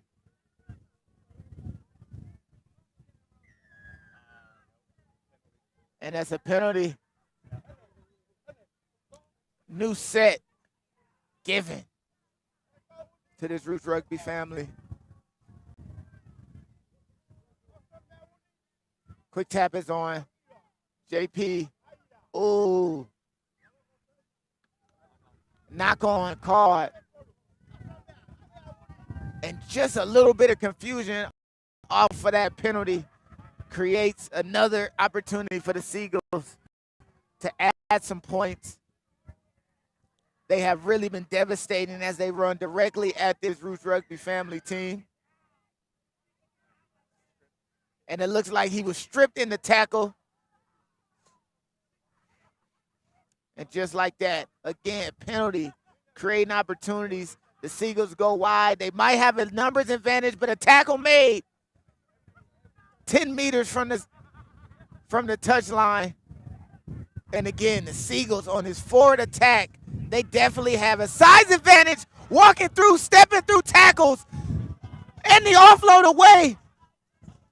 The Seagulls, great opportunity and pesky defense from Roots to be able to stop it. Big man has got to eat, and he created a great opportunity for the Seagulls, and they give the ball right back to him again. Dangerous. As they play the ball pretty quickly. They have space on the outside. Booming smash on the edge. Seagulls have to play it right around. And it looks like on the fourth tackle, the Seagulls dive in, cutting through Roots Rugby. Additional 4 points to cut into this lead. The size advantage from the Seagull side is clearly glaring. Just realized somewhere after the first set that we don't have to play so wide. We can just do a lot of our attacking in the middle of the field. It's taking multiple players to tackle each of these Seagulls players. Man, this is a big group of guys here playing Rugby Nines in Las Vegas. Conversion up. It looks like it is no good. And Roots step into halftime with a 2-point lead, 10-8 over the Seagulls. That first half was action-packed.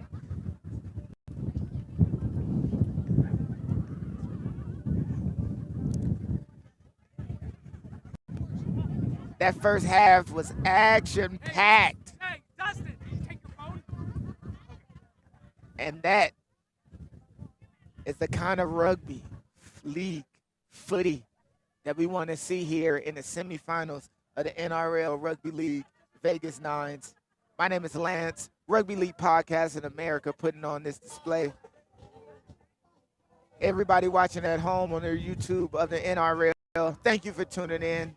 As I said before, my name is Lance of Great American Rugby. You can find me at Instagram at Great American Rugby, also on Facebook, Great American Rugby.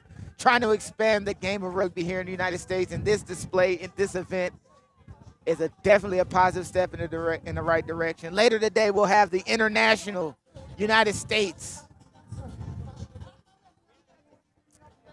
Hawks versus the Canadian Canada Ravens. In 2022, Canada came down to Tampa, Florida to play the United States team and walked away with a victory. But this United States team this year is revamped, renewed. I believe maybe 5 or 6 of the players from that Tampa matchup are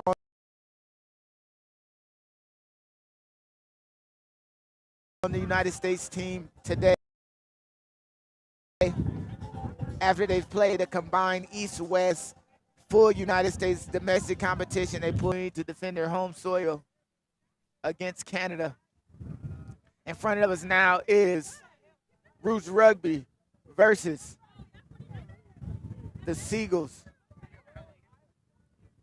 And man, this matchup already has been absolutely high energy, high action. We're here at Desert Breeze Park, day 2 and semi-final, semi-cup final, to see who would take it off for NRL Rugby League Vegas Nines. Winner has a tough LA team.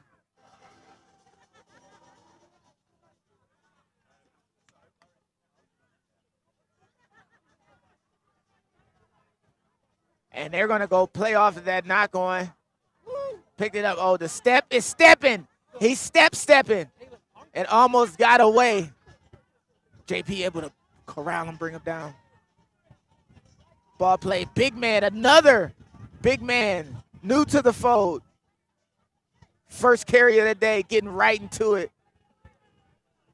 And I mean, player for player, the Seagull team definitely has an advantage as far as size go. These Roots players are going to have to get low in order to make these tackles work. Little scrappiness on the middle of the field. And then the space behind almost gets through. Second tackle in order to save that inside line. And like I said, they are playing as confrontational as they need to. The Seagulls team is not spending any time going left and right. It is all north-south. And this might be held up. No, just short. And ball thrown back and behind. Roots look like they have control, and referee is giving it to them. Ball is played. And just like that, the scrappy defense from this Roots side.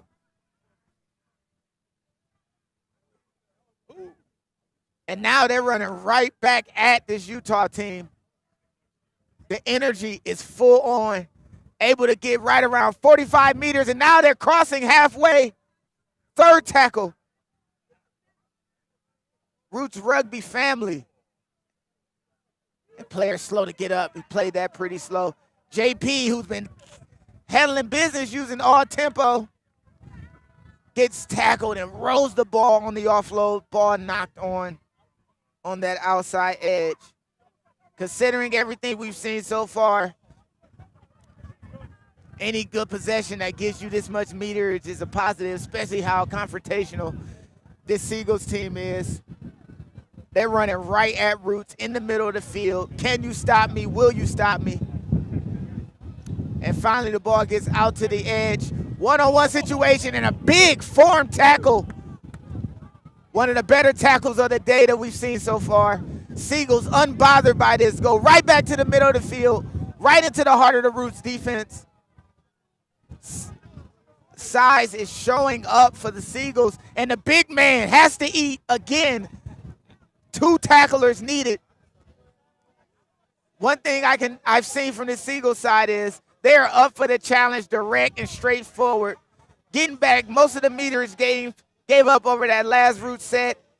And now with the referee had his hands up for the 5 to kick through. Who will end up with it? Looks like Roots Rugby ended up with the ball. And deep on their own end, referee calls a penalty, another free set given to Roots Rugby. Scrappy defense to cover and get that kickback. I believe the kick met somebody, went between the legs of one of the defenders. Could have been a Sports Center top 10 highlight. Ball given to Coop for the quick tap. Back flips it out the back, gives it to JP, who's been setting things up for Roots all day. JP corralled down, swallowed by that defense grab. Ball spent out.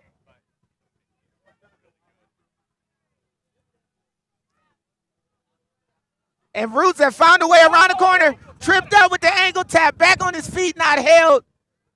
And now the Seco defense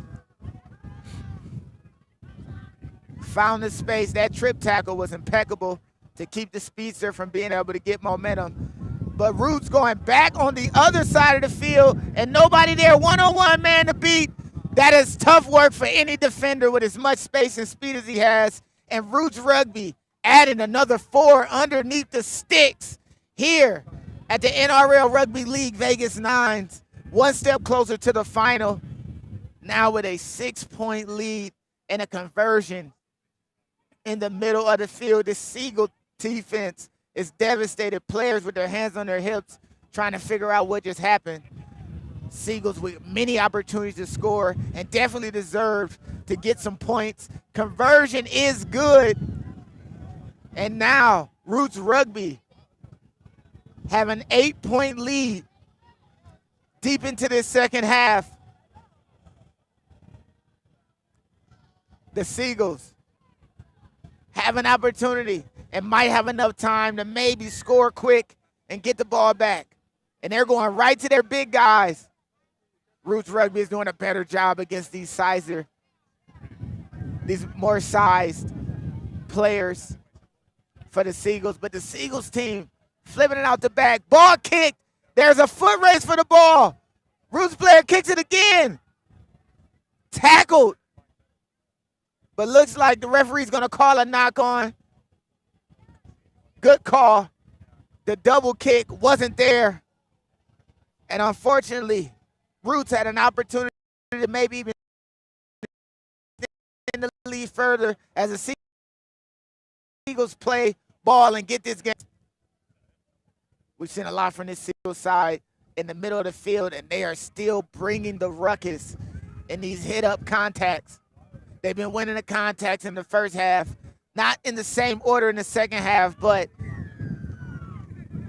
penalty given, a fresh set for this Seagull side. And next thing you need is for them to have more opportunities, more time to attack. Can they wear this Roots team down and get points through? And Show and Go gets the ball through, and the ball doesn't go to hand. And a turnover given back to Roots. This has been the calling of the game. The Seagull side getting great meterage, getting penalties, causing havoc, but can't find a way to make it work at the very end.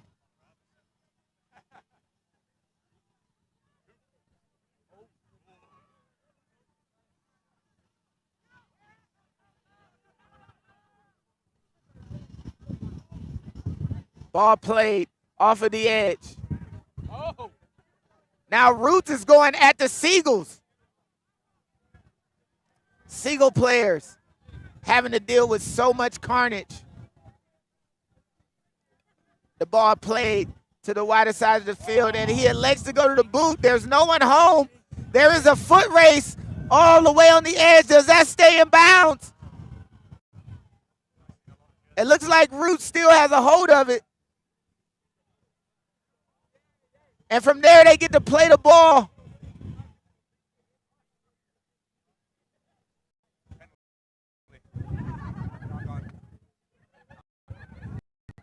And a penalty given. Turnover. Now it's Seagulls doing whatever they can. Inside out move, the step. Contact is huge in the center of the field. 8-point lead. And now force the Seagulls on the deep end of the field.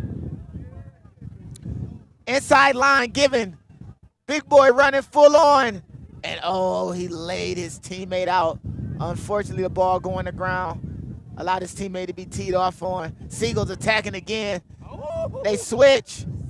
Get it out to the edge. Inside step. Goose. Double tackle.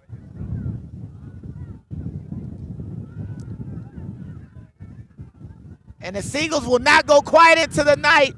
Another line break slung down by Clothing. And the veteran for Roots Rugby laying on the tackle, making the clock.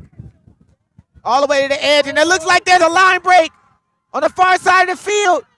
It's a 3-on-1. Can he be stopped? He is tackled. Ball given up. Referee says play on, but I believe that is the final horn.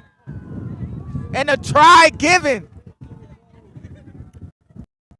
12-16, but I don't think that the Seagulls will have another opportunity to get the ball back. That looks like that might have been the final horn. Conversion to come, and the best they'll be able to do is 14 points. So I believe that might be the end of this game. And on to the finals versus the Immortals. Roots Rugby family getting the win over a Seagull side. 1 second. And now the referee blows final horn, and that is it. What a great game. Earlier, Seagulls bringing the noise, attacking the middle of the field, causing havoc, really putting Roots under immense pressure. Roots Rugby finding a way to just fight back. Got an insurmountable lead on short time, and even though the Seagulls got points with no time left, not enough time. And unfortunately, their chances at the title are over. Roots Rugby family with the victory.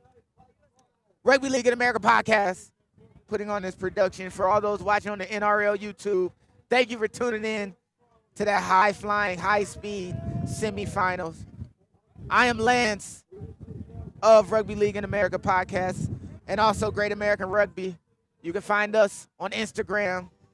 You can find us on YouTube. You can find us on TikTok. You can find us Rugby League in America podcast and Great American Rugby. That puts a conclusion to the semifinal games. Finals up next. And I'll see you all shortly.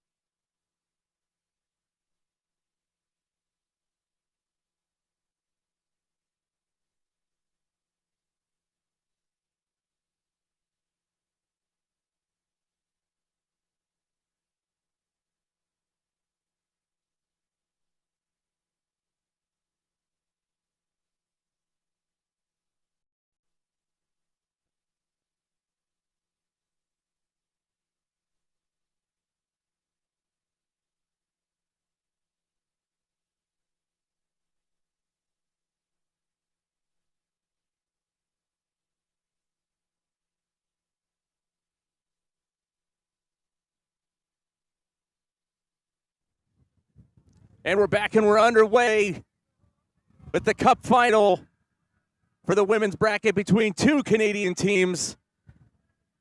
In the blue and gold, we got the BC Storm. And from the other side of Canada, from Ontario, it's the Ospreys.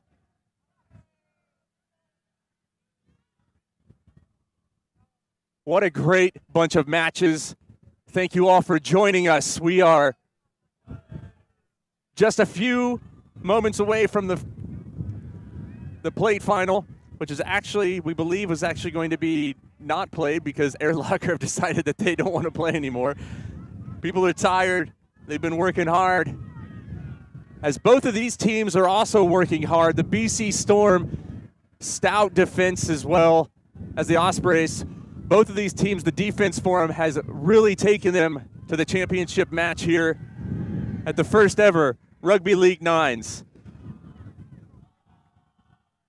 And on the boot, big high, she knocks it backwards, playing that wind.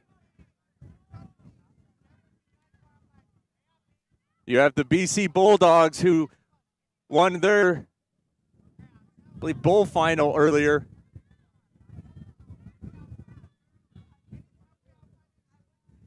Who are cheering on their BC Storm counterparts, singing songs over there in their left side of the screen for you. A couple hundred people out here today on a beautiful Friday afternoon in Las Vegas, Nevada, as the Storm make it to the 50-meter line. Big run up.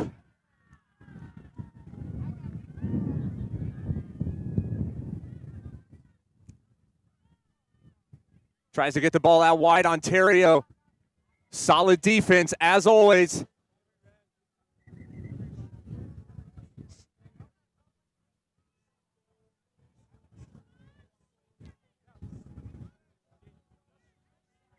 And it looked like it was a knock-on BC as the Ospreys get the ball back. And a big hit up the middle there.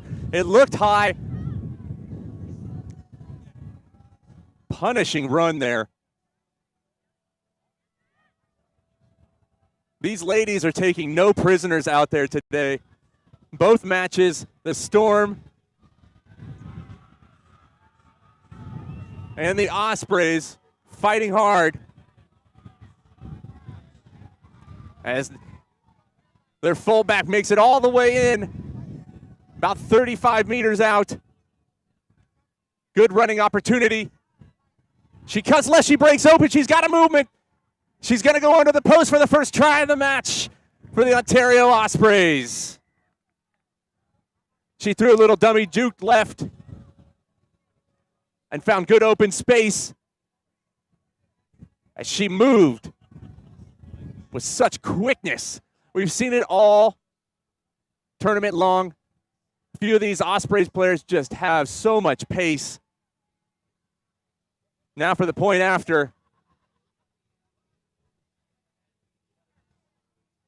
It is good. Some of the big things we've seen, key games are decided on who can their tries. A lot of times we've seen teams be close, but when they don't convert, it makes it difficult for those teams that do, especially when this game is so fast and points are so vital.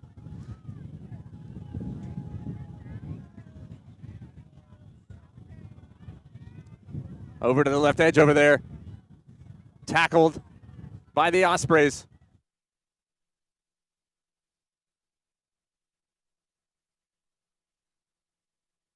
And she's broken away again. And the Storm answer back with another breakaway of their own. What a fantastic try for the BC Storm as those gale force winds pick up over here as we all try to hold down everything we have. Here come the point after.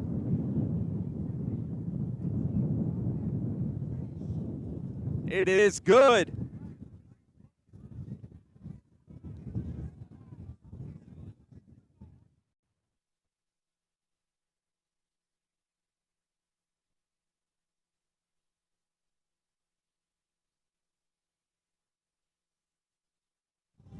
6-6 here. 5 minutes into the first half of this match.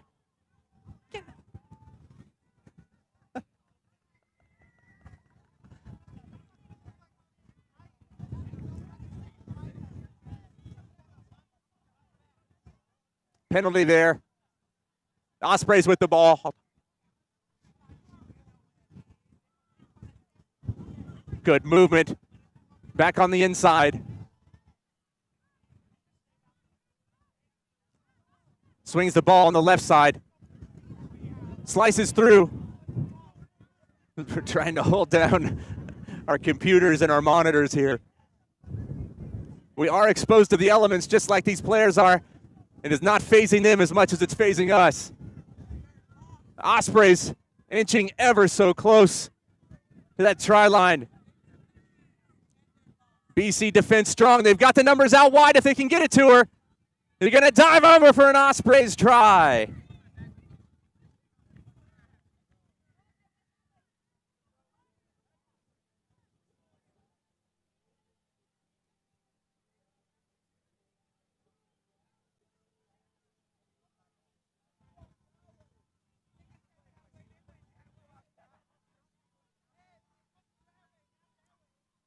Conversion coming here.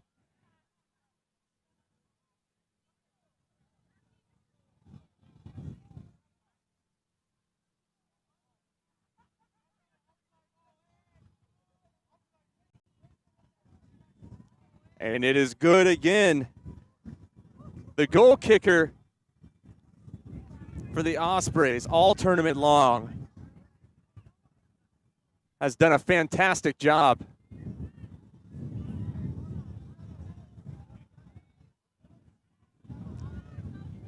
Let's see if the Storm can come back.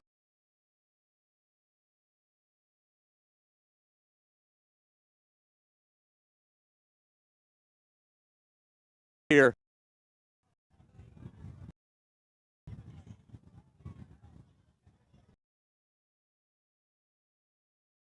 Switch offloads, taking on 1, 2, 3 Osprey tacklers.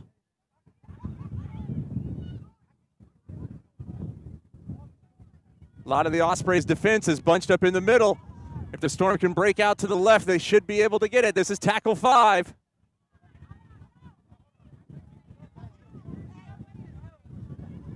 She tried to offload it, but she lost the ball forward, picked up by the Ospreys. What are they going to call?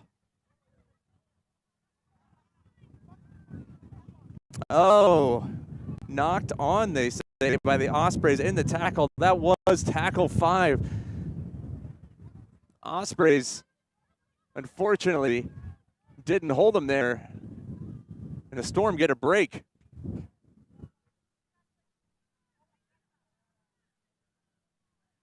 Storm over here to the right side.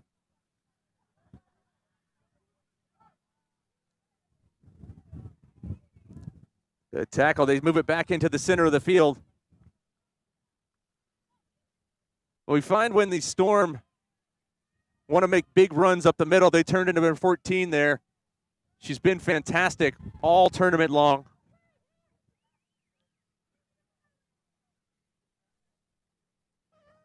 Big hit as the Hooter sounds at the end of the first half.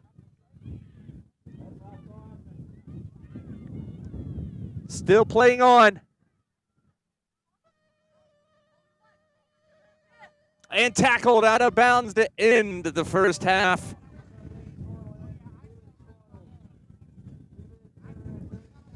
(12-6) here in the Cup final.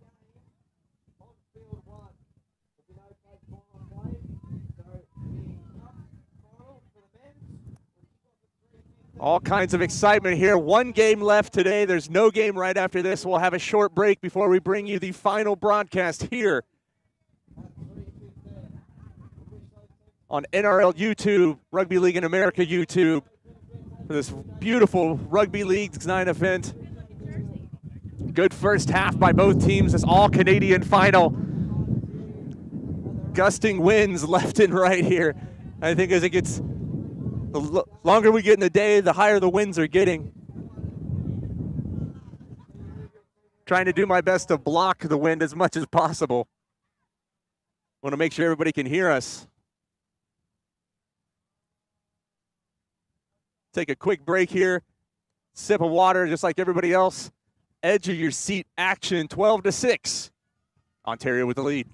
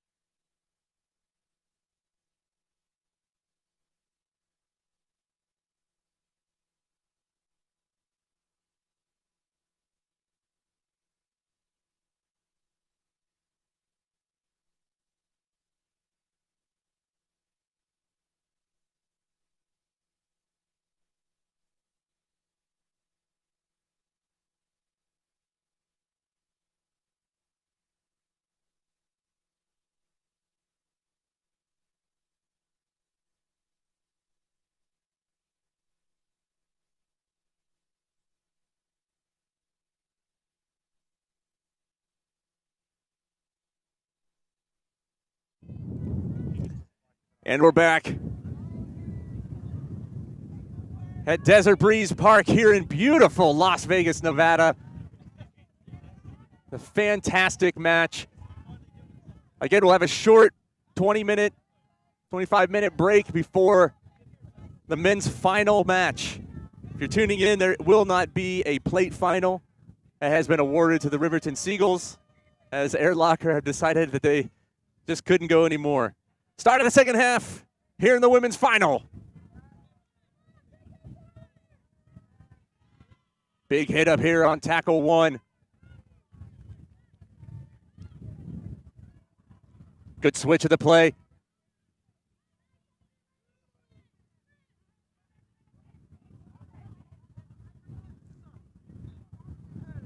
BC continue to probe to that middle of the field. Their big runners continue to ask questions of the Ospreys. What's he going to rule here?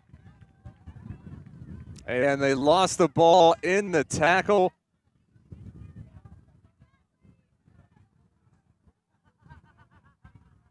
That's unfortunate. She's been great all match, like we said.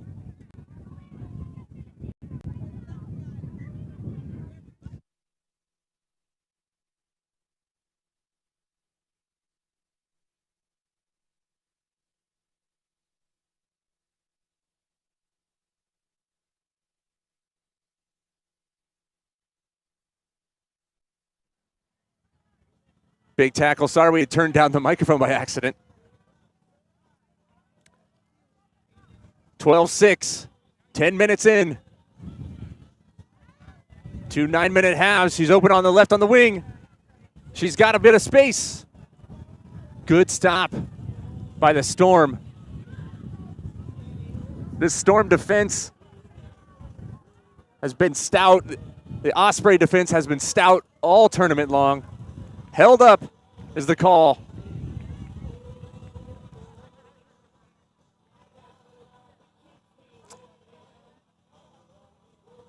Oh, excuse me, they ruled offsides, not held up.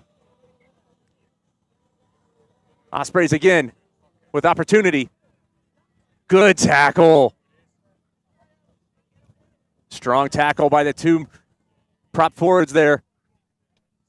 Ospreys swing the ball out. Do they have space? Dummy one touches the ball down. Try awarded. Ontario with their third try of the match.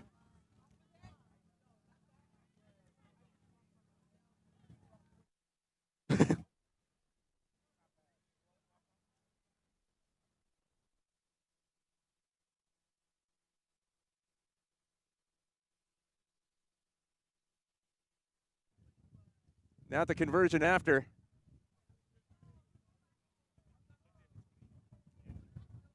And wide to the right. Keeps the score 16-6. These two teams, strong presence in Ontario, strong presence in British Columbia. Two strongholds of rugby league in Canada. You'll find that a lot of these players will play with each other, as most of Canada's national team is made up of these women who are on the field today. So they know each other very well. They fight for positions, and they're fighting here in the Cup final of NRL's Rugby League Nines here in Las Vegas.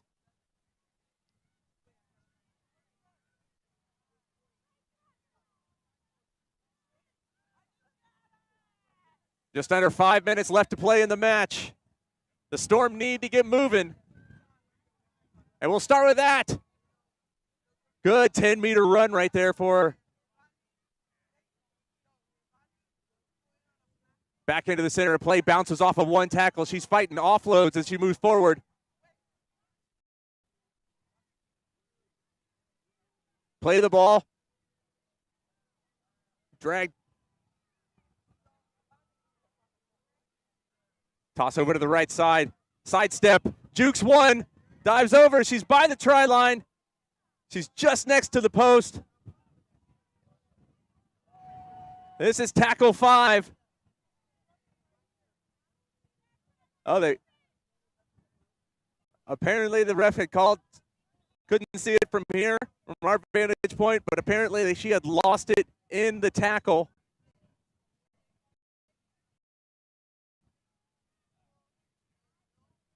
Okay, well, that's a bit of confusion.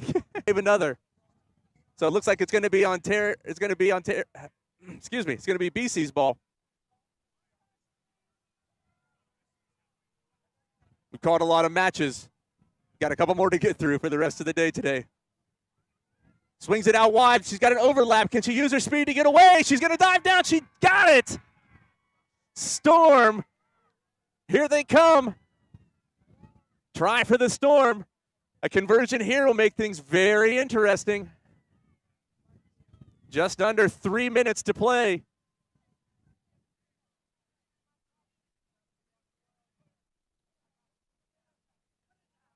Excuse me, just under 4 minutes to play. About 3.5 minutes. It's up, and it's no good. 3 tries to 2. As we said before, the conversions are what's separating the winners from the losers today. Good little play across the front there. Their fullback came sweeping around on the left side, touched the ball down for the try, used her speed, able to hold off that one last defender. Storm need to come back here, get a stop if they want to tie the game and get into that extra time final if we get there.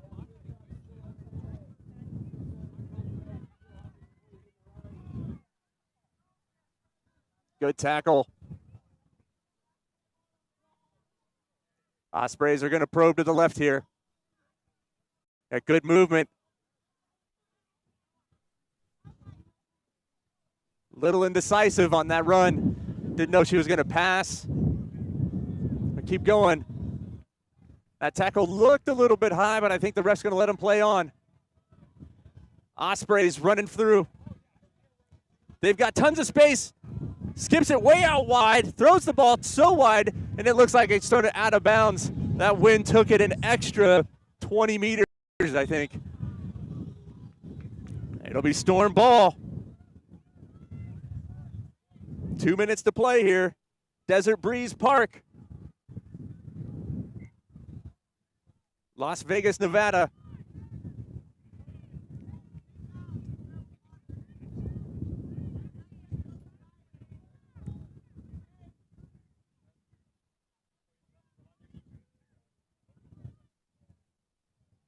Storm in the middle of the field. About 35 meters away from their own try line. That's tackle 2. Good run. Good tackle 2. She almost made through. Come the Storm again. Little bobble on that, but she's got control of it. Ball's out. Excuse me, that was tackle 5, so there's the boot.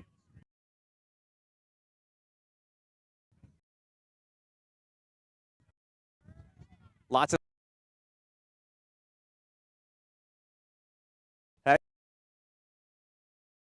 number 2 for the Ontario Ospreys all tournament long. She has had the speed to get past a lot of people, but not today. Not in this final. Tackle 2 here. Big hit up.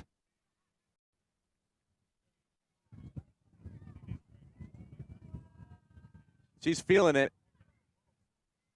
Right into the other person, which I didn't think she had to, but gives the Storm another chance. Dummies!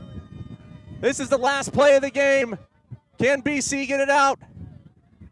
They've got to get it. And that's it.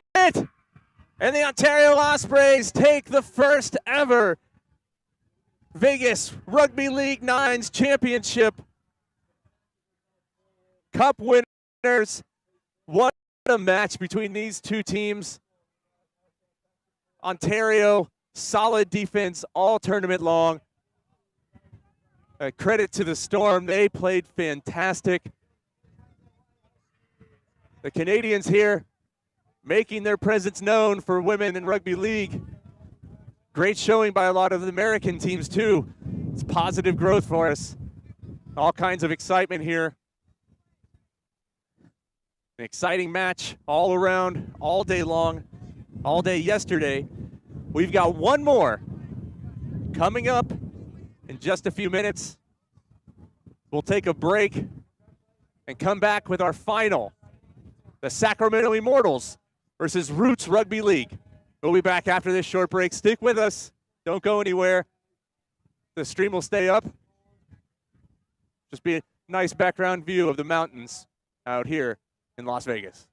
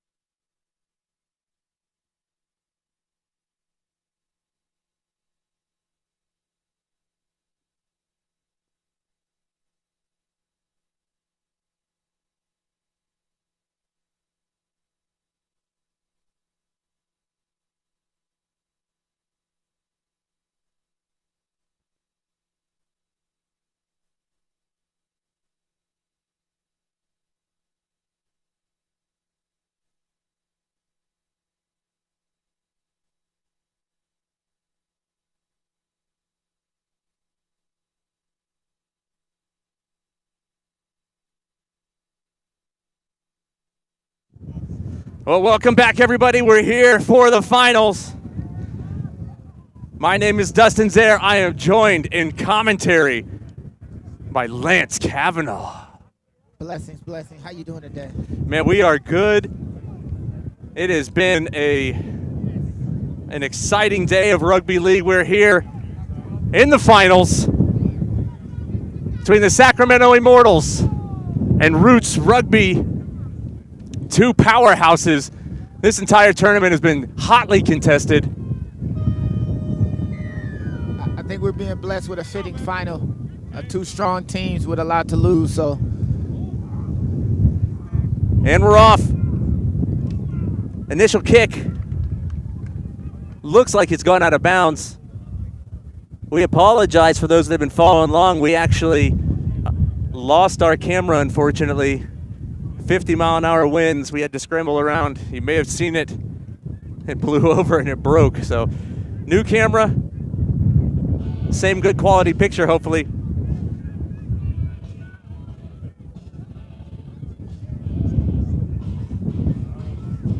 Tackle 1-2 there. You can hear the wind in the microphones. Immortals on the attack. Oh, he fumbled the ball. Roots got him down.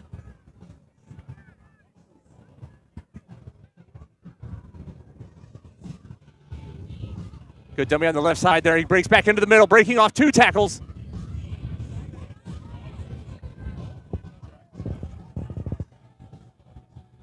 Slow play the ball. Offloads, but he misses. Picked back up by the Immortals. Dives over to the center line. And the try is awarded.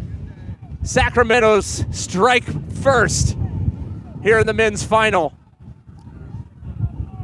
We literally just seen the ball bounce places, not go to hand. Everything that you would think would go wrong that would cause a turnover did not. And the Immortals finding immortality in the try zone. And it's good on the conversion. Great set of play for the Immortals defensively on that kickoff and further to get themselves in such a good position to put points on the board.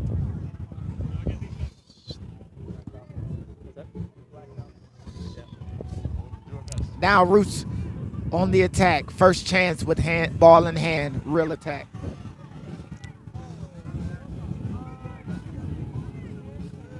Big run up in the middle.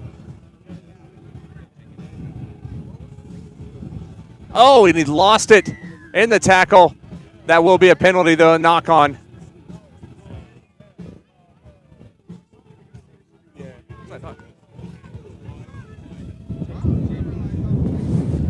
Howling wind here on the finals. We're working on that camera. Sorry about it. Every now and then it's kind of going in and out. This is our makeshift. We'll do our best to keep calling it play-by-play. Roots bounces off a 1. Bounces off a 2. Centimeters from the try line. They dive over. Is it good? Try awarded for Roots. What a move. This is the first round of what might be a heavyweight championship bout right here. Punches and counter punches, both teams physical, and the tackle before that try had physicality on a different level. Roots Rugby stepping up to the challenge of the Immortals with opportunity to tie the game 6-6 with this conversion. No good. Playing the wind here.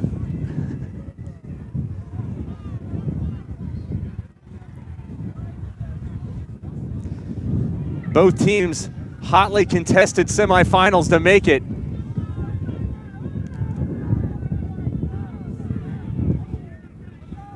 Roots beating the Seagulls and the Immortals taking on Airlocker.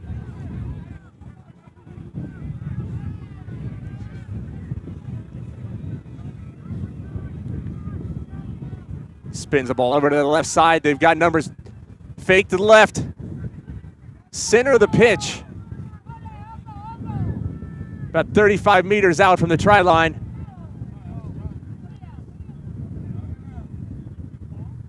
Oh, what a tackle. Lance, what's going to be the key for the teams here today to win? Well, for Roots, it would be to step up to the size difference that we're seeing in the middle of the field during the semifinal match. They definitely had a little bit of struggle dealing with such a physical group on that Boston side. They found a way to get the win.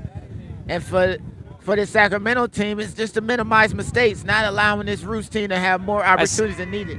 Sacramento has a kick, gets it back, and then dives over for the try. That ping pong off a couple players and bounced right into the hands of an immortal who found no death in scoring tries. And that's actually what happened their first try. Their first try had a situation where the ball hitting the ground and things not going absolutely perfect to hand, but good teams find a way. And for the second time, the Immortals find a way. 10-4 is their lead with a conversion up now. Big kick. And the wind takes it all the way to Reno. Man, this win has really been an actual character in the story of this tournament today. It's created a lot of different opportunities for teams. Forward passes that shouldn't have been forward. Conversions that were usually money, not going awry. Quick tack from Roots, and we're back on. Good run by Coop Jackson. A little bit extra. A little bit of extra in that. It's always the second one that gets caught. Always the second. Always the second one.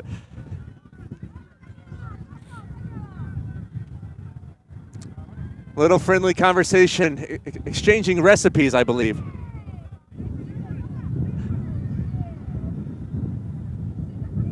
Immortals looking to make some good yardage. 3 men in the tackle there for Roots. Gets the ball out to their wing. They got one on the left. He breaks 2 tackles, shows his speed off, and the Immortals are under for another try here in the first half of this men's final. Capitalizing again on any miscue by Roots. Opening kickoff, dragged them out of bounds. They score a try in no time.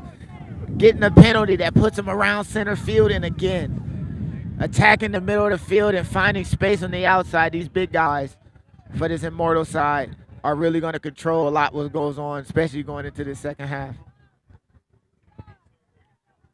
And the conversion is good.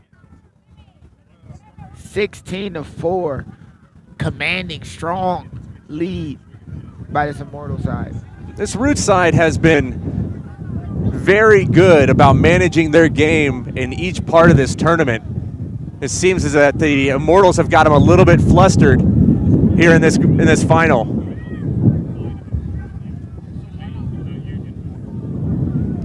Big hit up by Roots. The second tackle there.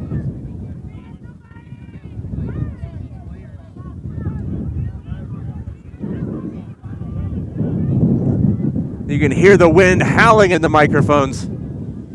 Coop Jackson with the offload. Ball hits the ground and has gone forward. It'll be a mortal ball. A little bit also what we just seen was Roots getting great go forward on the front foot, but being down 12 points puts you in a premature state of desperation. Maybe not trying to go for that offload is the best.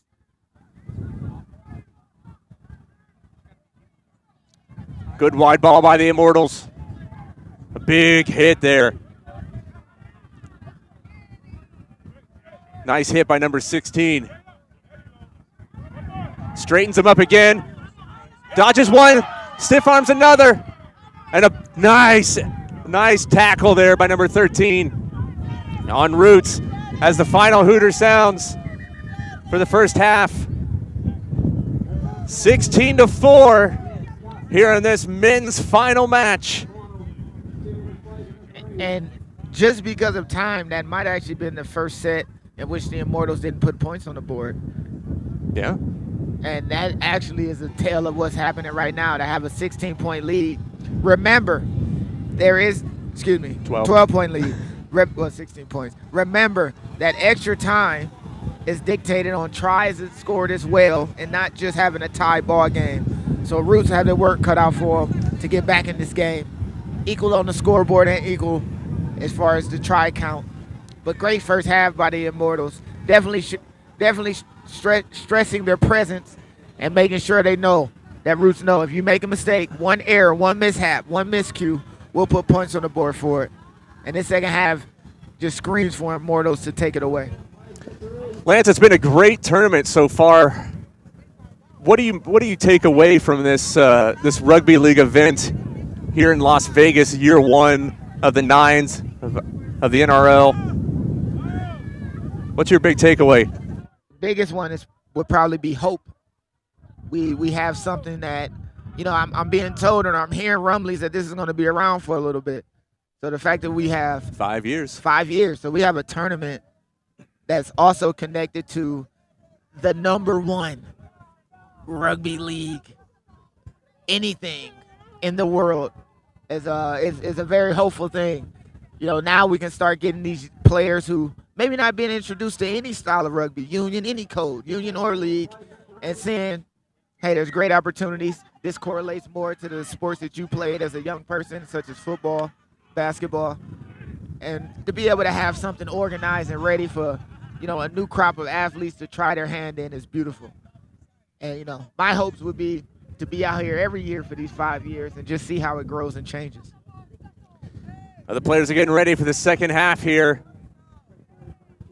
9 minutes decides the champion of the inaugural NRL Nines here in Las Vegas, Nevada, Desert Breeze Park. Sacramento Immortals up 12 over Roots in this men's final. Some great matches all around.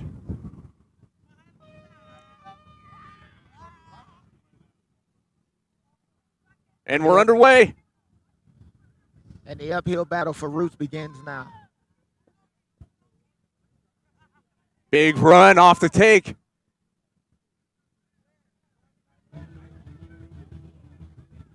Got a good amount of territory there, just the kickoff. Sacramento Immortals made a couple changes at halftime, it looks like. Some fresh legs. We got a lot of tired legs out there, that's for sure. Looking to get the ball out wide. Offload. They've got numbers out here if they can use them.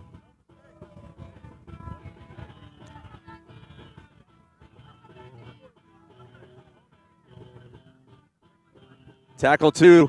Little chip over. If it's me, I'm not chipping over to this Roots team who can utilize that speed out there. Good run. Might not be a good idea to kick it to a faster team, but with the lead, territory is king. So any meters of space is important as well. And someone's shoe has come off. Looks like one of the Immortals players threw it about 20 meters away from where he was tackled. This is tackle 4 actually. Good move by Kubi Jackson. Dodges 1, dodges 2, dodges half of the team. They've got a number on the outside. And it looks like it was knocked on. We'll see what the call is here. Time off. Player down on the field. We couldn't tell exactly what was happening there.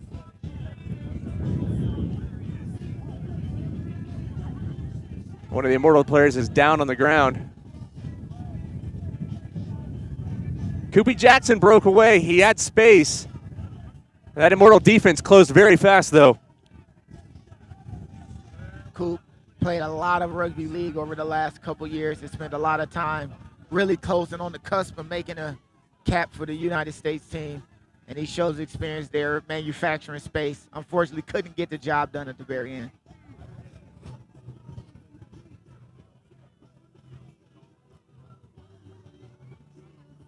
Immortals now to play the ball right in the middle of the field. Good tackle. Strong tackling by Roots here, but when we say Roots are doing a lot of good tackling, it means they don't have the ball. Their possession has been limited. 5 meters out from midfield. Fakes as though he was going to do a little grubber kick. This is the 5th tackle.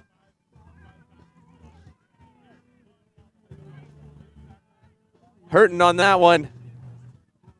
High boot. That wind is going to play a big factor. Bounces for the Immortals. Gone backwards, but recovered by Roots. And Roots are lucky to get that back. You can't let that ball drop. Good open space here for the Roots team. Trying to claw their way back. 12 minutes passed. 6 minutes to go here in the men's final. The NRL Nines in Las Vegas, Nevada. Thanks for joining wherever you're at around the world. Roots finally over the 50. He breaks away. He's got speed. Can he keep up the pace? Tackle by the Immortals. What a try-saving tackle. The Roots are trying to push their men out to the right side. They've got numbers. Can they make it? He's going to fight for the corner. Try for the Roots. Great set for the Roots. Definitely showed exactly what we've been seeing from Roots all today in these knockout rounds, but especially in the pool play. Line break, support there, organized, and found the space and got it to the man to finish. And one of the things that's very important is that each conversion matters. They need a full 6 on each one of these tries. So getting closer to the middle was also important. But let's see if this wind can be a culprit again.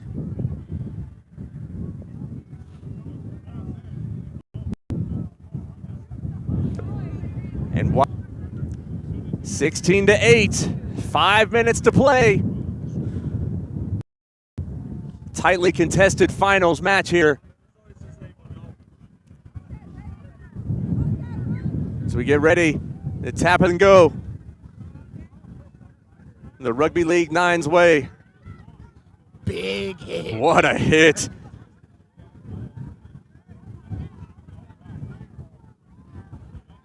Absolutely punishing hits out there.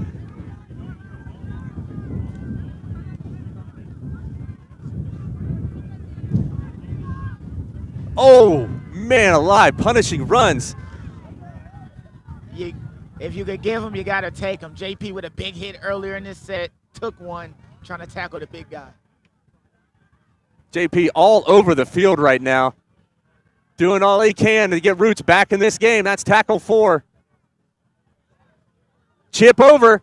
Is it going to go out of bounds? Yes, it will. Opportunity. Down 8 points. Right? Less than 5 minutes to go. 4 minutes to go. You got to show up now if Roots want a chance to win this cup final.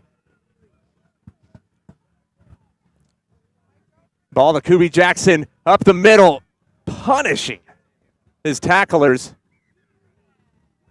And we got a man down. Safety is important. Safety first. Referee seeing that the tackler isn't moving. Calls a stop to play immediately. Good on, sir.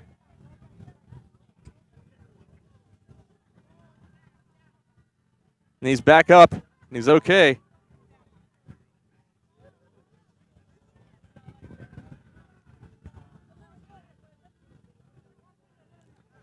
A blinding afternoon sun here in Las Vegas, Nevada. Good ball through the middle.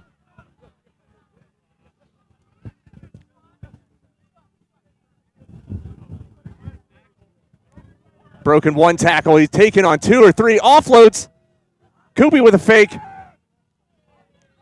Good run. Sidestep. Oh, and he knocked the ball on. Trying to do maybe a little too much, Lance. That one-handed offload, he had committed so many defenders. Just tried to get away deceptively, but unfortunately deceived his own teammate. Unable to keep the ball in hand and catches a Falcon for the trouble.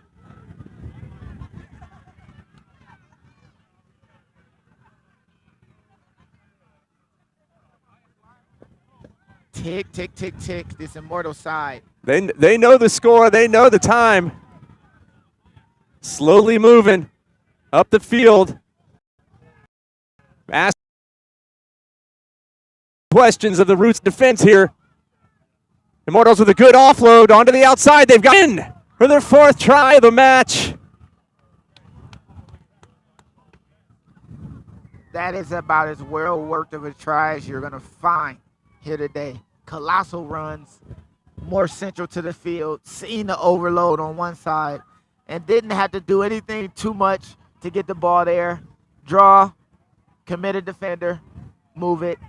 We're about a minute and a half left in this game, and that try puts the Immortals to a place that they cannot die. Oh, and the conversion is good. 22-8, Immortals taking the game away from Roots Rugby with little time left. Great showing by Roots Rugby over the course of this weekend, but the Immortals have been good all weekend and shown exactly who they are. A mountain to climb here for Roots Rugby.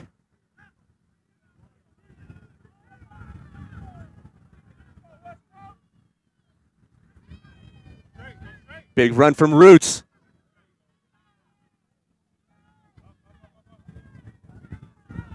We're in the final minute of the match. Oh, and Roots have thrown the ball straight out of play.